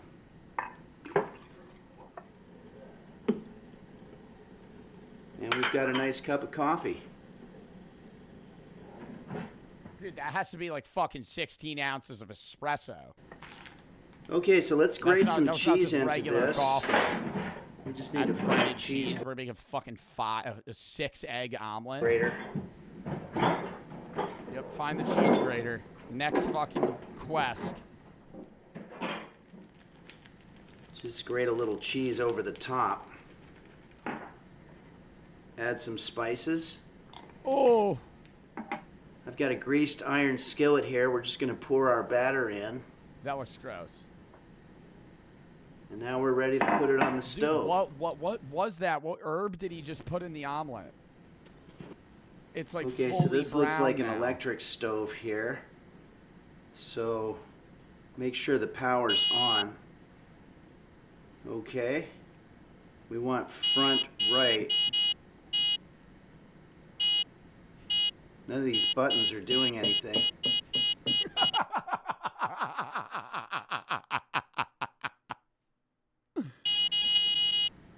Not hot. Still cold. Why isn't it working? We're going to actually, make this an oven-baked omelet, also known as a frittata. We'll put it in the oven on the center rack for 15 minutes, and we'll set it to about 350. 350 for 15? I feel like it would burn as eggs. What is he? I don't understand that oven. The timer's only going upward. We'll put it on eco. It's gonna be raw. Well, I'd rather be all alone than It's either gonna be it's either gonna be uncooked or dead burn. I could live on a deserted island as long as there was food, and I'd rather just waste away than to spend my life. Oh wait, why does it look like there's tomato on top? Looks delish. Let's just serve it up on a plate here.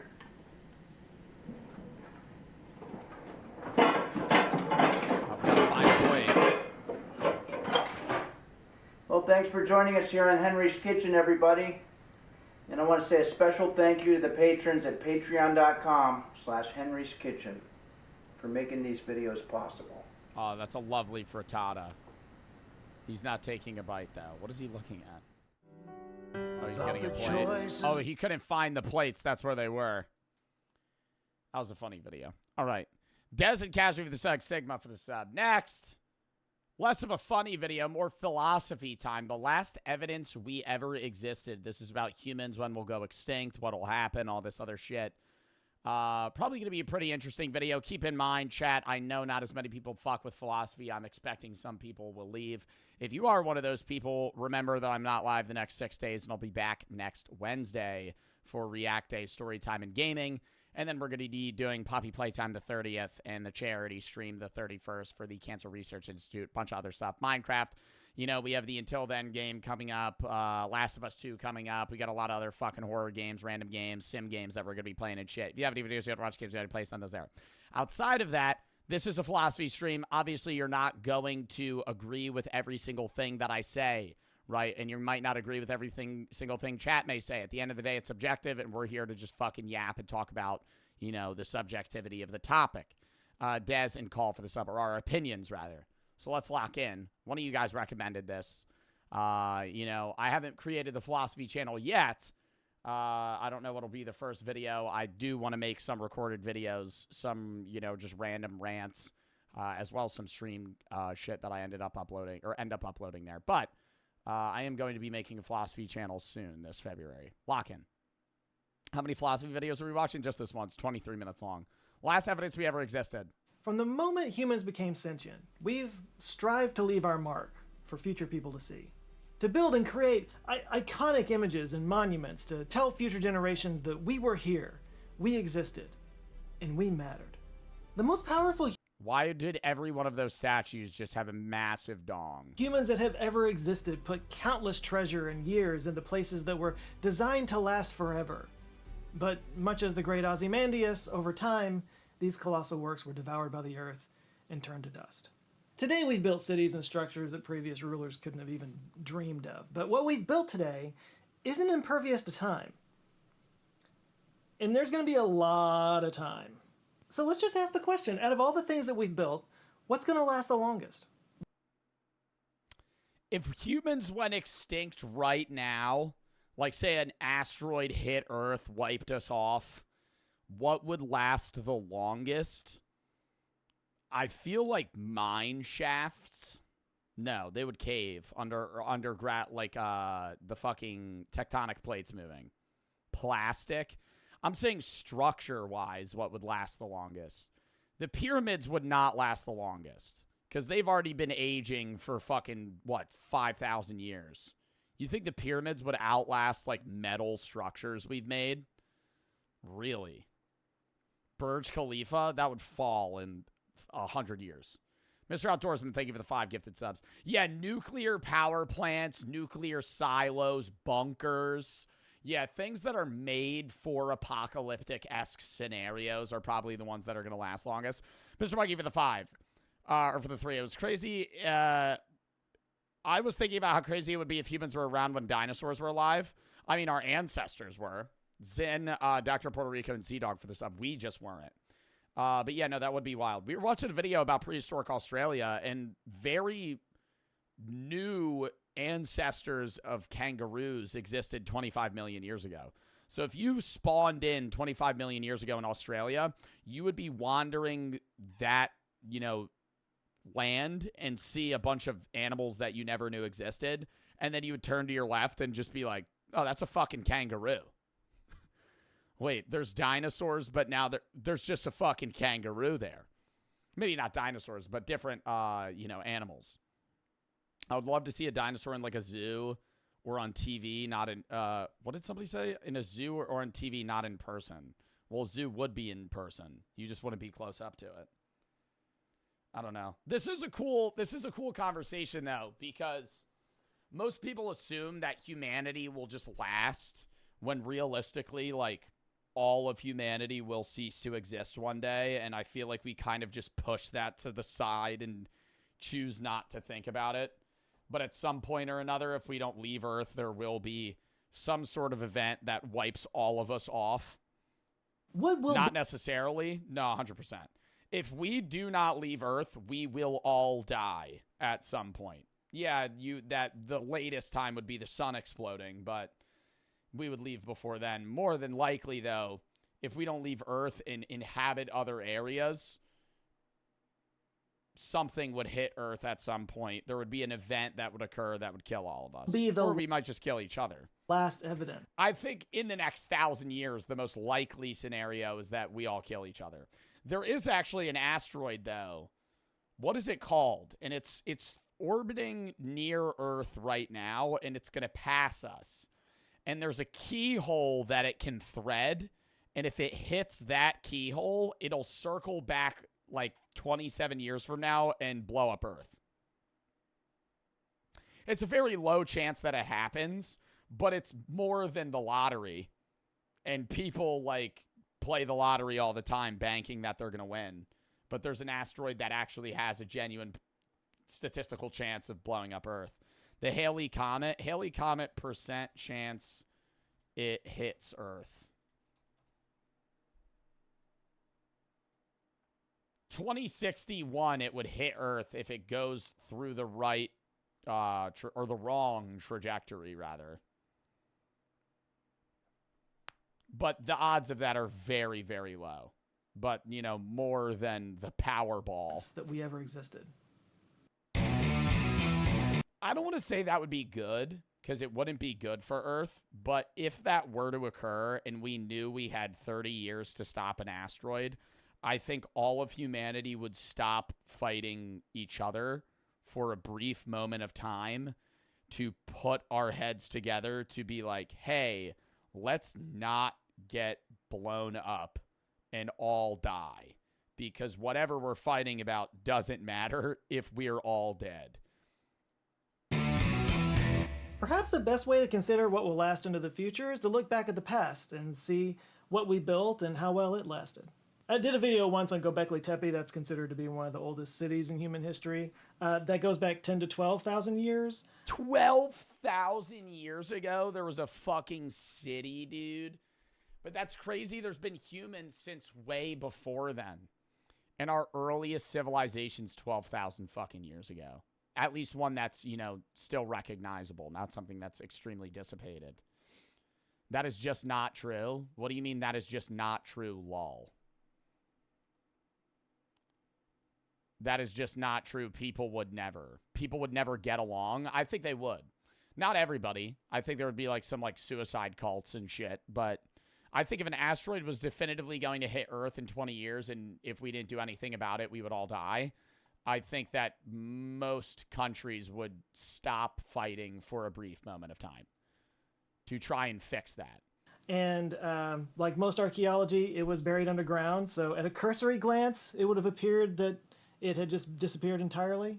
The same is true for many other, even older sites like Dolní Vesnice, which was a settlement of mammoth hunters that dated back like 25,000 years.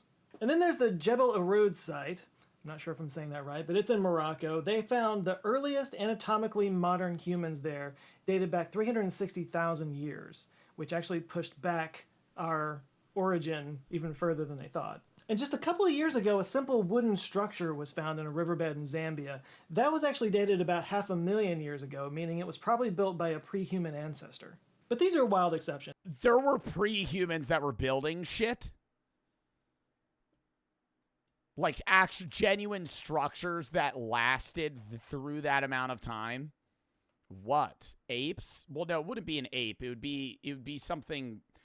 Like, when we say we're related to apes, we're not actually... It's not like, oh, we descended from chimpanzees. Us, alongside of chimpanzees, orangutans, gorillas, had a common ancestor that we branched off of that's very close and similar to one another. But we are not descendants of chimps. But, yeah, no, it would be some weird in-between between an ape ancestor and then us. that figured out how to build something. But that's just like Stone Age level shit. There's orangutans that know how to make and use tools. That's not like that impressive, but it is crazy that that was happening 500,000 years ago. Things that humans have built past, say, 10,000 years have just been lost to the ravages of a living planet. I like to say that time is the great compressor. Like, the further back you go in time, the more we kind of compress eras of history. And it's quite literal when you go underground. Like, it has compressed thousands of years of history. Compressed thousands of years of history. Isn't gasoline and oil just dead bodies? And that's how we fuel our cars, is through the compressed organic matter of other previously living things. Yeah, like plant and animal matter. But yeah, that's still crazy to think that we run our cars in our world off of dead shit. Into just a layer of rock. Which kind of makes me think of the Silurian hypothesis, which is another topic that I've covered. This is the idea that, like, so much time has passed throughout deep history, far before humans came around, that it's not crazy to imagine that maybe there was a civilization pre-humans that were intelligent. Like the Silurian hypothesis. Yeah, but I think the biggest rebuttal to that would be there would be some sort of evidence linking to that, regardless of it being from that long ago. If there was an ancient civilization that did exist in that time, even if their structures ceased to exist, their bodies would still, their bone structures would still hold. And we would be able to recover them, and based on the size of their brain, like their brain cavity in their skull, we could assume that they were smart enough to do something. Hypothesis. It's deep down, though. It might be deep down, but then you would have to argue that that structure existed pre-dinosaurs, because we've fucking excavated as a human species, bones from animals that have existed. I don't want to say billions of years ago, but how old is the oldest fossil? 3.4 billion years. Yeah, 3.4 billion years ago. This is a fucking fossil of a Dickinsonia. Is that the name of the fossil? This is some animal that existed 3.4 billion years ago. So you would assume that even if there was an ancient civilization and that dissipated, we would still be able to find the aliens, unless they were made of, like, fucking cartilage, like sharks. The name came from Doctor Who. It was a race of lizard people. But it's the idea that, like, maybe there could have been, over the tens and hundreds of millions of years that dinosaurs were on the planet, could there have been an intelligent species of dinosaurs? Like, if we were able to form in only 100,000... Oh, I think it would be easier to argue that there was a low-level intelligent species of dinosaur. I agree with that, yes. You could argue that there was a dinosaur 2 billion years ago that was smart enough to make mud, like a mud hut in a basic tool, and have, like, very general wooden structures, and then they just died off. But not something that was hyperly evolved to the effect. I think we're the first species that split the atom on Earth, right? We're the first fucking species that built skyscrapers and did any of that. Years or so, why couldn't there have been, a reptilian intelligent species? There is no proof of this, but if there were, it would probably just be kind of like a layer of strange, out of place compounds in the soil. Because when you go back far enough, that's just what you wind up with. It's just, everything becomes a layer. But now let's look at the future. What are we going to leave for the deep, deep future? I feel like to answer that, we kind of have... Crazy thing that we think about as a mile is pretty large, and then you think a bit bigger, and the measurement that is most commonly used is trillions of miles long. What, light years? Yeah. Like, a mile is a far distance for us, and people spend their entire lives trying to perfect running a mile as professional athletes, and then you go and realize we are so fucking minuscule comparable to anything. Like, you could look up at the sky, see a star, and that's so fucking far away from you that the fact that you could even see it's crazy, right? Looking up at the night sky is fucking fascinating because that is light that is so fucking old. Not from all stars. Some stars are, only fucking, 10 light years away, 1,000 light years away. But then you can see, there's certain stars where you can see their light where that star is 10 million years old. Or not star, that light is 10 million years old. So that is light that left that star 10 million years ago that is now reaching you. And what that planet or star may look like now, you have no idea. It might cease to exist. Iorico for the sub, typical for the 3. Have you ever had that awkward moment of waking up and forgetting you were alive? I feel it's so weird that we go to sleep, we don't exist in the time when we're asleep. Sometimes I fall asleep without knowing and wake up confused and forget I was alive. No. I'll wake up and then as I'm, going about my day and starting my day, I have the realization, oh, I didn't die in my sleep. And there's a genuine statistical odds that when I go to bed at night, I will just die. Like, that could just happen. You could just fall asleep and never wake up. So it's cool to wake up, right? So, thank the universe for that. When you are brushing your teeth one day and you're like, oh shit, I didn't die. That's chill, right? Today's a good day. Smooth for the sub. You're alive. Wondering if you feel the same way sometimes? Not that like, oh, I forgot I was alive. I will say sometimes I get so involved in the present that I forget the big scheme of things. And randomly I have those realizations. I think about it so frequently now that it's not really like a realization as much. But there are times where like a day or two goes by and I'm so fucking involved in like streaming or what I'm doing in a given day that randomly I'm watching a movie at night and it just hits me and I go, oh my God, I'm a living thing and I'm going to die, right? And we just act like we're not, right? Like I'm living my day-by-day life with a literal invisible clock over my head that's ticking to my death. Baby for the sub, Mr. Monkey for the 3. It's called PT5. It's supposed to be in orbit. It's supposed to orbit Earth into September. Mr. Outdoorsman Smithy for the sub. Mr. Outdoorsman for the 3. Says W Philosophy Big for the sub. Nolan for the 500 biddies. El Rico for the sub. How did cells evolve into animals without intelligence? What do you mean? How did cells evolve into animals without intelligence? Like, how did cells become things that are intelligent and aren't intelligent? I mean, that would go into the basic biology of their, neuroconnections and the capacity they have to, reason certain things or complete specific tasks. We have a very dense brain comparable to other animals. And so we're able to complete more tasks and do different things. Like, on a very basic level. I do think about, though, that every part of me, I'm just a conglomeration of cells. I'm not an individual organism. I give myself the facade that I am one, but in reality, I am billions of cells that just accumulate to give myself some sort of oneness so I can control those cells and, survive long enough to reproduce and then die. Your cells give you a sense of consciousness and onehood, so you can, live and not die before carrying on. But that's the two different types of cells. There's cells that can live forever, and there's cells that just reproduce through, not asexual reproduction, but sexual reproduction.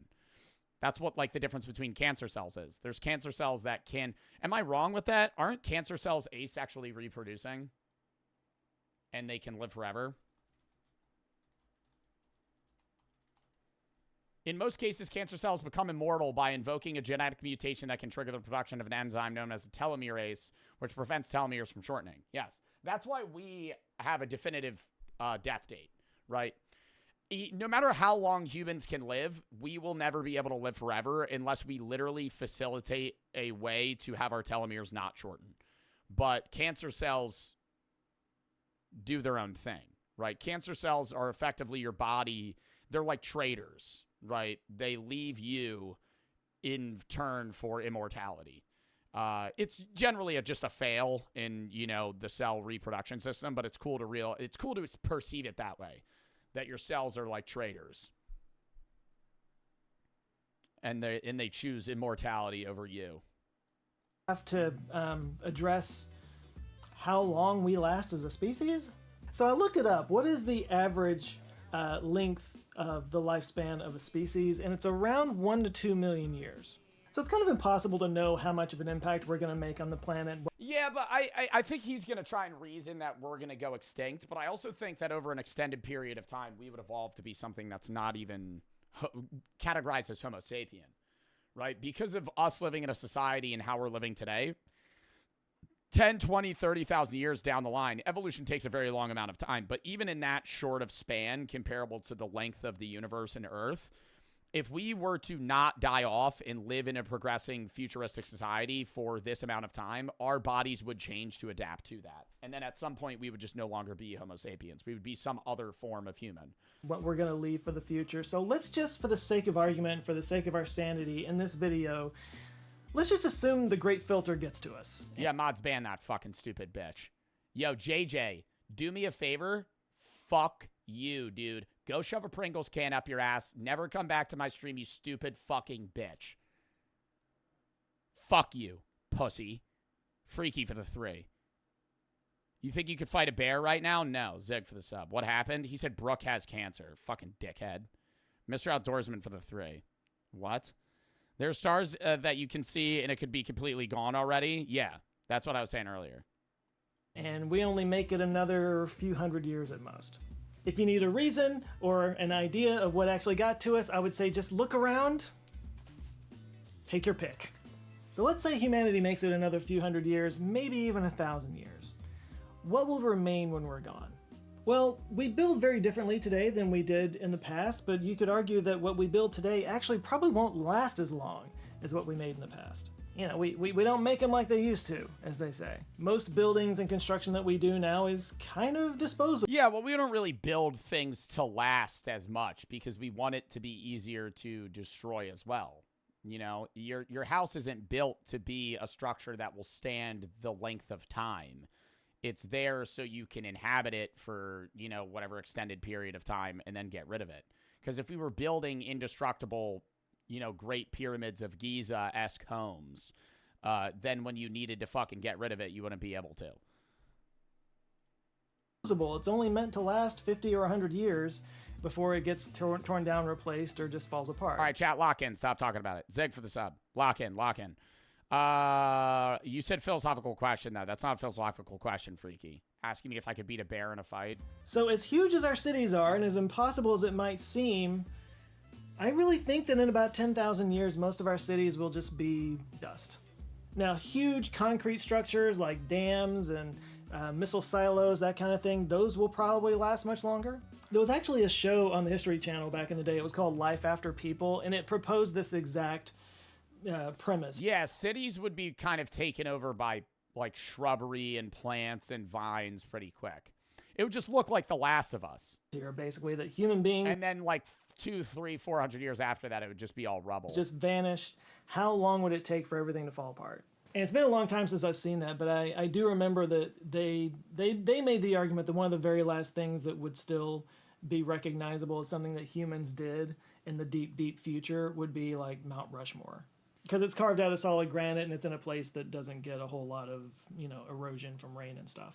Yeah, by some estimates, it might take like 2.4 million years for the features on the faces of Mount Rushmore to, you know, erode enough to where it doesn't look like faces anymore. But evidence will be left behind for anybody that comes. What? Wait, that'll last 2.3 million years? That's nuts. Along that might be curious enough to look for it. If, say, 500 million years in the future, some alien species came along, there would definitely be a layer that they would find. An odd layer in the soil that contains random cesium atoms from nuclear testing that went off, a lot of weird polycarbons that don't make any sense from all the plastics that we made, and of course, tons of carbon.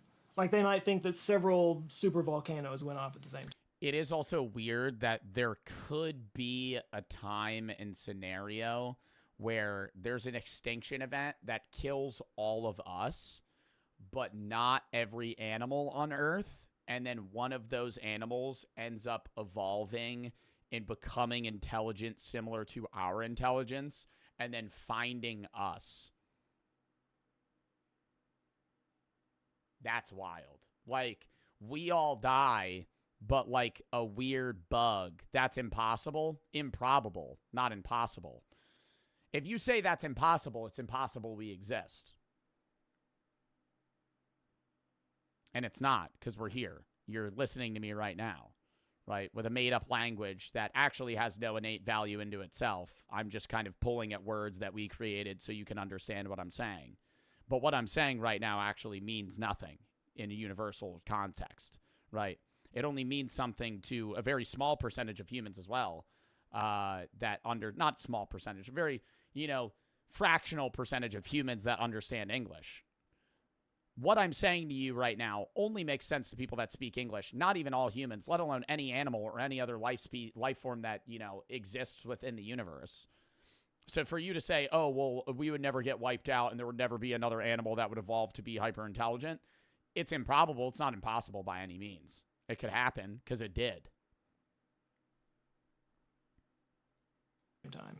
And you know what? That future species might come and go and develop the planet and then disappear, and then another species might come along. This might happen several more times, each species deconstructing the planet even more and further pushing our... How did we find language, especially as many as we did?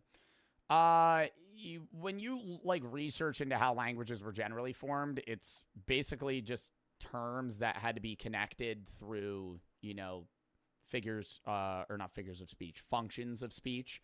Because, early language would be me just grunting and pointing at something, I would assume. And then it would probably develop to a base word. Like if we were hunting a cow or a bison, I would say that. I would just say bison, right? Whatever term. And then terms needed to be connected with words to form complex sentences. And then, civilizations from all over the world kind of did that themselves. And then languages started to develop with how they did that. And then those communities kind of, flourished. And then, solid languages ended up being formed. Ancient Egypt, though, there actually wasn't... I think one of the kings or the pharaohs was actually one of the first people that tried to make a genuine language. Who was the first pharaoh that tried to make a language? Like a solidified language.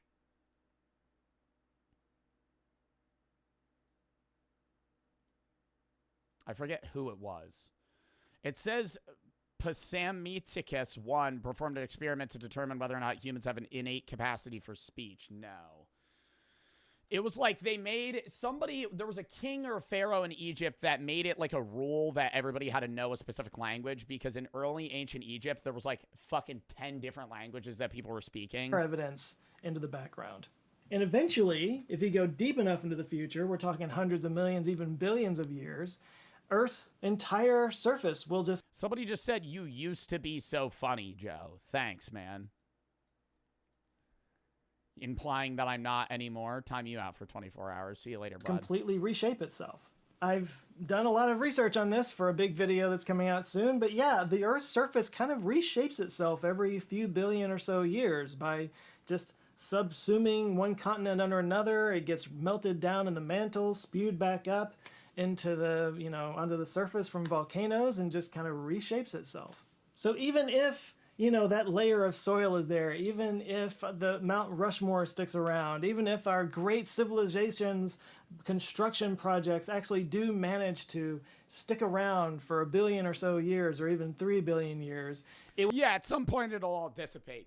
A grim thought. You're always standing on dead bodies. You're always standing on dead bodies or dead plants. Almost no matter where you're standing, at some point there was something that died right over where you're standing, and then it kind of just got covered up through the Earth's crust. And so right now you're probably sitting over maybe dead plants, but you also might just be standing over just genuine dead animal carcasses that are just fucking hundreds of feet underground.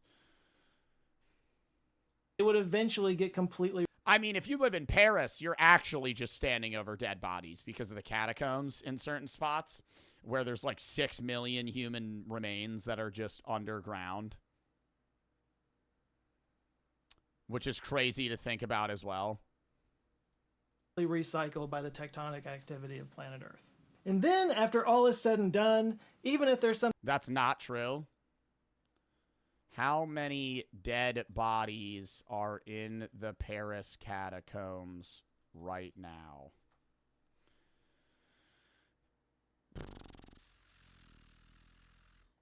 The figure estimated about the number of bodies in the catacombs is figured to exceed 6 million. 6 to 7 million people.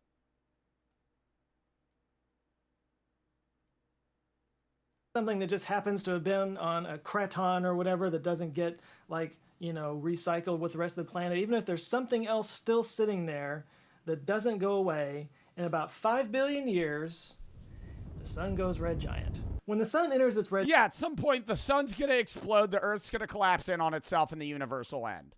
So the best fucking chance for human survival is we move planets before Earth gets fucked up. At some point, humans evolve, and they start, you know, space, time traveling, blah, blah, blah. They're no longer even humans at this point. And then, you know, they ascend into a different dimension, and they avoid, you know, the current universe that we live in and call home, collapsing and killing anything and everything that has ever existed. Will that happen? Probably not. But I don't know, you know. Isn't it crazy how... Okay, see, now we're getting into the whenever I always revert back to saying life makes no sense. We're literally in the middle of a dark, vast universe, and why am I here? I don't know. I say it every time. All Tomorrows is about that. Red giant phase, it's going to expand 200 times, which ironically takes it just about exactly out to Earth's orbit. Now, there is a tiny, tiny chance that because of gravitational anomalies as the sun begins to expand, maybe Earth... God's the answer? I disagree. I respect your opinion, though, and I respect, you know, your belief system, but I would disagree. I don't like using God to explain gaps in my own questioning.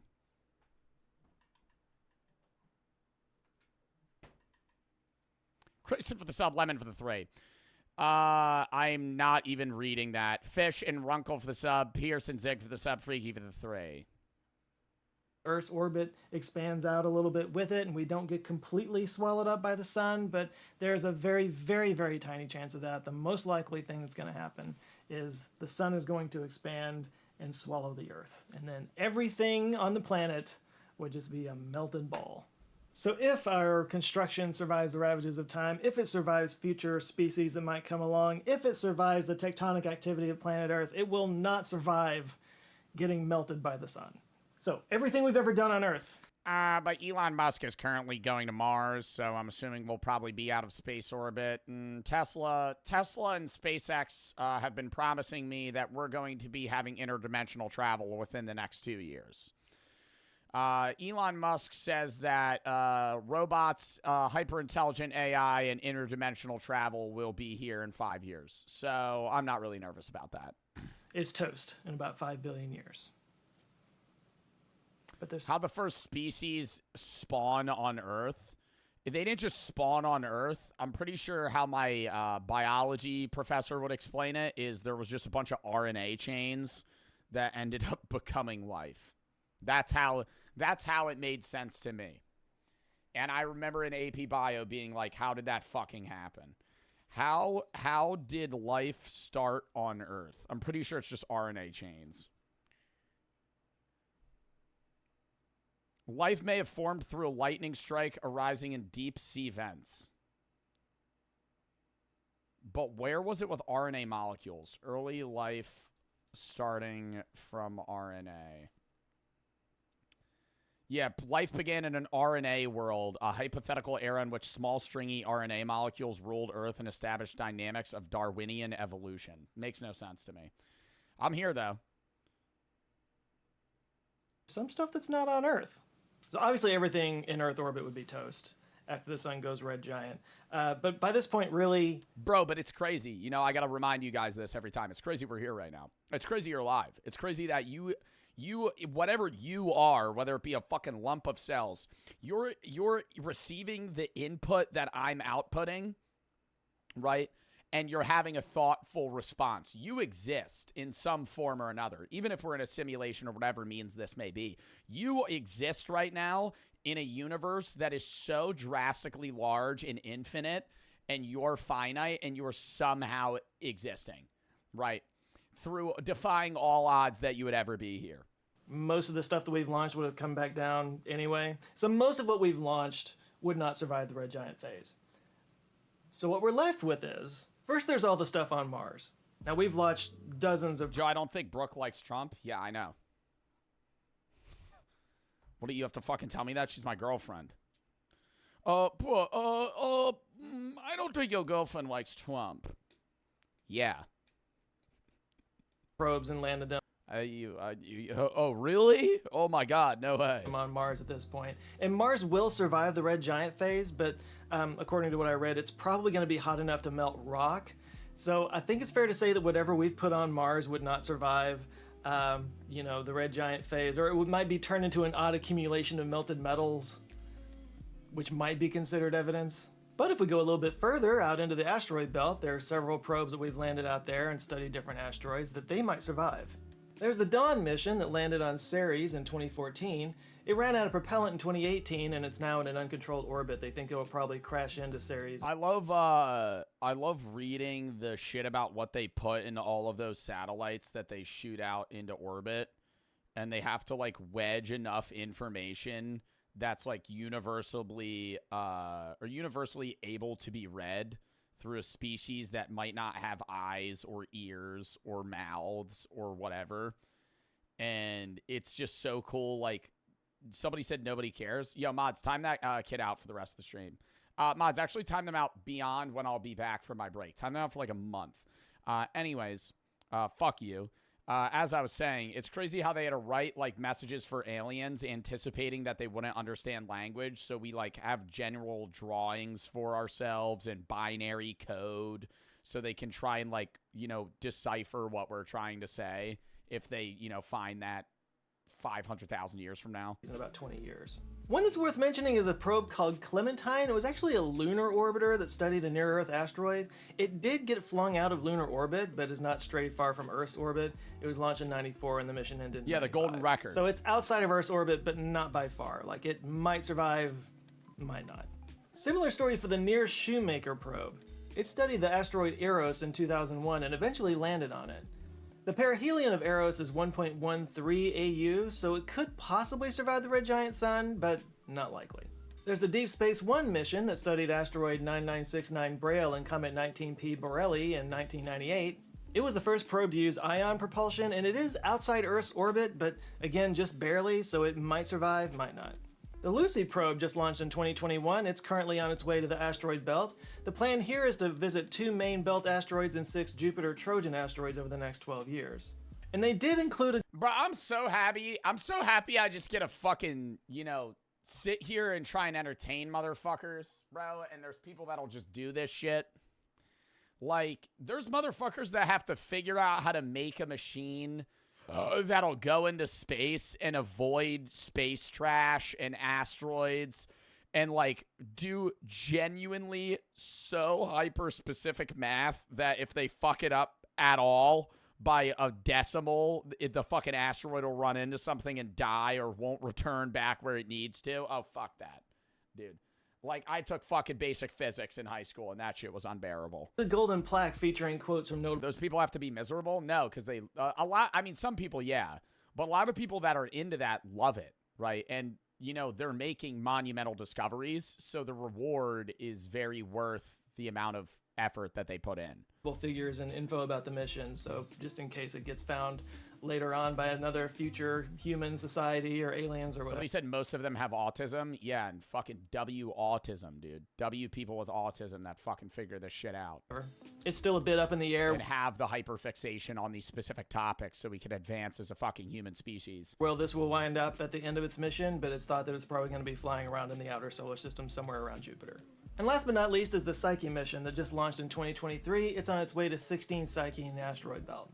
It'll arrive in 2029 in orbit until 2031. Talk about the one with a golden record, bro. Fuck. Oh, is he not going to talk about it?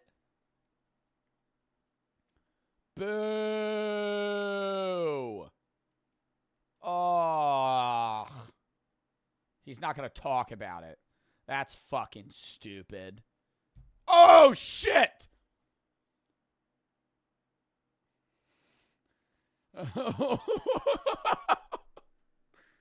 Wait, no, I think I'm allowed to show that. That's just a fucking, like, anatomical drawing, right? Am I allowed to show that? That's the draw. That's it. That's it, though. That's the fucking golden record. That's the golden record, though. Bro, he has it on screen for so long, though. Oh, my God. I'm not going to show it. I don't want to risk it. We'll put on another fucking short philosophy video. Normally, I just end stream, but this is the last day before break, so let's watch some other shit. Why can't we focus? No. No. Life isn't meaningless, the question is. Yeah, I fuck with that title. Yup. Mr. Monkey for the 3. When you go to bed and then wake up, don't remember your dream, that's what I think death would be like? Yeah, it's just sleep with no dreams. You just never wake up. That's Audrey for the 7. It's just nothing. And Nitro for the 6. But watch your philosophy VODs become very invested in the topic, but also just merch today wearing it right now. Dub. Runk and Fish for the sub. Life isn't meaningless, the question is. Oh, let me move back up here. I hate being in the bottom right.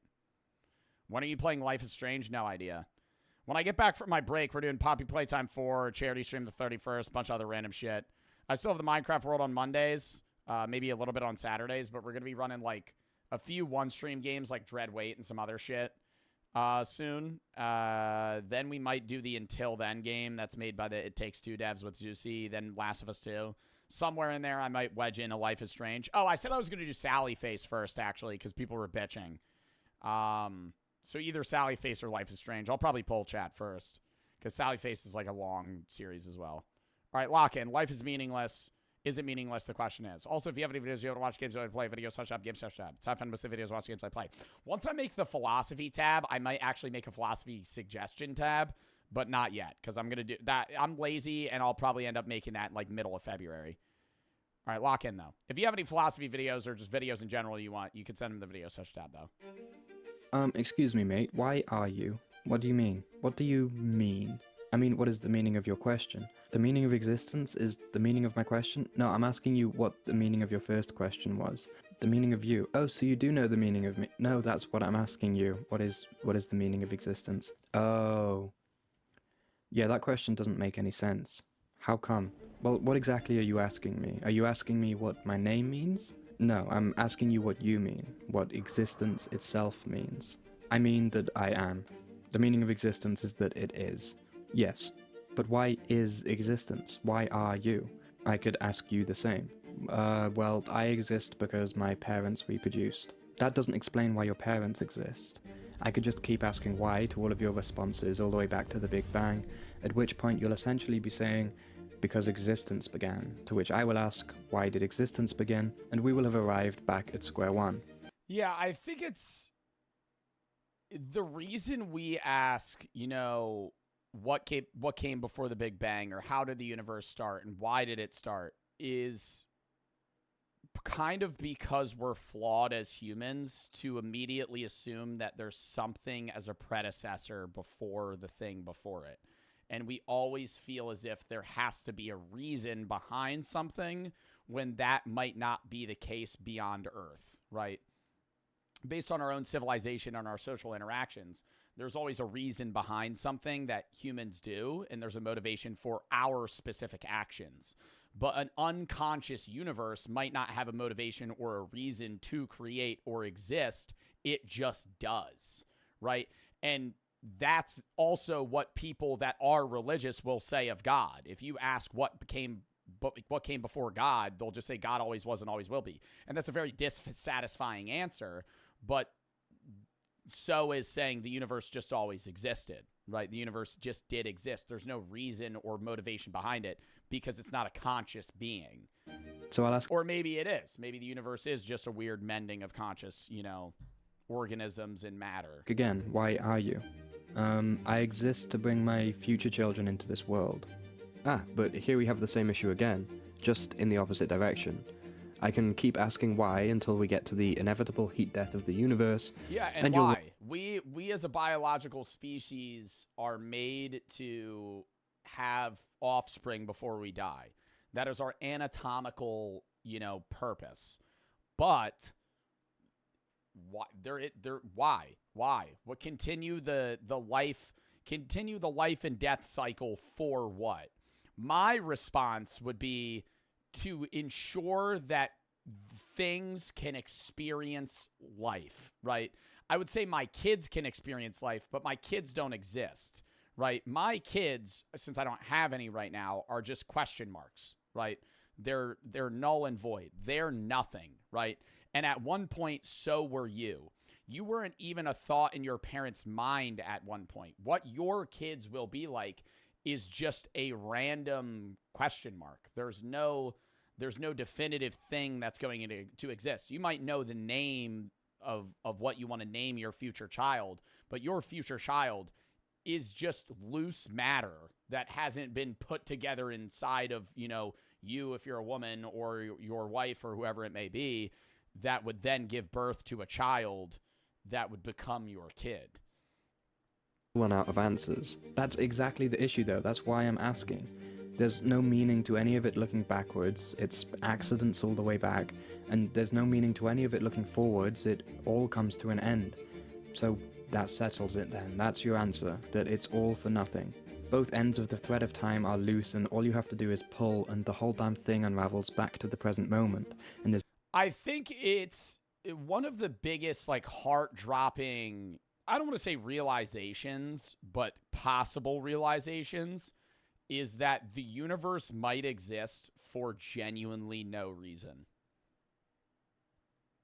And it probably does. The universe might just exist, and we're just here to live it out for the short time we have, and then it'll cease to exist, and then probably make another universe and exist again. And there's no reason. It just does, right? And it's so weird for that to be the case because that defies everything that we've ever experienced. There's no real point in getting out. Imagine nothing. Nothing is just, you can't imagine nothing because imagining something that has no substance is imagining something wrong. So when you try to think of nothing, you usually just remove specific materialistic things. Like when I think of what it's like to not exist and be dead, I just remove or have the lack thereof of thought. I have the lack of sight. I have the lack of speech. I have the lack of perception, right? If I am unable to have input, then I don't exist, right? So then that's what nothing is. The lack of input and the lack of output. There being nothing. Out of bed in the morning. No point in having kids. My parents gave birth to me. Once you can imagine nothing, you'll find the answer to the universe. I wish I could tell you, but I can't. I don't think that... General Zod, I feel like you're giving off the enlightened vibes right now, which is dope, right? I'm not judging you for that. But I don't think that saying you can imagine nothing will give you the answer to the universe, right? For some, it may... But the answer to the universe is also a subjective, personable thing. What will give you peace at heart of life and your own individual purpose and meaning in life is different than what the same would be for me, right? What will satisfy me and make me comforted in death and in life and in purpose is different than what will do the same for you. And that's why people have different religious beliefs, right? God is the answer to a lot of people. It is not the answer for me, right? And some people don't like that, right? Some people don't like that I don't believe in God, right? Or vice versa. Me for no reason at all, and it's all for nothing. You're so smart that you're dumb. What? You want to know what it's all for, but your linear mind won't accept a circular answer, and yet you ask a circular question. What's it all for? It can't all be for something else, because then you wouldn't have been talking about it all, would you? Your question cannot be answered without referring to something within your expression, it all. For even if I did give you an answer that referred to something outside of it all, like heaven for instance, as soon as its existence was an established fact, it would be contained within the expression it all. And since you're so set on rejecting circular answers, you would reject that answer too and ask, okay, but what's heaven for? The fact that you're yet to discover the meaning of life is not evidence that there isn't any, just evidence that you're terrible at asking the question. You condemn me for answering the question with existence means that it is, and yet when I ask you the same question, you go looking for answers in the past that no longer exists. Then you go looking for answers in the future which doesn't exist yet, and then conclude that it's all for nothing, as if you had looked everywhere. You forgot to look in the present, you idiot, the only place that actually exists. And since your question pertains... Well, that's why Stoics say that death is just the loss of a singular moment.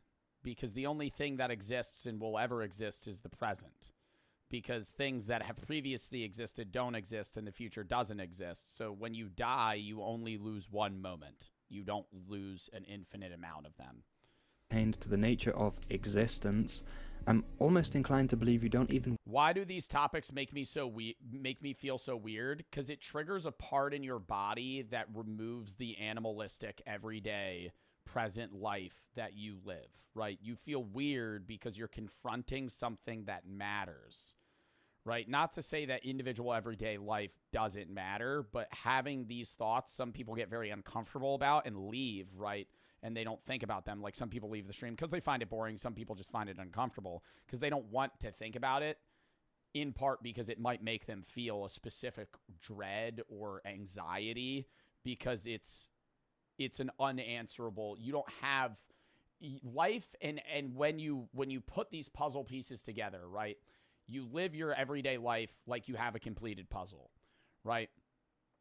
And then, or a Lego set, right? I think that's an easier analogy for chat.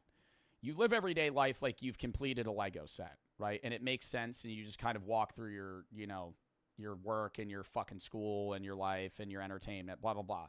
And then there's certain thoughts that you may have that are, philosophical or universal that make you take a step back and realize there's a whole nother fucking bag in the box and you haven't finished, right? And eventually you'll realize that there's an infinite amount of bags in the box. And at some point you will never be able to finish your work. You will never be able to finish your Lego set. You will never understand everything that you need to.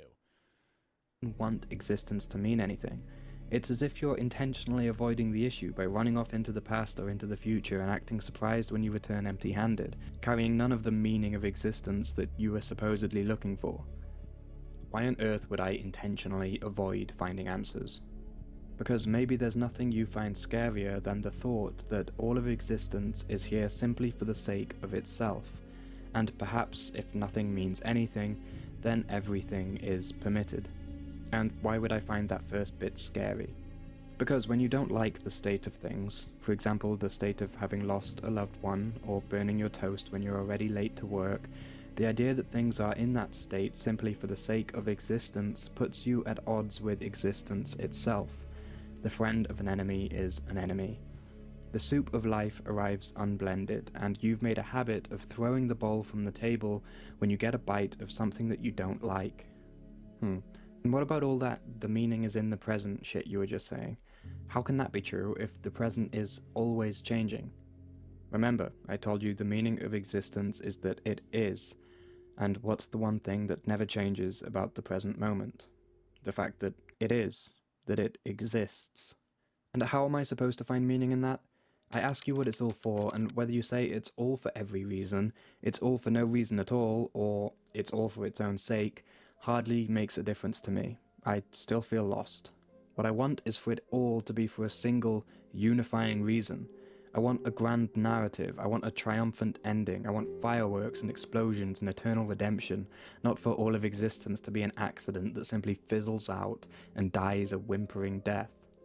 Yes, you want the suffering of today to be justified by the joy of tomorrow, but your science told you that on a long enough time frame, everything dies, and so you can't justify the suffering of today. Like you say, you want a triumphant ending and eternal redemption. You want to be aware of some grand narrative today into which your suffering reasonably fits. And people want to feel like they're a part of something bigger, right? It gives people purpose if they're fighting for a great end. It's like a good movie, right?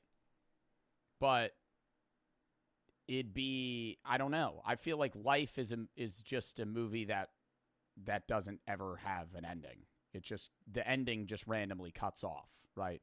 It's like a middle of a plot, and then at some point it just ends. I don't think that there is, to me, an everlasting, eternal life post-death. I think that I will just die. I think that will be it, right? And I think that comforts people to imagine, you know, a meaning and a fucking end goal. But for me, there's not. So that you don't feel like it's for nothing. You want Why is it bad to kill yourself if everything comes to an end anyways? My argument to that would be, just because something comes to an end at one point doesn't mean it needs to come to an end now. Let that time and that end come on its own. Don't force that end to exist now. The odds that you're here are so low that your current existence and living in the present moment is so drastically unlikely that you want to have that present moment and hold on to that present moment for as long as you can. Stoics would agree in that sense, but disagree in the sense that Stoics generally believe killing yourself is applicable in a time where you are mentally deteriorating so bad or physically deteriorating so bad that you are no longer you. That's with specifically old age, though, not with depression or you know, struggling with mental health, right?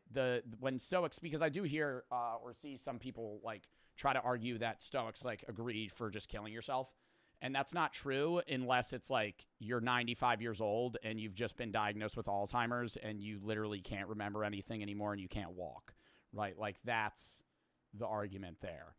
Solid ground, not an ocean of... It's a waste of the present, right? It's removing yourself from being able to experience. To say that there is no ultimate ending, so then killing yourself is the right choice is stupid. Because conversely, you could say that if heaven is the end and it's definitive that everyone would go there, then you would kill yourself to get there sooner because it's better than life and life is suffering. Now, the rebuttal most people would have is that suicide's a sin and people that commit suicide go to hell. But I think that's also just in place because that if it wasn't, it would defeat the entire purpose. If it wasn't a sin to kill yourself and people were genuinely believing that, you know, the afterlife was better than life itself, then people would just kill themselves to reach it. Not everybody, but I mean, that's what people in cults do. Of doubt. That's why you look to the past and to the future for meaning, because... It's not a sin to kill yourself? I'm pretty sure it is. Is it a sin in Christianity to commit suicide? The Catholic Church would not conduct funeral services for people that kill themselves. They've been buried and they cannot be buried in a Catholic cemetery. The church holds that one life is the prosperity of God, and to destroy that life is wrongly to assert dominion over God's creation or attack God remotely. It's basically giving a fuck you to God, right? So it's like, you know. You're in search of a grand narrative on which to ground yourself, one that's always been active and will continue to be active forever. It's taking God's gift, right, is the argument. Exactly, and since the beginning of life was accidental and the end of all life is certain, there can't possibly be a grand narrative to which my existence is relevant. I have no purpose beyond myself. But you're wrong. there is a grand narrative. You just can't see the big picture, and I mean that quite literally.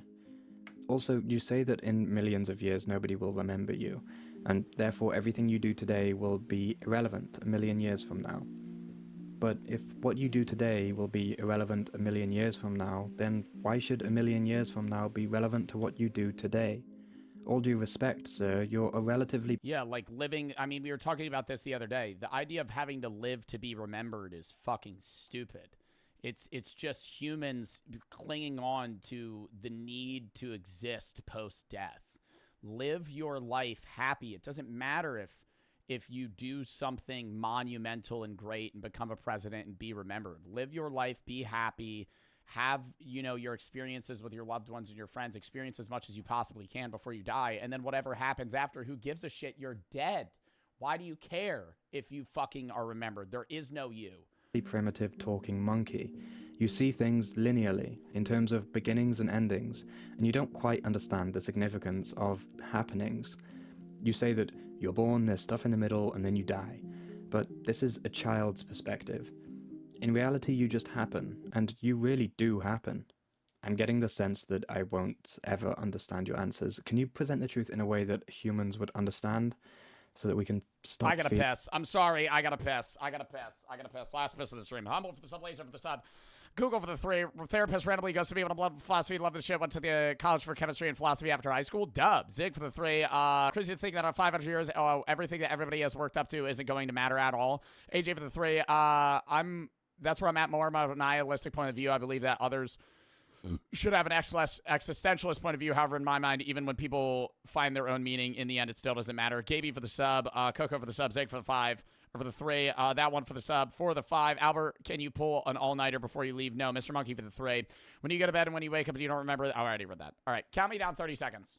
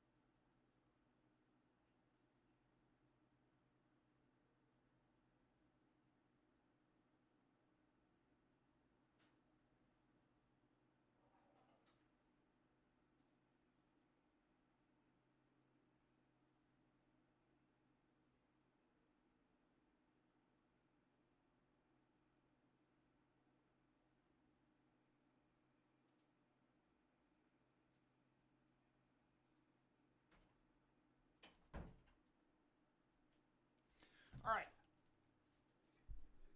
Lock in. We gotta finish this video. Feeling that it's all for nothing? And please focus on this grand narrative you Song name? Hold up. I actually don't even know. I just pressed play on a song. Waste by Kill Switch. speak of. Sure, consider this. JJ and 1,000 for the sub. The elements of life, happiness, sadness, pain, loss, food, sleep, love, burnt toast, laughter, they're each like individual threads, and they each have a slightly different color, and, as you know, some are much darker than others. In a single human life, all these billions of threads miraculously converge. They flirt and dance with each other, they intertwine and form the most beautiful patterns that you call stories. The ultimate story of your life is the string woven from these billions of threads, and at the end of your life that string unravels itself, and the threads part ways. It was life that brought them together and up to the surface. In your current state, you can only see your string in its entirety, and you may have put lots of effort into making sure that it's a certain color in the final analysis. So the fact that it unravels causes you distress. You think linearly in terms of beginnings and endings, so you want your creation to last. You want your string to be endless, but just as your threads interweave horizontally to form the unique color of the string of your life, that uniquely colored string then interweaves vertically with the strings of others, the people you meet, and when it does, the color of both is forever changed. You are all weavers, and you create your string because you want it to last. But here's what you miss. It does last. Space and time are not separate, you figure this out yourselves. A moment is not endless, but it is eternal. You cannot measure the length of a moment, it's immeasurable because it's eternal. You weave the string of your life because you want it to be endless and sure. Both ends of it are unraveled. But the string itself has interwoven with thousands of other strings. So while the string has loose ends, its center does not come undone because of this. Zoom out and an entire tapestry emerges, painting a portrait with patterns more beautiful and intricate than your single human mind could ever imagine or perceive. Before the threads of your string converged, they were hidden underneath the tapestry, and after they unravel, they go back under. But none of that matters, does it? What matters is the tapestry. And this sense of insignificance of yours, how deceitful is that sense? Granted, if you were to decide to unravel your thread right now, you would forever darken the tapestry. But that's the thing. You'll not have died, you will have lived. Your string will still remain within the magnum opus of the universe itself. Yeah, I say that when I think about death, matter cannot be created or destroyed. It can only be transformed. So the me that exists now, my matter will still exist when I'm dead. It'll just not be connected in a concrete form, and it won't have the memory that I currently have with all this matter, you know, combined now. You, in some form, will still exist, but not the you that exists right now, or a conscious you, rather. Kerr for the sub. You will not have removed your string from the universe's self-portrait, only cut it short. And short as it may be... So even a black hole doesn't destroy matter? I don't believe so.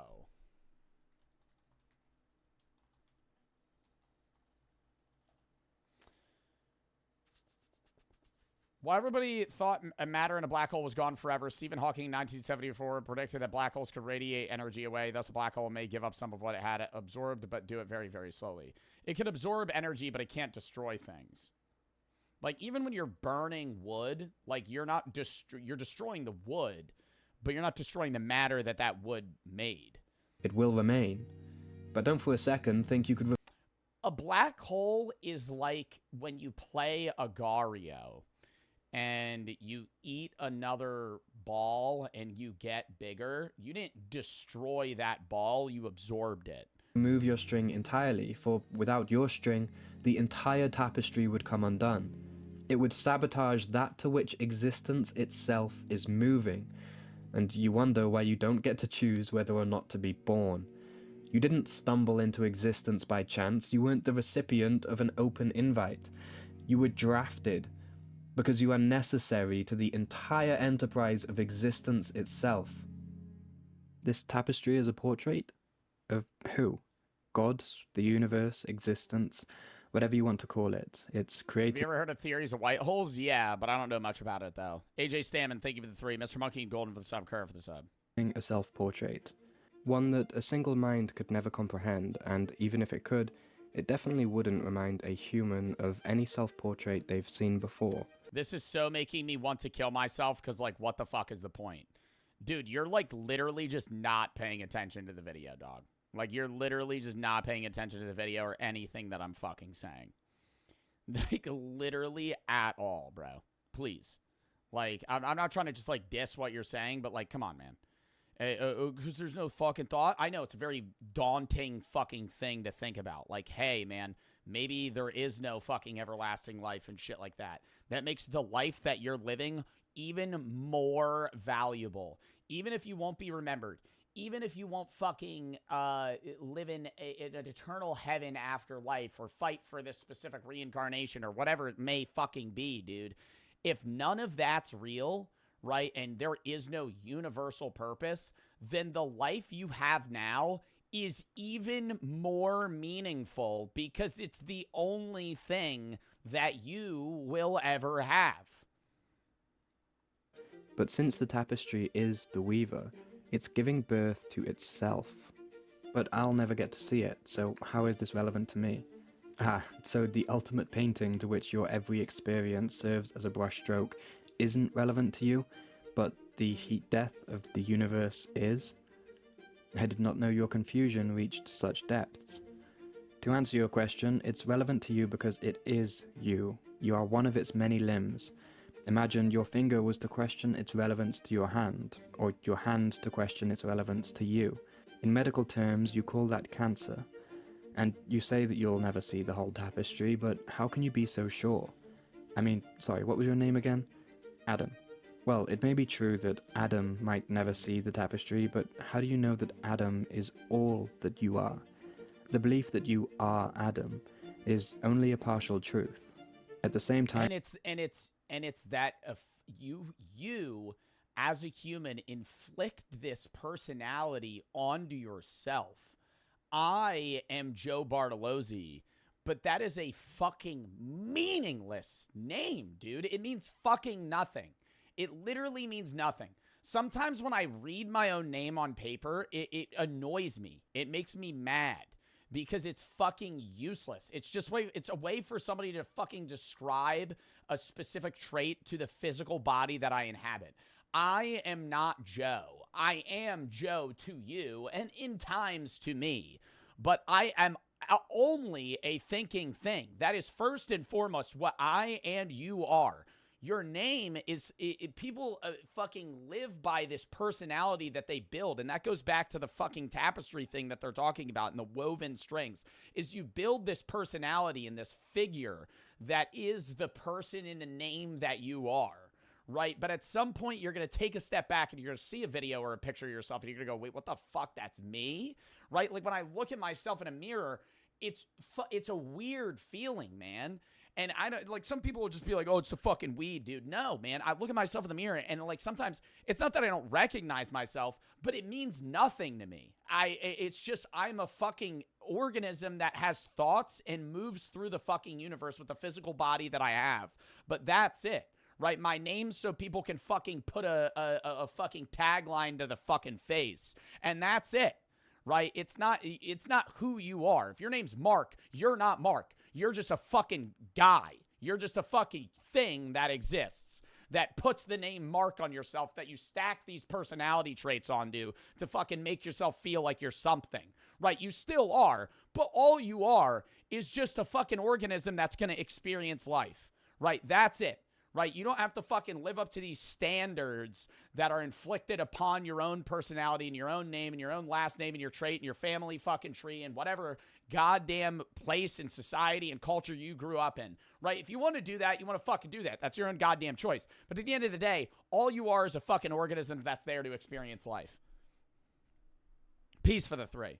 You believe in parallel universes where there is a you that does the opposite of the current you? I don't know if I would definitively say that, but I do think it's a possibility. It's crazy that our past experiences make us who we are today. Like, if we had never experienced tech at all, I never would have found your content. It's crazy to think of the person I would have become if I ever made a different choice. Oh, 100%. Right? I mean, that's just the butterfly effect, though. Just like small instances in your life changing big things. Flack for the three. The other day, I wrote to you about my girl breaking up with me. The idea of the colored strings just made me think of her, how much more colorful she made my life as. I know she might be a part of my life, but thinking about how much more color she brought to my life and me to hers pains me because that might not happen anymore. Yeah, and it'll happen with somebody else, man. There's a million fucking fish in the sea, pal. I'm not trying to be that guy, but when people say there's a soulmate, I disagree. Right? Do I think Brooke is meant for me? 100%. Right? 1,000,000,000% I want to be with Brooke for the rest of my life. Right? But if Brooke and I had never met and we had existed on different planes of the earth, would we have ended up with different people? Yeah. And I don't feel shamed to say that. Right? And I think people are always like, oh, that's like taboo to say. Oh, it's fucking like, no, it's, I mean, dude, if I was born in fucking Germany, Brooke and I would have never met. Right? Like, just because you broke up with your girlfriend doesn't mean there's nobody else that can work with you, right? It's still, at the end of the day, I'm with Brooke, and there was a random happens chance that we, worked and mended together, and I really do want to fucking be with her forever. But for somebody like that's in your situation and you've broken up with somebody that you care about, I'm sorry that you're going through that. But don't sit there and think that to make your string and your tapestry more colorful, you need her and her alone. There are other people that can fucking fill that, right? time you experience Adam. So you are the experiencer too. And the experiencer experiences every experience, the whole tapestry. And while it may be hard for Adam to see that, after all, Adam is but one string in a tapestry of trillions, it's nevertheless true. It's all inseparable. There is not two. You are everyone, but you only experience yourself one at a time. Well, I'd certainly Yeah, that goes back to the egg theory. don't consider myself to be outside That we are every human and every living thing that has ever and will ever exist. of the universe, and that does seem to align with what we know about physics, but still, as Adam, I want to see this tapestry that supposedly justifies all the dark threads in my string, and yet I'm fated to never be able to. If the universe is really creating a self-portrait, why is it necessary to go about it in such a way that leaves its participants in the dark? Well, firstly, it's not true that you do not see the tapestry. True, you just see one string at a time, for now at least, but the amalgamation of all that you've seen is the tapestry. Secondly, faith is one of the brightest threads in existence, one of the universe's proudest achievements, and if it were not for unfaith, or the absurd, as philosophers call it, a thread which is opposite in colour, then faith would never stand out in the tapestry. I see, but why is faith so necessary? To avoid exactly the kind of predicament you found yourself in. You lack faith in the intrinsic value of both your string and existence itself, and so you go looking for it. You analyze your string looking backwards, you analyze it looking forwards, and you return empty-handed. That is your punishment for growing so arrogant as to assume that the meaning of the tapestry could or should be comprehended by a single string such as yourself. You weave a linear, horizontal string. All you can do is look backwards and forwards, and since you break current eggs to make future omelettes, you assume the same of the tapestry. It all must exist to bring about something other than itself. It's why you couldn't bear my answer. I mean that I am. No, you don't want the meaning of life. You want the meaning of life that you can understand. Sorry, all good things come at a cost.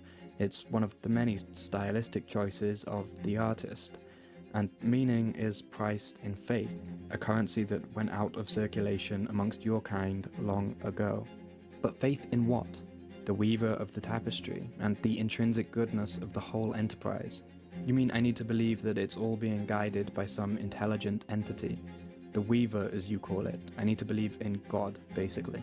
You don't have to call it God. I know God. No, I wouldn't even say it's God. To me, what the Weaver would just be an unconscious universe. When I think of God, I just think of everything and anything that has and will ever exist as one big mass. And I am a part of that. God's been having some PR issues amongst you a lot recently. You could call it the laws of physics if that's more high fashion. Both phrases aim at the same target and both miss the mark, so take your pick. But the laws of physics aren't intelligent. Are you intelligent? I'd like to think so, yes. Are you outside of the laws of physics? Or like an Agario. Yeah, chat, it's like the game Agario.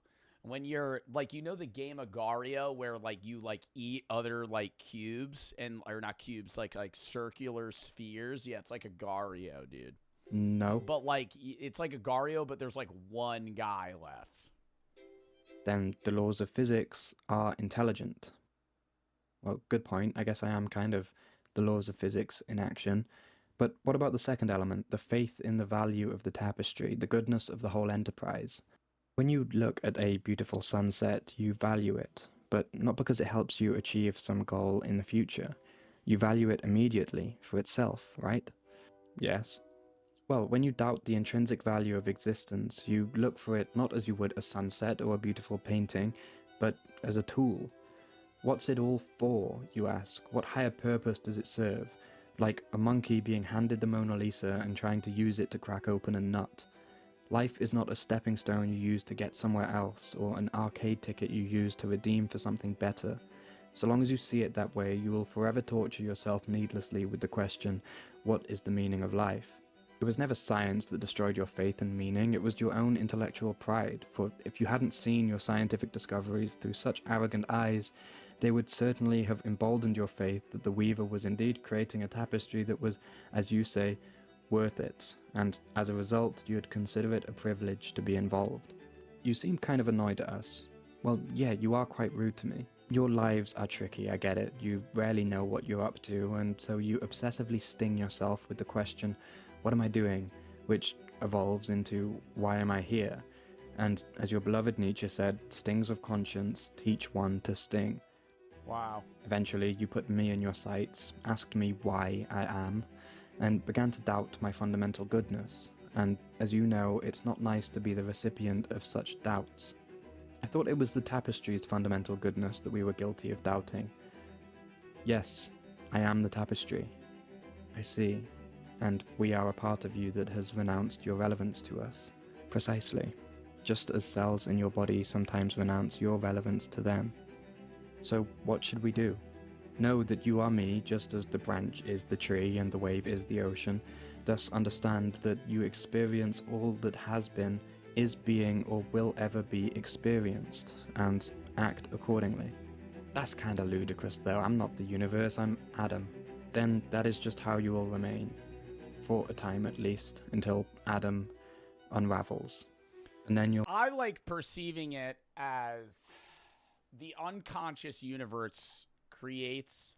The unconscious infinite universe creates finite things to be able to experience life. As dumb as that sounds. I'm a finite organism, a part of an unconscious universe to experience what it's like to be a finite being.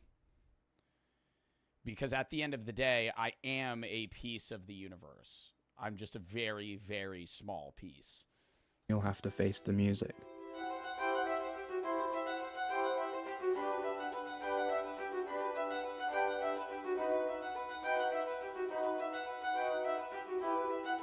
Yeah, I think the people that let this make them... Okay, the rest is just a collage. I feel like the people that make this feel uncomfortable to them aren't understanding it right, you know? Like, this is a very uncomfortable, like, thing to talk about. But when you actually kind of reason with it and you understand it, it's more of a comforting feeling rather than something that's scary or upsetting. No one kill for the sub, Nova for the sub, Flack for the 3. All right. Well, that was a W fucking video. Can maybe put that on the philosophy channel whenever that's made. Anyways, W stream chat. Thank you everybody that stuck around. I know like a fucking 1,000-something people left when I started watching that shit, but who cares? It was fun. LMFA over the 3. Love the philosophy segments. Glad to be able to tune into the stream. Usually YouTube Frog. Have a wonderful safe break. Can't wait to see the vlogs. Thank you. But yeah, chat. That's the end of the stream. W stream. I will not be live for 6 days. I will be back a week from today. Well, actually a little less, like 6 days and however many hours. I'll be back next Wednesday, the 29th. I will be streaming. We'll be doing a Storytime Reacts Gaming. The 30th will be Poppy Playtime Chapter 4, maybe some other scary shit, depending on how long it takes. 31st is the charity stream for Cancer Research Institute and Reacts. That Saturday will be... the S&P random games, maybe Dreadweight, bunch of other random shit. And then we'll go from there. If you have any videos you want to watch, games you want to play, video such up, games such up, I find most of the videos to watch games I play.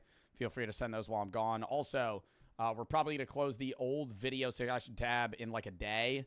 So I'll give you guys the rest of today, maybe tomorrow. If you have any old YouTube videos of yours that you want to send in the old video session tab, I will be reviewing those when I get back. I'll be vlogging while I'm gone, so it'll be a YouTube video or 2. So, you know, stay tuned for those. But those will be edited, you know, 2 weeks down the line, obviously, and posted when I get back.